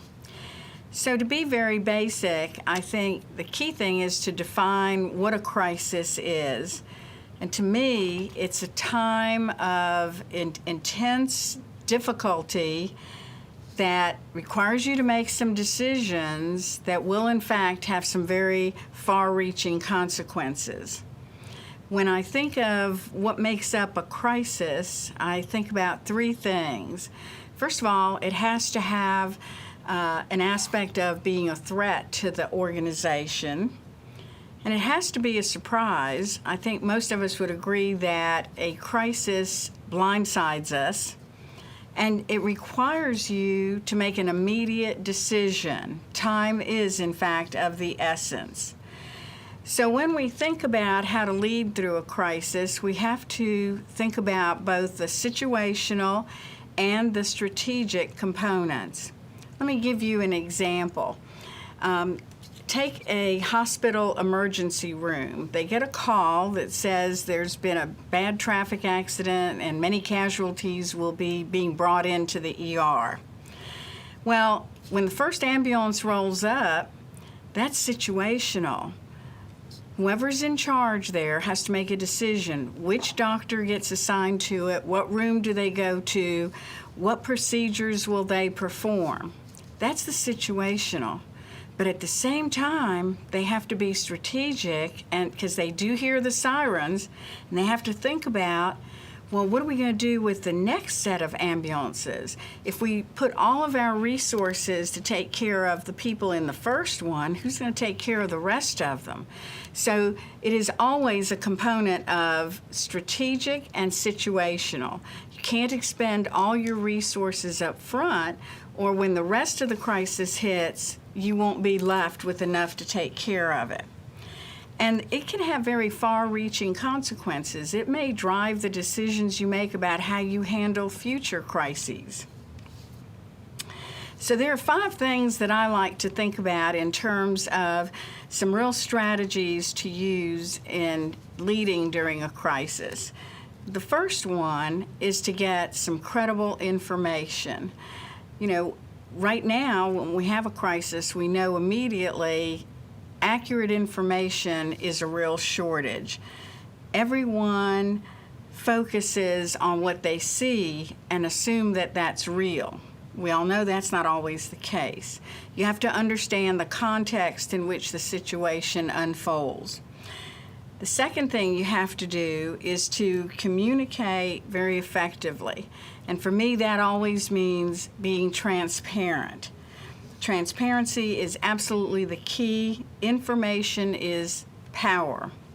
And it's powerful because we all know that in a crisis, people are emotional. And when you very calmly give people facts, that dilutes some of the emotion. It also dismisses some of the fear. What we fear most is what we don't know. So if we feel that we have accurate information, then we feel that we can handle things a little bit better. I think it gives people some guidance in terms of understanding what they need to do. And we all feel better about a crisis if we feel that we know what actions we can take. And, of course, it demonstrates to employees that the leaders are engaged, involved, and value them enough to share all the information. So what's the best way to communicate? I always think face-to-face. And with all of the technology advances that we have today, I think it's much more easy to do that. I think we can, and it's much more possible to do that, and I think we should. And when we share information, remember you have to repeat it, you have to review it, and you have to reinforce it. The next thing I think is important is to talk about what we're going to do during the crisis. One of the most calming things I've seen is that people understand better when they understand what's going to happen. They react more calmly when they understand what they can do and what everybody else is going to do. Now, sometimes you have to begin tackling a problem before you've got all the facts, but it's much easier to back off from a decision you've made than to have never made one at the beginning. Because then anxiety levels go up, people are sitting there wondering, well, why aren't they doing something? So never act out of fear, but choose to make some decision. And then you should prioritize and stay focused. And remember that staying focused is a matter of perspective, how you look at things. I always think about what Abraham Lincoln said about perspective. He said, you can complain about because the rose bushes have thorns, or you can celebrate that the thorn bushes have roses. So it is all how you look at it. So everyone is living through a crisis, and at that time, they have a particular view of how that's going to affect them. And remember that most people are not necessarily thinking about the big picture of how it affects the future, the organization. They're thinking about how it's going to affect them. So that's a question that you absolutely have to answer. As a leader in dealing in a crisis, you have to be present, you have to be available, and you have to be visible. And if you can't walk around, they better be able to see you on Zoom or some other form of communication. Crisis does breed emotion, so talk about past successes. We've been through tough times before, we've handled them, we're going to get through this one. Continue to be positive. and reinforce all the values of the organization. We've got great people. Everyone knows their job. We have professionals. We are going to get through this. We're going to deal with it. We're not going to say it's going to be easy, but we're going to say that we can get through it. And remember that above all else, it's always about the relationships that you have, and that is never going to be more evident than during a crisis. At the same time that you're dealing with the situation, be strategic and have some folks working on what's going to happen next. How are we going to deal with this a year from now, 5 years from now? What happens if this happens again? What would we do differently? How can we be better? When we're in a crisis mode, we tend to avoid what we're fearful of, but all that does is create walls that just limit who we are and who we can be. Leadership is truly all about change. Most of the time, it's about change that you manage and control and plan for. But in a crisis, it's about the change that's imposed on you and how you deal with it.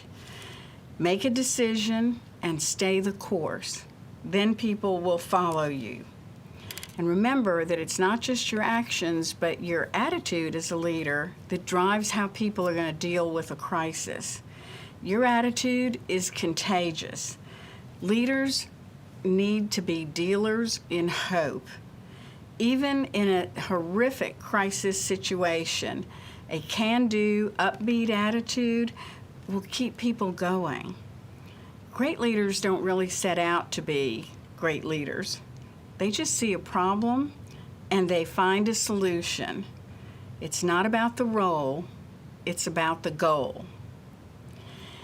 And so as we look at how we transition that to what I have done in my career and what I'm trying to do now as the executive in residence, I will share my personal philosophy about this role.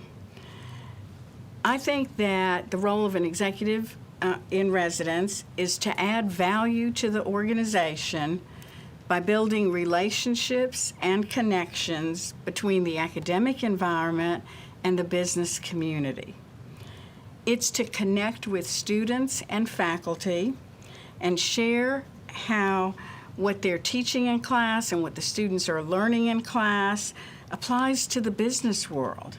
It's about networking and mentoring them. It's about challenging them to see things differently and to add value to what they're learning by showing them how what they are learning can be applied when they go out of the academic environment into the business environment. Personally, I want to inspire the students that I connect with to see opportunities in everything.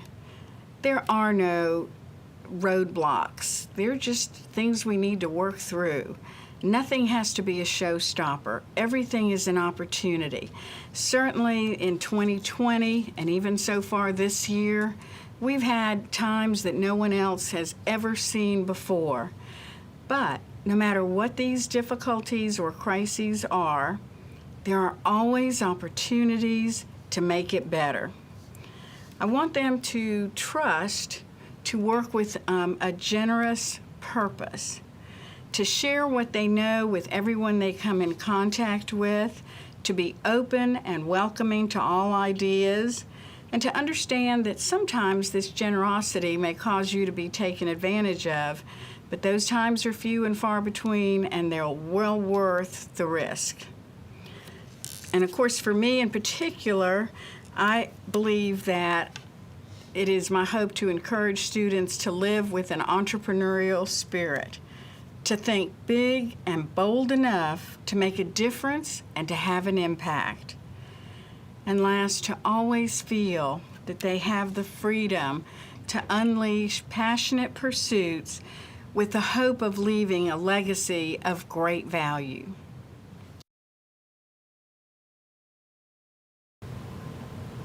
Hi, I'm Dr. Liz Stewart of the Entrepreneur Center at USCA. Hello, my name is Austin Scott, and I'm the Secretary of the Student Advisory Board. Hi, my name is Kayla Lively, and I'm the President of the Student Advisory Board. Ms. Stewart, what is your background per se? Well, I've had a lot of education. My graduate degrees are in economics as my doctorate, and I have a law degree. I spent 15 years working for Xerox Corporation. In fact, became their first female vice president. And then I started my own business, which February 1st this year, we celebrate 36 years in a consulting company. Nice. Nice. So, why did you choose USC Aiken? Well, I've lived in Aiken for over 20 years. It is my home, and at this stage, I'm in my legacy phase, is what I call it. At this stage, those of us who have learned a lot, who have had some success, really have an obligation, I think, to help the next generation. And that's really why I'm affiliated with the university. Okay, awesome. So, what inspired you, specifically to create and develop this entrepreneurship center? Well, that's very simple. It's been my passion because I do believe that nothing wonderful. It's somebody that's coming with an idea. Sometimes people come to me with existing businesses now because of COVID, and they're saying, we're struggling, we've had to close, I've had to let people go. And then, so we're really helping them reorganize, revitalize, and basically sometimes reinvent themselves. So let's just say I had a business idea. Mm-hmm. What would I do and have to do, and what can the Entrepreneur Center do to help me with that business idea? Okay, well, all you'd have to do is just call us up. We'll set up an appointment, either in person at the Entrepreneurship Center on campus or through Zoom. And we would start by just having conversation about what the idea is, who you are, why you want to do it, and then we would go from there to the other services. Nice. Can you give us an example of a project that you've been working on recently? Absolutely. We have 14 we're working with that we just got this year, and we have 6 from last year that we're still working with. I would have to say, and they have given me permission to use their name, one of our tremendous success is a 2-person company here in town called Board in Aiken. They do charcuterie boards. They started out last March with us, and have now grown tremendously. They have had about a 4,900% increase in revenue, and are now hiring other people. They're expanding to other communities, and really, we have gone through every step with them, from helping them set up the content for their website, to their promotional flyers, to their delivery mechanisms, to networking with other entrepreneurs to enhance product. And that has been just a phenomenal success. In fact, I'm hopeful that in year 3, they will easily be at $500,000 revenue. Nice. I do have a follow-up question. This year, is that this school year, or is it January? Just January. Okay. Sorry, we're in the corporate world. I just wanted to check. So if those are your plans for January, what are your plans for the upcoming years? What are your plans for the future per se? Well, at first it was just to start working with students to try to encourage and inspire them. That's still number one, but we are seeing an awful lot of alums, and we are seeing people in the community. And so for me, I see one of the aspects of my role as helping to bridge that connection between the business world and people that are actually in it, and the academic world, and try to build a stronger network. We have several people we've started to work with that are alums that are now going to register and come back to school, and I think that's a great opportunity for the university. We have started doing podcasts once a month, the first Thursday of every month, and it's on an entrepreneurial topic, a different one. I bring in some folks to help co-present, and we just 15, 20 minutes of discussions, and then we have everybody ask a lot of questions about their specific business or their interest. We're hoping to do a lot more seminars, and as our base grows, I'm hoping to have a lot of opportunities to try to get everybody together and network and collaborate with each other, because that is a huge part of entrepreneurship, is building those networks and capitalizing on them. I definitely agree. So say that I already have a business, how is the Entrepreneurship Center able to help me enhance my business that's already existing?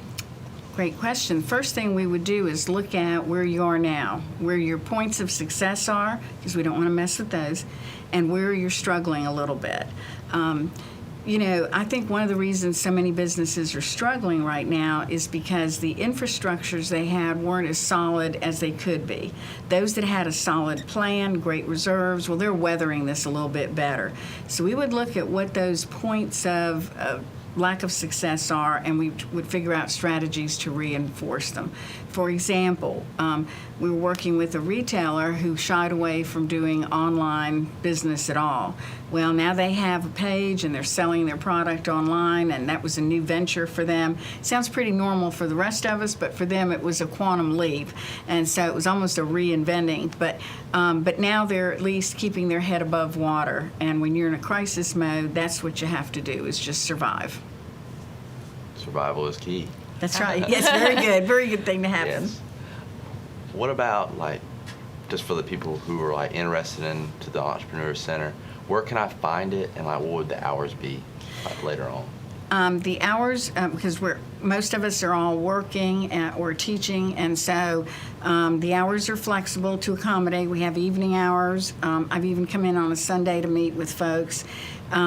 We have a website that is part of USCA website. If you go to the School of Business Administration, we're located on that page, and that lists every contact information. Nice. Okay, so just to follow up to that question, so it's basically by appointment right now? Yes. Okay. Yes. Okay. We were having regular, I will say I'm usually here about 2 days a week, but, you know, with so many students not being on campus, we found by appointment just worked better. Definitely understand. Okay. Now, later, before you said, you brought up the coronavirus and how it's affected a lot of small business. How important do you think it is, since a lot of small businesses are actually going out of business now, how important do you think it is to promote small business, and how, because obviously it's kind of hard to promote that when a lot of small business, and it kind of seems a little bleak at this moment. So what do you tell all those future business owners out there, people interested in owning their own business? What do you tell them? Well, you know, every time that there's a crisis or things are bleak, as you say, to me that just represents opportunity. Look at all the people that have become quite wealthy making custom masks. There's an opportunity every time there's something that is a need or that is a shortage or that's not going well.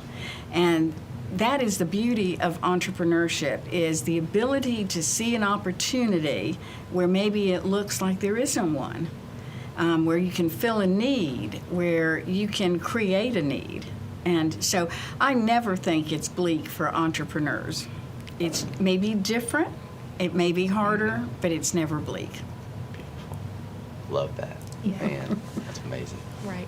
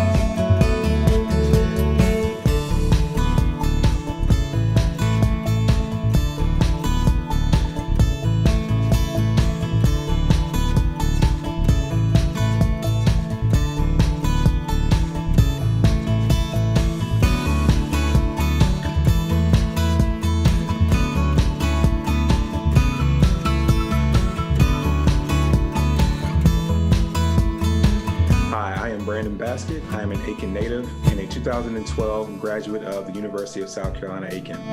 I'm very grateful to have earned my degree in secondary education English. I went on to teach high school English, became an assistant varsity boys basketball coach, high school administrator, and now a district administrator in a public school district in the state.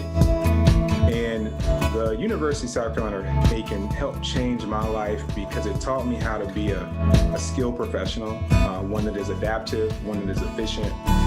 It taught me that the sense of community was important to build relationships with my peers, friends that I still have to this day from the time I spent at USCA Aiken from 2007 to 2012. I would encourage current students to really cherish the relationships that you're building with your peers, with the professors that you have, and also for any future students who will watch this video, I'll never forget the time that I spent there. And even though I grew up in Aiken, attending the university just really exposed me to a lot of different cultures, the people that I met. It showed me that even though I was no longer in high school, I still had people who were dedicated and concerned about my education. So I really do appreciate that. I still reach out to some professors that I had almost 10 years ago and just said thank you for helping me get to where I am today. So thank you to the University of South Carolina Aiken for doing what you've done over the past years, doing what you're doing currently, and then all of the strategy that you're putting into preparing for the next generation of students who will attend the University of South Carolina Aiken. Thank you for this opportunity, and I wish you nothing but the best. Go Pacers.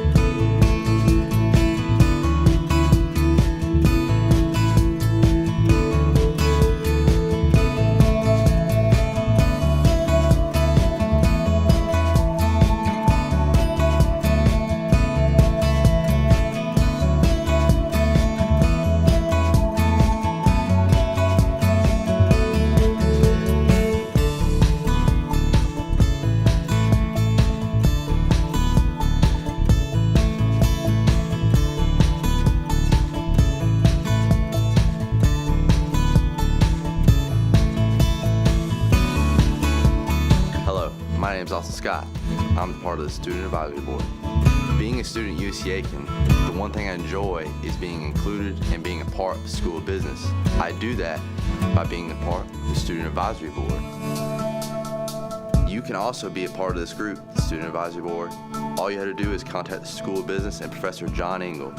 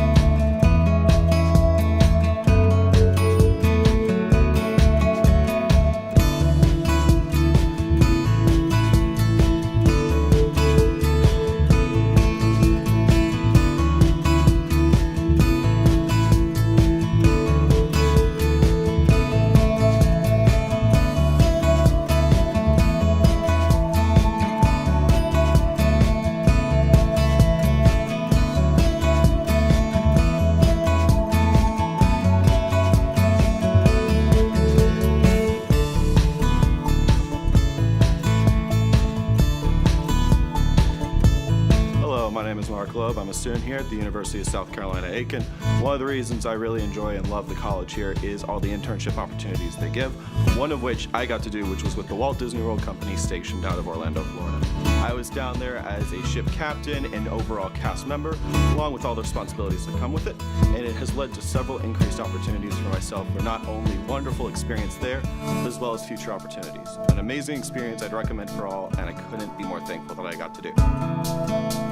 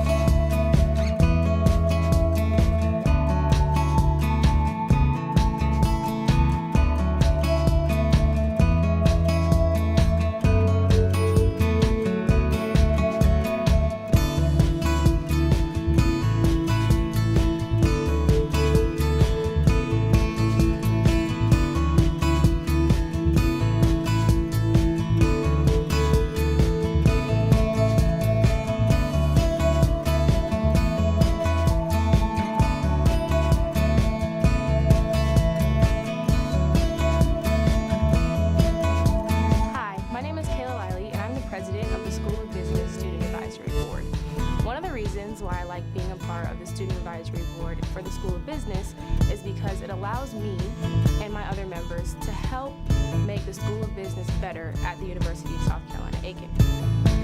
If you're interested in joining, please contact Professor John Engel.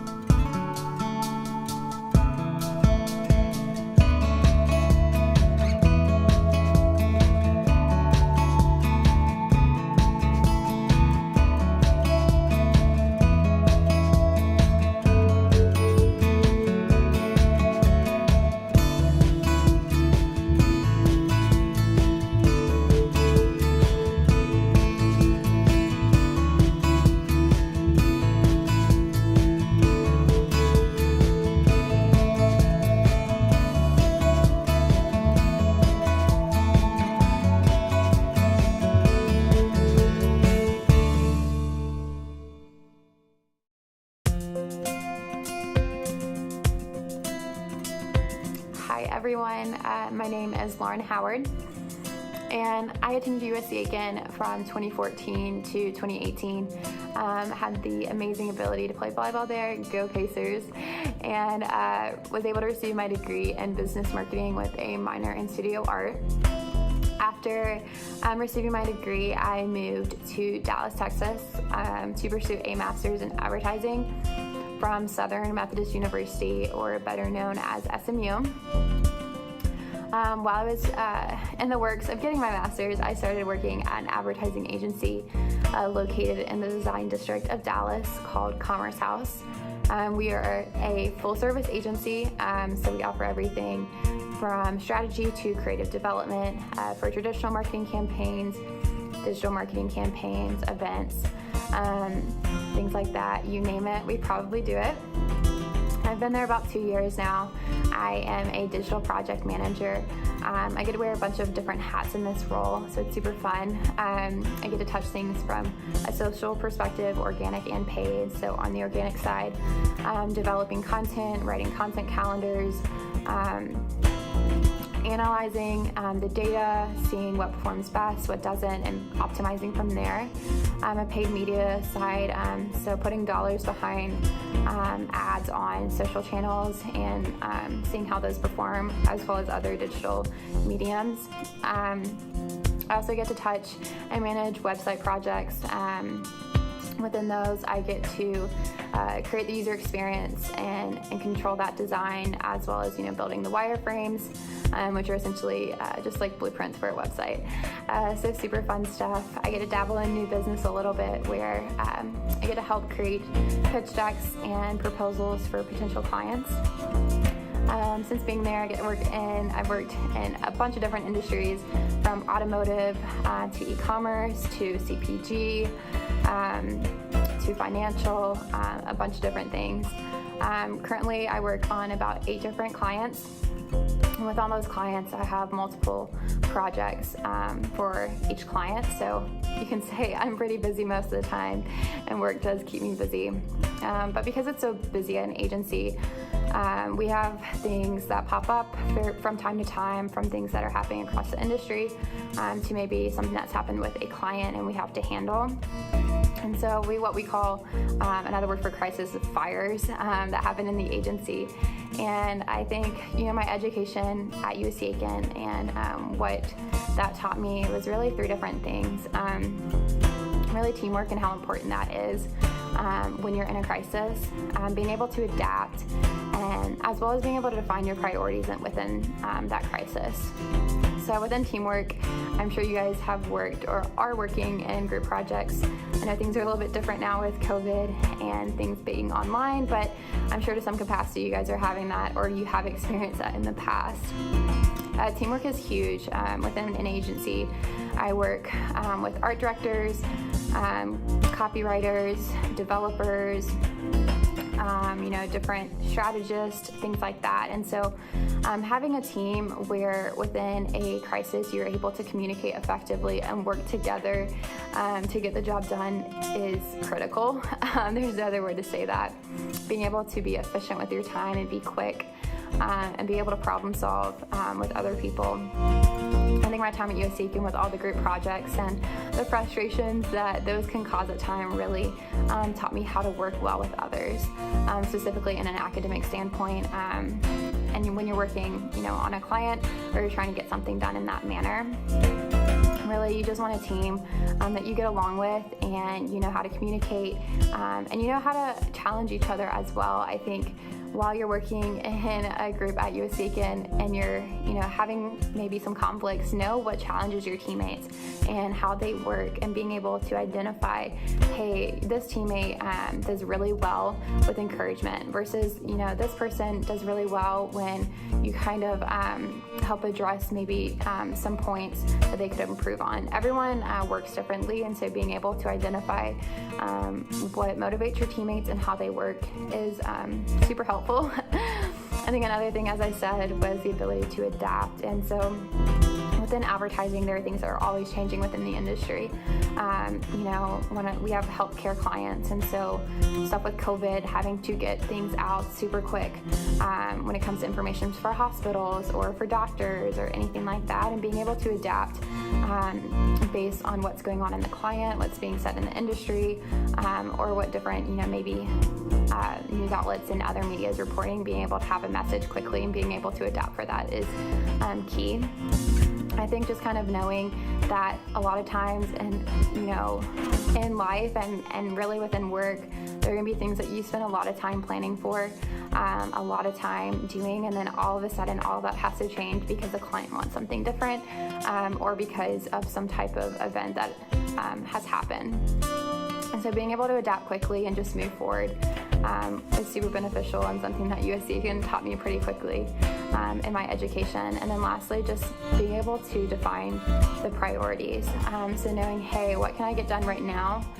What's top priority, and what can I get done later? When you have a crisis or there's a big fire going on, there's probably a million different things you can look at that need to get done. But there are some that are more important, and that there are some that are less important. Not to say that any of them are not important, but there are some that need to take place first, and others that can take place maybe later that day, or maybe a few days later, things like that. Being able to define what those priorities are, and being able to articulate and communicate that to your clients and to your team is something that USCA taught me, and that I've been able to implement within my project management capabilities and experiences that I have had since working in advertising. And then the last thing that I kind of leave with you guys with is, while you're there at USCA, really take the time to know your professors and take them up on the offer of just having conversations about, career paths and job opportunities and things like that, and really network with them and your classmates and the other students within the university. Honestly, so much of business and the business community, advertising, marketing, all of that is really based on connections. And so having good connections with people is really critical. Ask your professors what they would recommend you do when it comes to maybe different certificates that you can get for different programs and softwares and things like that. As I'm kind of learning within my job, you will never stop learning. So don't think whenever you graduate, I got my degree, I'm good to go. You are constantly learning. There are so many different platforms and softwares and trainings that I have to go through to be equipped to do my job properly. And so I would encourage you, when you're figuring out what you're doing and what you would like to do with your future, just understand you're always going to keep learning, and see what things you can start learning now. It's always helps to get a head start in that. But I'm really grateful for my time at USCA and the things it taught me. I owe a lot of my success to where I am now and what I've been able to accomplish, really to the faculty and staff there who were able to instill in me such great practices and disciplines, and I'm forever very grateful for it.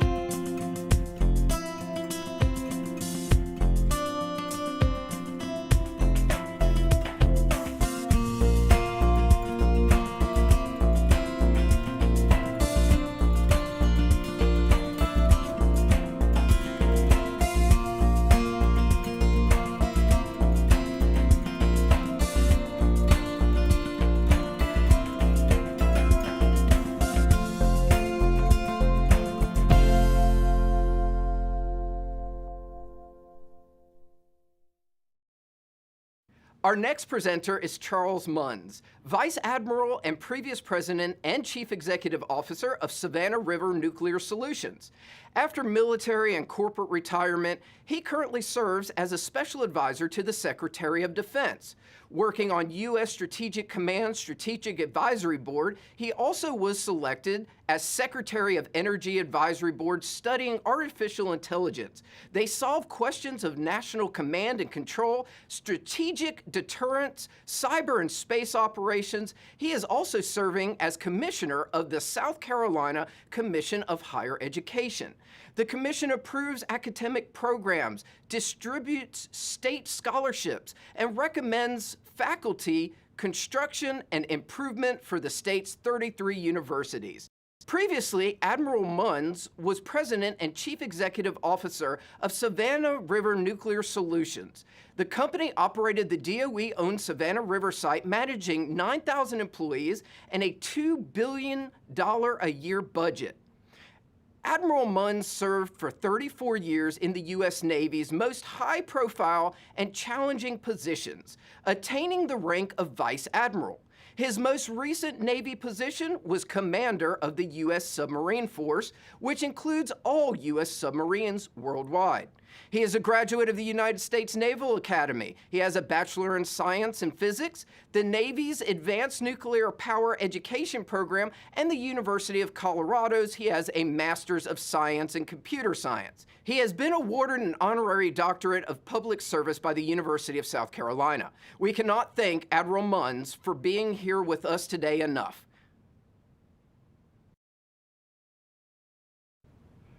Good morning.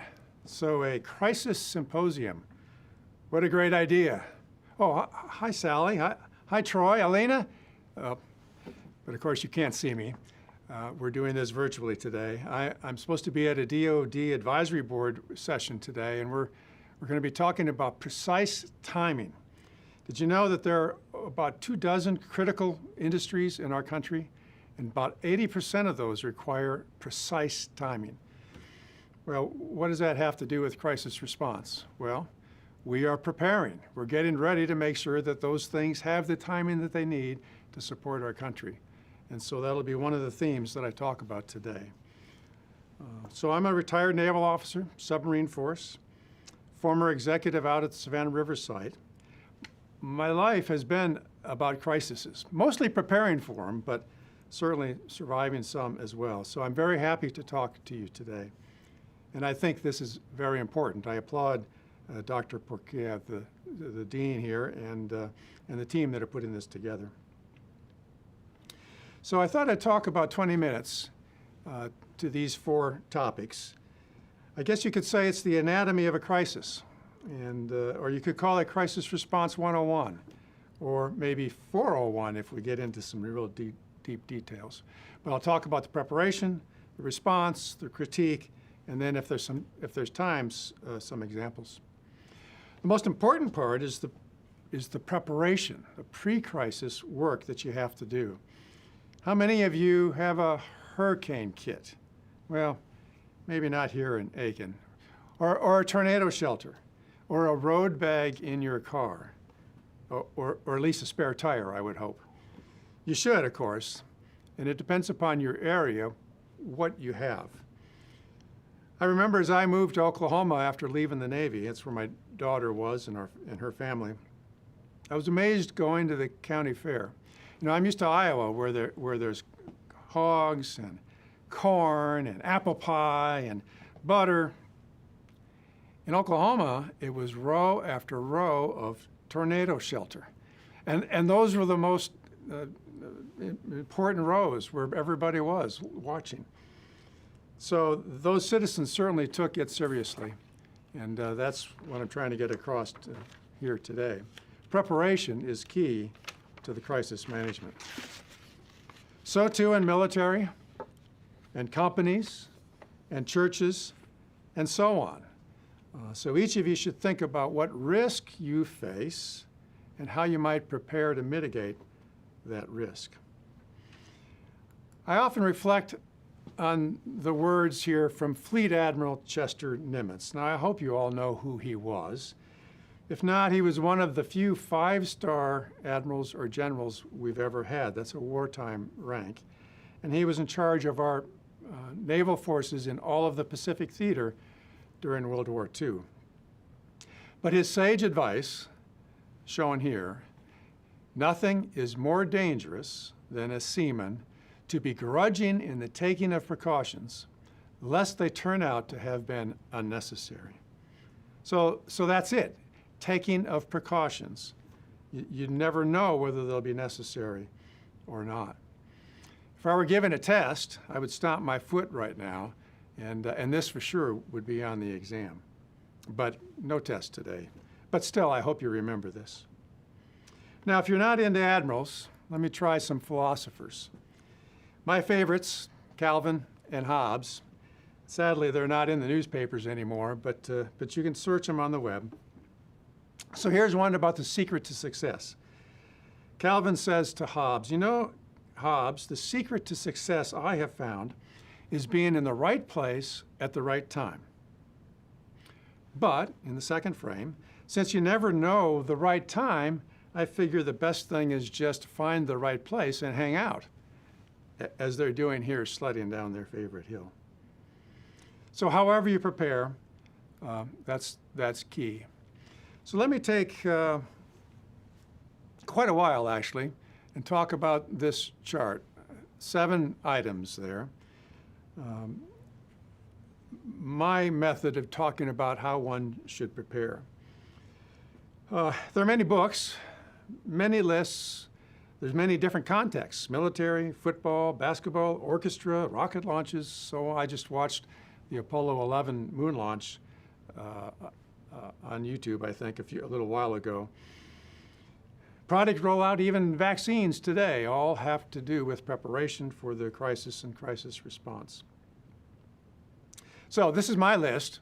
As you look at some of those books, the names are different, but essentially the things one should do for preparation are similar. So to plan, what is to be accomplished? What can go wrong? You know your system, know your environment, know your external influences. It's like a quarterback. You know, the goal for the quarterback is to score points. Well, you got to have a plan. And so the plan is about how you protect against dropping the ball, how do you stop that interception, how do you prevent against being sacked or the fumble. That's what helps preparation and crisis response. At the Savannah River site, we handled, our mission is to handle nuclear materials, to manufacture with them. So our plan would first look at what materials we were going to be working on, the hazards of those materials. Was it sharp or heavy, or was there a medical reaction, or was it radioactive, or in some cases the item fissioned spontaneously. We had to be concerned with that. Then what process would you apply? Heat or light or pressure or grinding? All of those have hazards associated with them. Or you look in the area where you're going to be working. Is there a place you might trip? Or is there something overhead that you might bump your head on? All part of preparation. So you get the idea. First, you have to have a plan. But the plan's not enough. You then need a recipe, procedures and processes. Oftentimes they're turned into a checklist. If you've ever watched the pilot on the aircraft that you're flying in, he or she has a checklist, and they religiously check off every item to make sure that their procedure is being accomplished in the right way. So preparation is about creating those checklists. There's tripwires. That same pilot, if she's flying down getting ready to take off, and if she doesn't have a certain speed by the time she reaches a certain distance on the runway, they'll abort the takeoff. That's a tripwire, part of preventing the crisis. And so third then is practice. You got the plan, you got the procedures, but then practice is critical to make sure that you can prevent the crisis that might be coming. So these are walkthroughs, tabletop exercises where you play parts and walk through what might be done. Or in military context, we call them drills. An important one for the nuclear Navy is theory to practice. where you look at what you're trying to do, you understand the theory of what is supposed to happen, and then you work out exercises to prove that that theory is actually going to work in the way that you think that it should. We do that all the time, and you learn a lot about what you're trying to do, and you learn about areas where you may have problems, where a crisis may evolve, and you can prevent those cases. If you've been reading the paper last week about Robinhood, the app Robinhood, the financial app, and GameStop, the stock that went crazy, I would argue it didn't turn out the way anybody involved thought that it might have. I know I heard on NPR the one who initiated it was surprised at what happened. So theory to practice might have worked. There must have been some theory as about what might have happened. They could have worked through it in incremental steps and see if the theory plays out. This is actually the scientific principle as well, so it's nothing really new.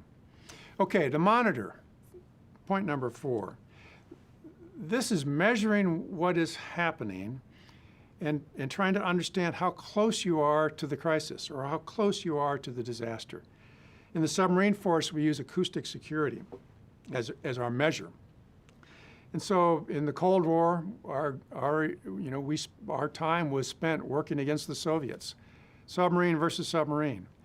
And what we were always cautious of was to understand how close we were to being detected by the Soviet. And we never wanted to be so close that he would detect us. And so that distance to disaster, that distance to some sort of limit, is particularly important as you're trying to prevent these crises. So I've discussed that in submarine terms, but it applies in businesses, in small businesses right now. Many of them are working day in and day out to see how close they are to bankruptcy. Can they survive one more day? And when they get the stimulus, where will that go, and how long will that allow them to survive? So monitor. Inspect is another one, fairly obvious. Control room and war room. The issue there is to think about where will you fight this casualty, and then is that place prepared? So in the submarine, it's obvious. It's the control center of the submarine. Ships sometimes have a damage control center where people go when a casualty is starting to happen to control the casualty. At the Savannah River site, we had an emergency operations center. The county and the city both have emergency operations centers. So this is all part of preparation. Lastly then is critique. Everything must be critiqued. And so there's a theory of switches, a theory, an explanation maybe more than a theory, that before a casualty happens, there's always a number of discrete events which will happen that precede the casualty. And the casualty won't happen if any one of those events doesn't happen.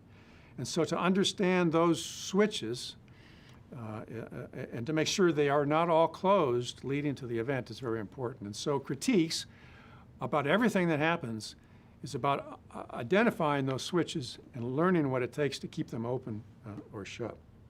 It's like the quarterback, again, watching the linebacker or the safety or the clock or the wind, whatever it is that's preventing him from achieving his objective.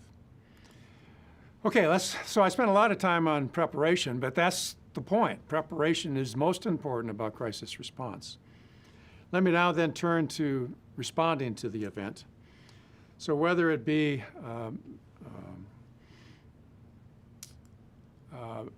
here, 4 steps: be ready, characterize, immediate actions, and follow-up actions.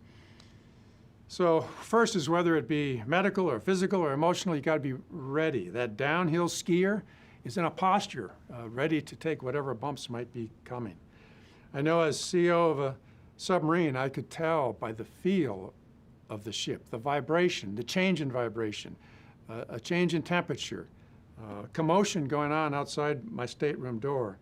Very much like Luke Skywalker, feeling the force. So that's all part of being ready and to respond to when the crisis happens. Okay, so the crisis, characterize it. another important point is the first word as the crisis starts, the first report is always wrong. It never sufficiently characterizes the crisis. On the ship, it may be a report of a main lube oil system leak, but that leak may actually be a gushing thing, and it may have turned into a fire. How it gets reported is crucial. Same thing with a policeman or a fireman. That 911 call very rarely describes the event that is going on. So it's really important to paint the picture. If you're at the scene of the casualty, or if you're in the control area responding to it, you need to have this picture of what happened. This picture, slide 8, is one of the disasters we had around the year 2000. The submarine was running in the Pacific fairly fast, and they ran into an uncharted seamount. Now, there are many of those switches that got closed, and they obviously should not have had this happen, and there was many things that could have stopped it, but it did. But my point is, in the crisis, what picture was developed in people's minds? And so in the control room, when it happened, it was for sure a hit and a bump, but they had no idea what happened to their ship. They got the ship to the surface, and even on the surface, they had no idea. They were able to control it, amazingly, when you look at this picture, but didn't really have an idea what was happening.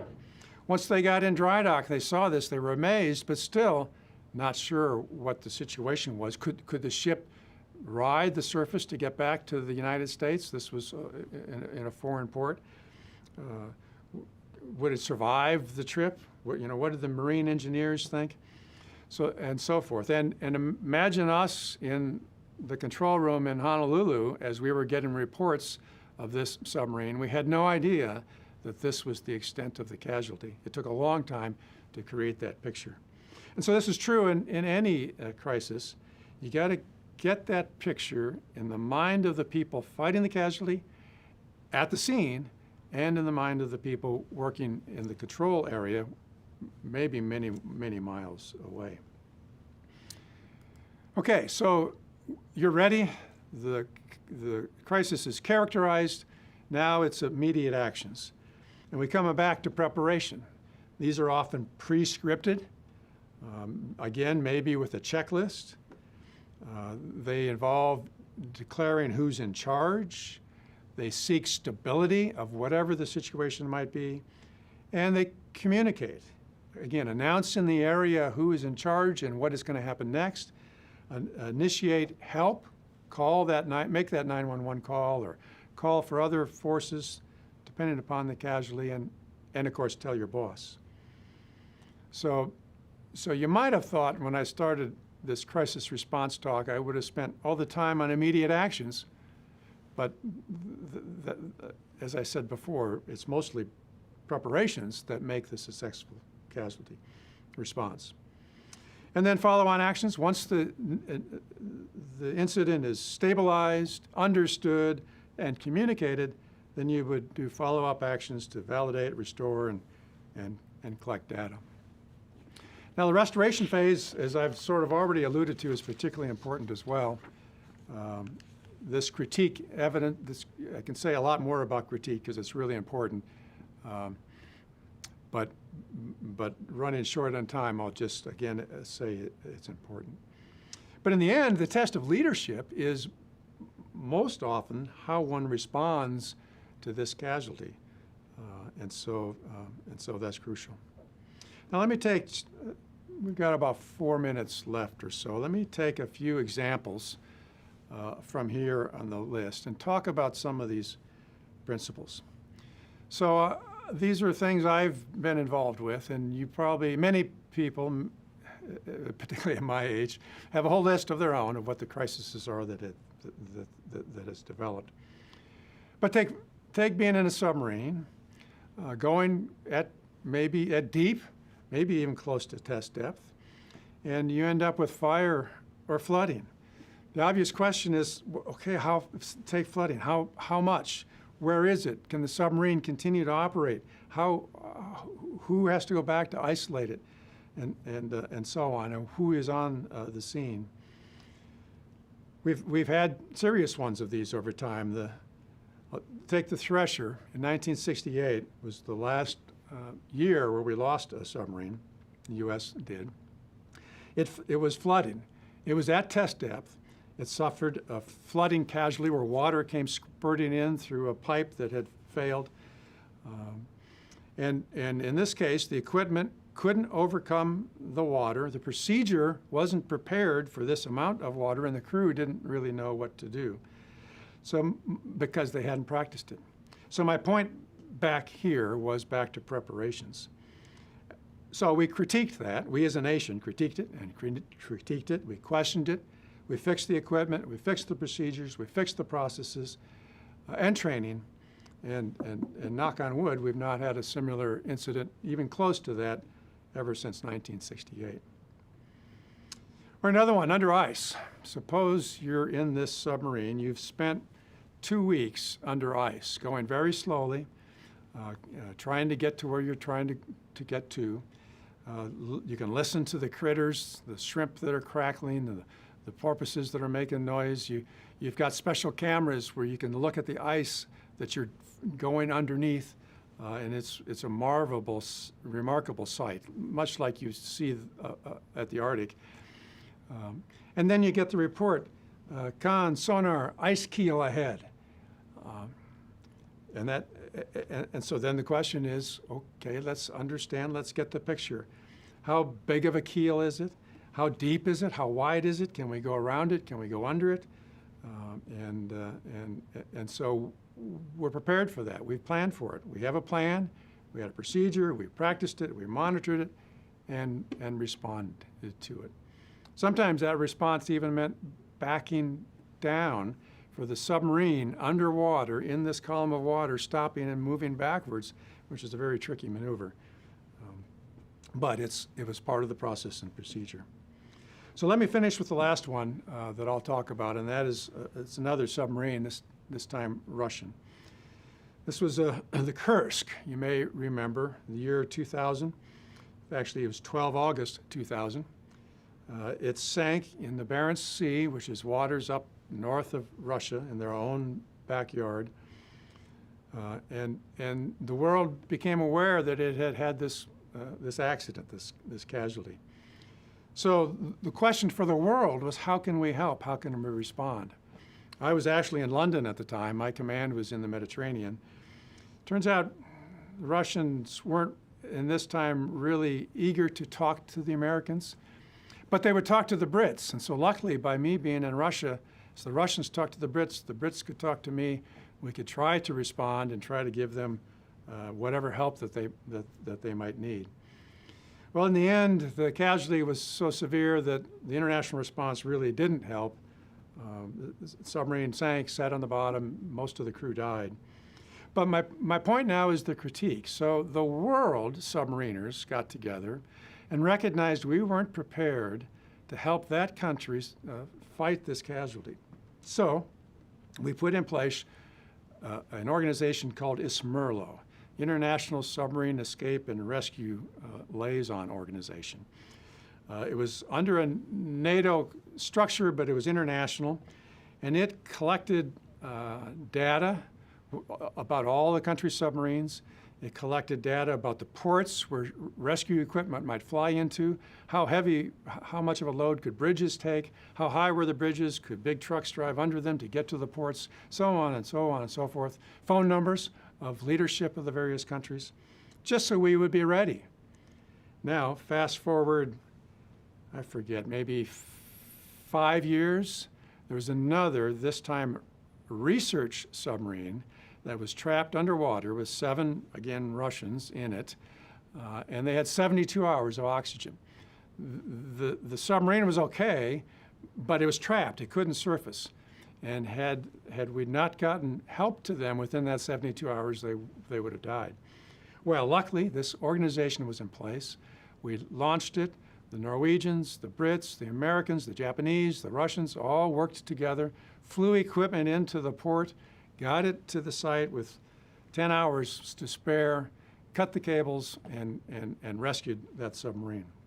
So it's, again, preparation is a big part of this crisis response. So that's, I mean, I could talk about more of those, and were we here in person, I wish I would really have liked to answer questions for you. But let me just summarize then with this last slide. So from my view, crisis response is about preparation. It's then about the actions that are taken in the crisis, both immediate and follow-up, and then critiquing the little things that happen along the way and the big crises so that you make it better for the next time around. This is a great symposium. It's a great thing to be talking about. Thank you very much for the invitation, and I hope you have a great day.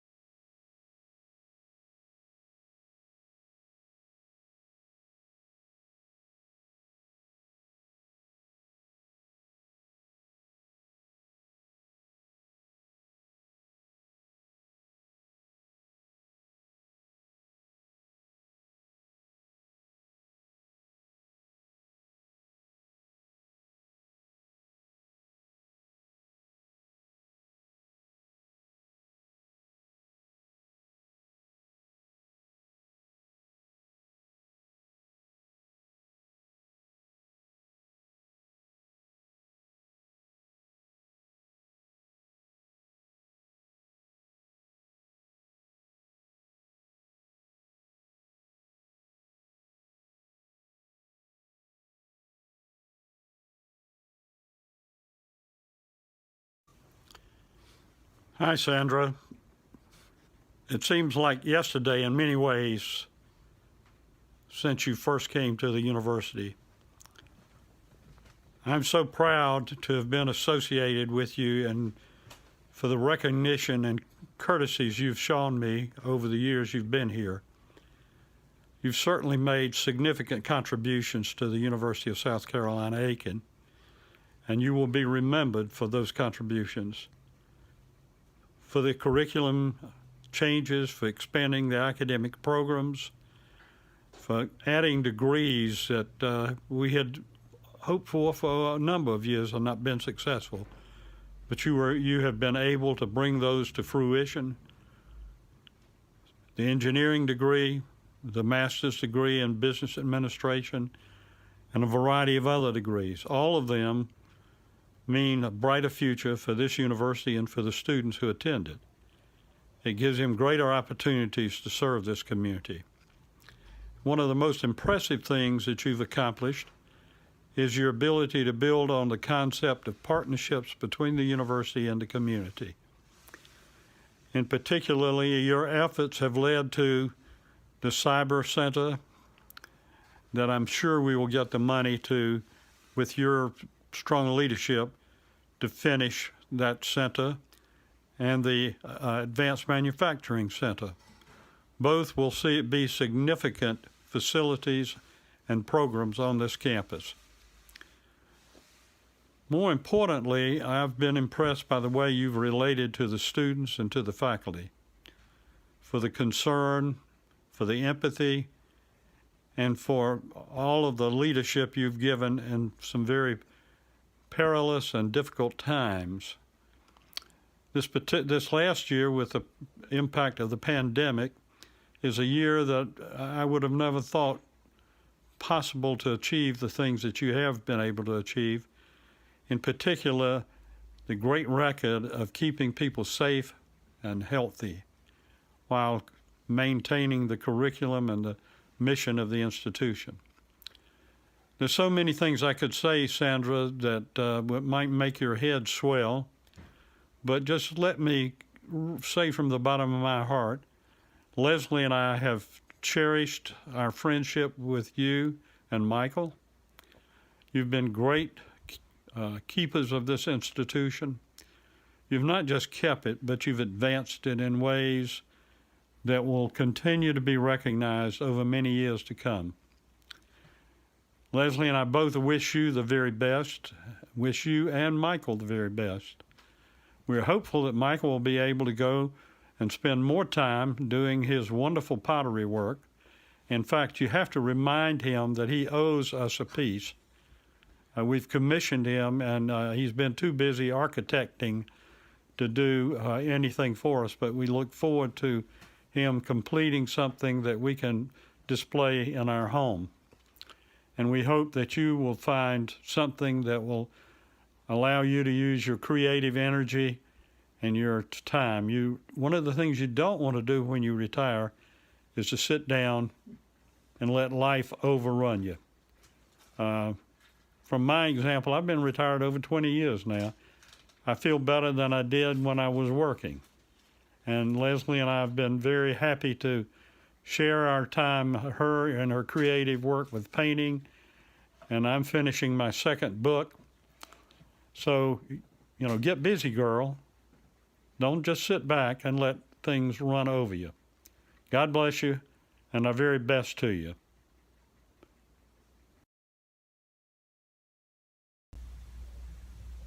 Hi, Sandra.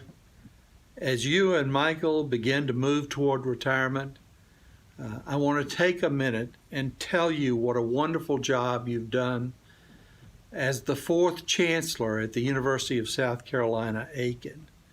I want to thank you for the care that you have taken with this very special place and the impact you have made on so many lives during your time here.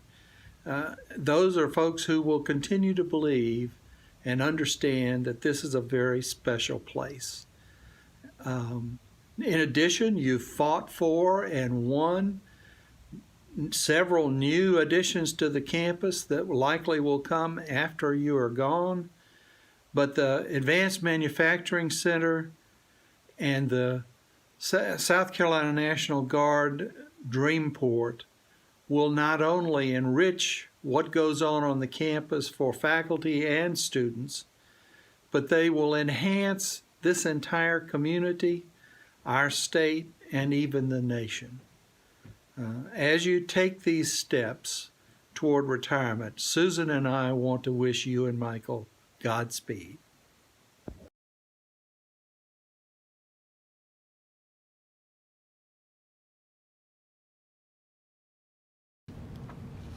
Good afternoon to all of you. On behalf of the School of Business Administration at the University of South Carolina, Aiken, this morning I had the pleasure to welcome you to our third annual Aiken Business Leadership Symposium.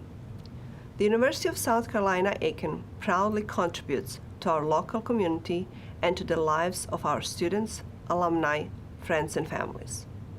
The University of South Carolina, Aiken's mission is to enrich the Aiken community's quality of life.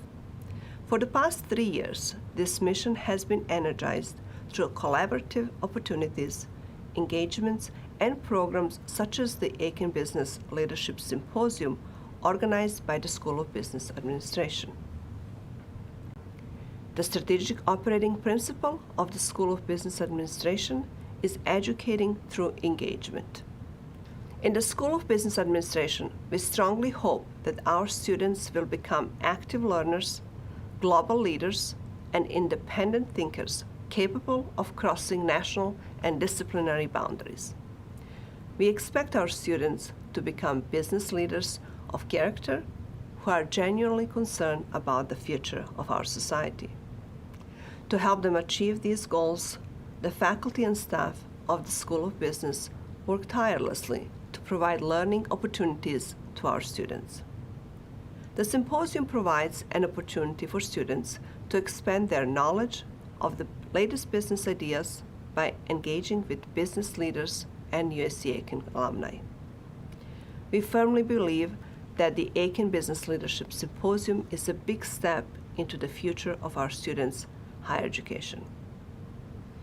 I hope that you had an educational day of interesting and stimulating sessions. At the School of Business Administration, we sincerely wish that this symposium gave you a chance to share your knowledge and experience in business, leadership, and higher education. We also hope that you will attend our future symposiums and that this is just the beginning of a long, fruitful cooperation and friendship among our businesses, community members, students, and the university. The faculty of the University of South Carolina Aiken School of Business is made up of distinguished educators devoted to the task of teaching and training young minds, the same minds that will help us shape our future. Our thanks and appreciation go to our eminent speakers who graciously share their business and leadership knowledge and experience with our students and our community. We want to thank all the supporting personnel that work hard to make this event possible. Last but not least, I would like to thank Dr. Ravi Narayanaswamy, Professor John Engel, Dr. Julie Steen, Professor Lindsay Griswold, Dr. Keely Britton, Professor Brent Hoover, and all the faculty and staff members of the School of Business Administration for their efforts to make this event happen. Many individuals have generously given help in this process.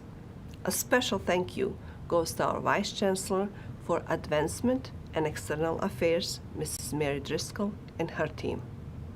Once again, thank you very much for attending the third annual Aiken Business Leadership Symposium. Please mark your calendars for our next symposium that is scheduled for February 24th, 2022. The theme of the fourth annual Aiken Business Leadership Symposium will be Cybersecurity and Us. Have a wonderful day, and thank you for attending.